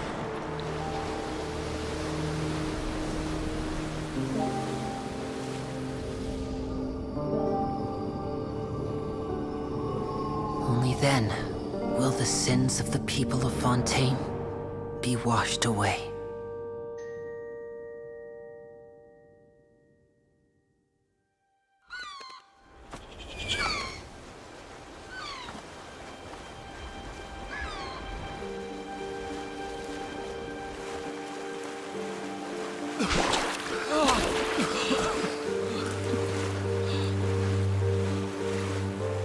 Hey! Help! Over here!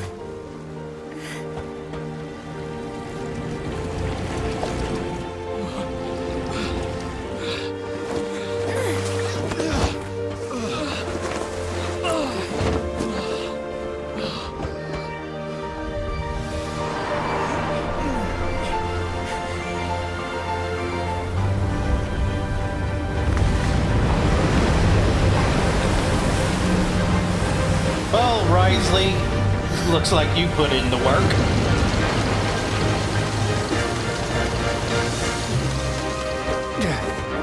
All hands, initiate emergency rescue!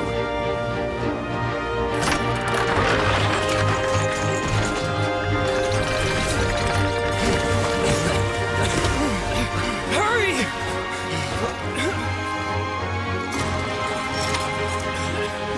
Hey, lend a hand!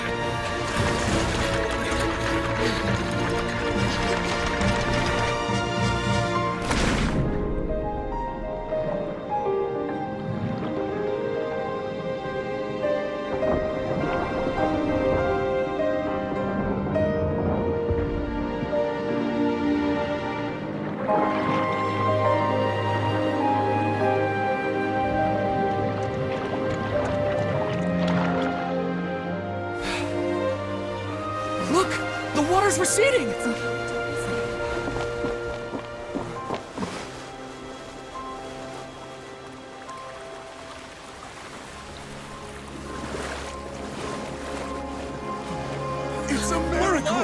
receding. We didn't dissolve. The prophecy was wrong. The prophecy was wrong.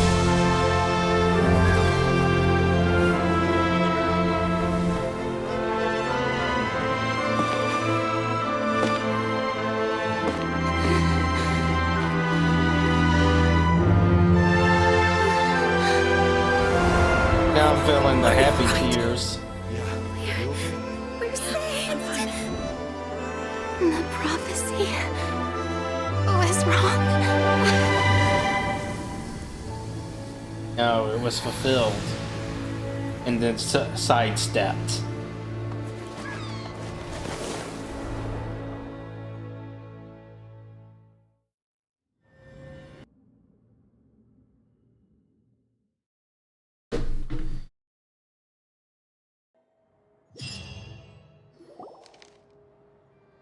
The Soil renewed. The Spina di Rosula talks post-disaster rebuilding. I recently visited Poisson to meet with Miss Navia, spokesperson of the Spina di Rosula, and we spoke about Poisson's present and future. Old soil can still give birth to new bloom, Miss Navia stated. Hope is like seeing a small cookie when you're starving late at night. You just need a little of it. Skyship Winglet, boon or bane of the Fontaine Research Institute. The various disputes that have arisen on account of Mr. Edwin have suddenly become a shield over the Institute, with Jurier turning out to be a once overlooked hidden gem. People always call the first researcher mad, but few know what to call the second. And should that latter person achieve a miracle, they would find it all the harder to find a word with which to classify him and his team. Wow! Paimon barely recognizes the people in the reports. Are those really Jurier and Navia? They sound like real big shots. What do you think? Pretty enthralling, huh? The Steambird's idea was pretty simple. With the disaster just having passed, we would print a free edition packed to the margins with good news to calm people down. The value for these big scoops lies in their inevitable follow-ups. We'll publish further reports and go into the stories behind those people. Edwin's assistant, Jurier, created a true flying ship, while Navia is leading people in the reconstruction of their home. I'm sure that these stories could draw even your well-traveled eye. Paimon's curious too! Wait a minute. Didn't we watch everything happen from start to finish? What's there to be curious about? And that's exactly why I'd like you to come conduct interviews with me. You're the best incubators of news, if you haven't noticed. And also, with you around, I'm sure I'll get to see that Duke. Are you sure?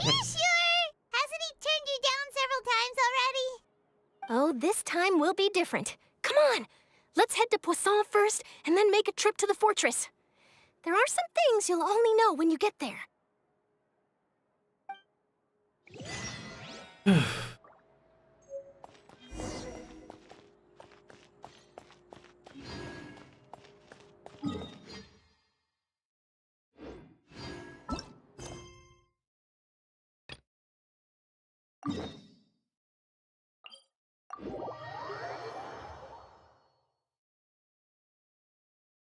That was one heck of a quest line. I was constantly holding the position that the Dendro quest line was better, but that just took it over. Not as much as it would be for others, but it just took it over. Navia! Oh, it's you. What brings you all here? Hey, we're just having a look around. I'm here to update myself on how things are going here. Oh, the Fatui are here too. Let me introduce you. This is Mr. Garunt Snežević. He represented the Knave in sending us a large amount of supplies, and is helping with our work. Our residents are hard at work as well. Thanks to everyone, work is progressing nicely. We've lost a lot of people, but we're moving forward. That will have to be enough. Hello, Miss Charlotte. I'm a big fan of yours. I especially like that article you wrote last year about Fontaine's stray cats. But if you don't mind, could you not emphasize our role too much in your report? It's not charity we're doing here. We just happen to share the same interests as the Spina. I get where you're coming from. I'll keep it as simple as possible. Or would you be willing to feature as friendly neighbors? That would be fine. Thanks.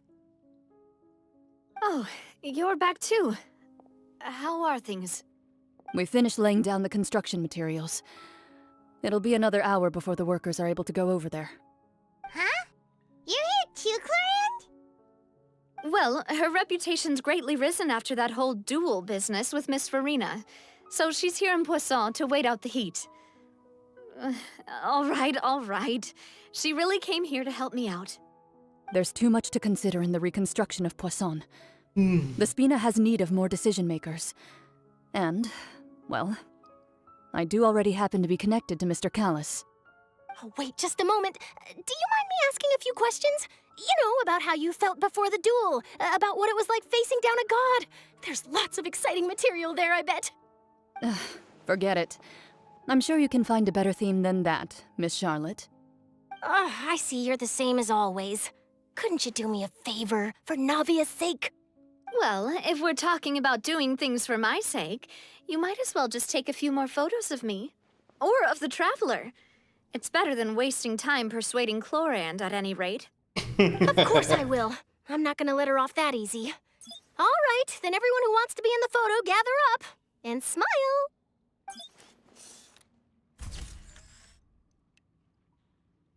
How did it go? Was it a good shot? Did Paimon look cute in it? Not bad. Your addition really helped the composition of the picture. All right, hang on a moment. Let me snap a few more shots.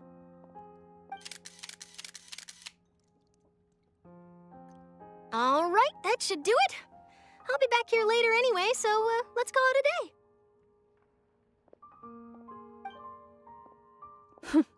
You're very quick. Speed is of the essence when it comes to the news, and freshness is the key. Also, not to brag, but I'm pretty good at building connections. Who knows? I might eventually get that interview with you after all, Miss Clorinde. Wow, you really do have that never say die spirit. I'm impressed. I'll hazard a guess that this is how you got that interview at the Fortress of Meripede. Whoa, you're well informed. Let me make a guess too. I asked Sigewinne, who told Monsieur Neuvillette, and he told you, right? That's a very complete information chain. In truth, all Monsieur Neuvillette asked me was, when did the fortress become so friendly towards the media? I told him that it was best not to speak too soon. There's no guarantee that Wriothesley will make a personal appearance. You're right. I've got to treasure every moment I have with them. In which case, I'll be making a move first. Stay safe now. And tell me if you hear anything interesting. I'll treat you to afternoon tea in exchange.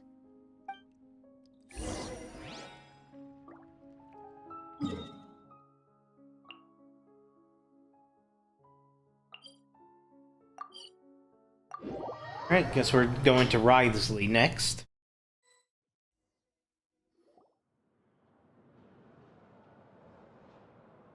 Wow, guess we're here again, huh? There's a real nostalgic feeling to this place. Looks like you've been missing us. Duke! Did you come all the way to the entrance to greet us? Of course. I'm here to welcome you and our dear Miss Charlotte, whom our good head nurse recommended to me. It's an honor to finally meet the much-rumored Duke. Thank you for consenting to my visit to the fortress, sir. No need to thank me. But that said, I shouldn't be the focus of your interview. I trust you recall our agreement? Of course, of course. All right then, this way.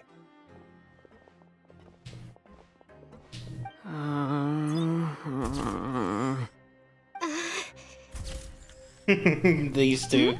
Hey, no need to be so nervous. I've already taken all the photos we need. Miss Charlotte, do these pictures really need to be published on the cover of the Steambird? It would seem that Miss Lorvine doesn't want her face to appear beside that of Mr. Jurier, Sir, please don't say things like that. But it looks like dear Mr. Jurier denies it. Might this interview be very important to you then? No, I just... This is my first time being interviewed, and I'm very thankful to the Steambird for... Now, I might not look it, but I actually did meet Mr. Edwin once. And I'll be honest, I enjoyed chatting with you more. You've definitely got more of that genius vibe going on. The boat that brought about a miracle, the ark that saved the people. Why, you recreated a myth back there, like an emissary of legend. Still, if I might ask, where's that flying ship now? Huh. Looks like Charlotte's trying to get herself another exclusive scoop. I have to apologize, but that ship is presently in the bowels of our factory. I'm afraid it won't be easy for you to get a shot of it. Really? Well, then in that case, could I have an interview with you to make up for that loss?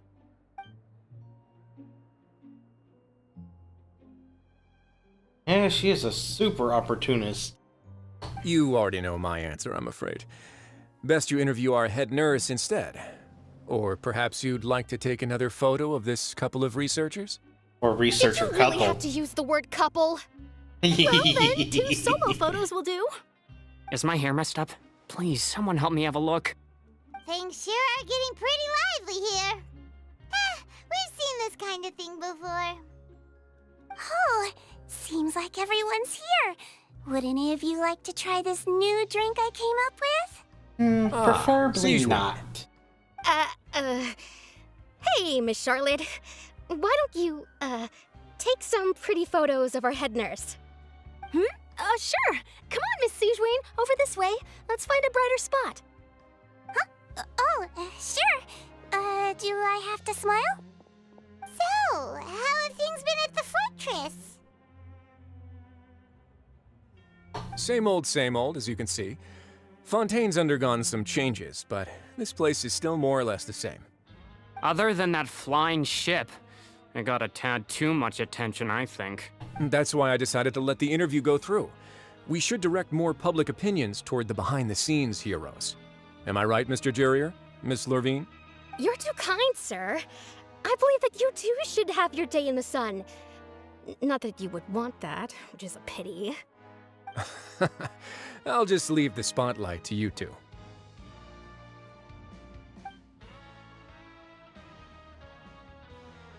I see. Lots of things happened that day, huh? Anyway, regarding that Harbinger, I'm not sure you remember, but his 3 young followers are still waiting for his return. He sure did win them over, huh? I'll tell them that there's good news and bad news. The good being that their boss seems fine, and the bad being that they must face extended sentences for abetting his escape. Oh, actually, what about you? Are things gonna change for you too? What change can there be? The fortress will keep chugging along, and so will my duties. As to what Miss Furina's departure will mean for the nation, and if our laws and governance will be transformed, we'll leave those to the folks in the overworld. Hey, everyone. The photo shoot's done. Good. In that case, let's call it a day here. Thanks for your cooperation. Come on, Traveler, let's go.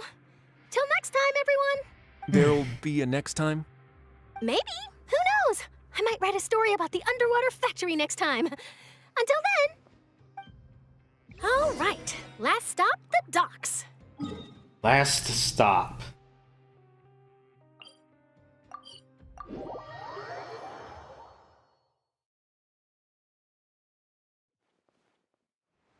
I think her scheme was to destroy the very concept of a Hydro Archon.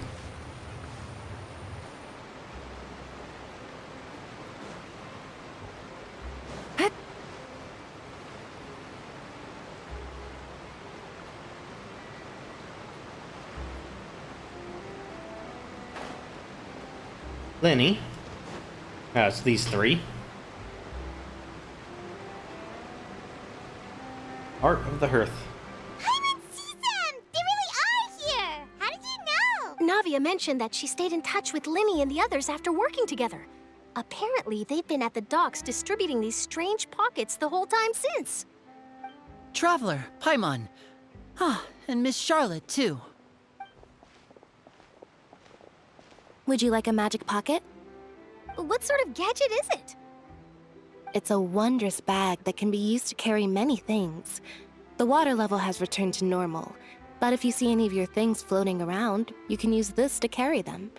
Or you could trick a friend into doing it for you. Trick a friend? I wonder which of my friends would fall for that.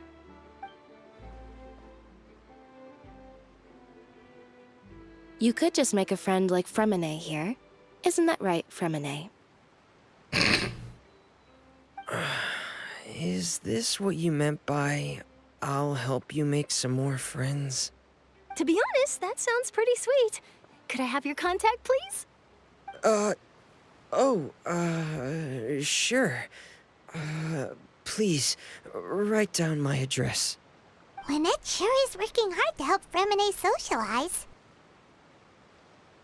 He was the one who proposed doing this. He even wants to assist in our magic shows. Yes, I was planning to first introduce Pear as an assistant, and later Fremine himself. In the future, I think we can leave underwater escape magic to him too. That said, would anyone want to see a diver escape underwater? Oh, it'll work out. Every journey begins with the first step. He'll become a part of our show eventually. Lynette, could you come over? Miss Charlotte says she wants to take a picture of us. Got it. My, that Charlotte is rather perceptive. She got rid of everyone the moment she realized I had something to say to you. So, how have things been, Traveler? Father says that you did a great deal during the latest events. She's very grateful for your contributions to Fontaine. That's all right. We were more than happy to help. So, what's she doing now? Oh, I guess you haven't heard. Well, after Lady Farina left, Father and Monsieur Neuvillette opened negotiations, during which he gave Fontaine's gnosis to her as a diplomatic gift. A diplomatic gift? A gnosis? Yes, I was quite surprised at first myself. But when I thought it over, there were actually a number of things going for it. That's how things happen. It could have been done as an apology for the incident with Lord Child, or as thanks for his help in tying the all-devouring narwhal down. Furthermore, Father did also lend significant aid to Fontaine and Poisson.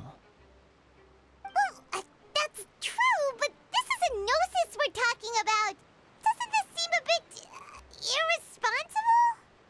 I would agree, but I've also heard that it seems that Monsieur Neuvillette has had a significant change of heart regarding the matter.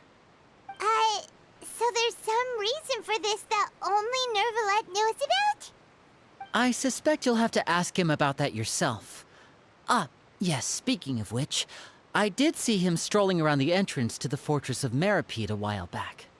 Isn't he real busy and stuff? Paimon didn't think he'd have the time for that. But back to the topic. The gnosis was given to the knave, right? What about Child? They say that he's returned to Snezhnaya to recover from his wounds. I hear that the recent disaster really did a number on his health. That's true. When you think about it, we've had loads of run-ins with the Fatui. To think we'd be allied with them this time. So shocked by such a simple switching of sides? Arlecchino. Father! Well, what do you know? Come to the docks to see how my children are doing and meet the Traveler by chance. Please do not pay my accomplishments in Fontaine too much mind. I would have done them regardless. Are you going to take the gnosis back to Snezhnaya? That is our duty as harbingers, yes. Don't be too preoccupied with sides. The goal of the Fatui concerns not a single place or person, but the entire world. With such a grand goal in mind, it is inevitable that we must wear many masks. Switching my masks is something I've always done.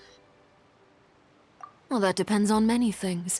No one truly knows what the future holds. What good is honesty if you can't rely on it forever?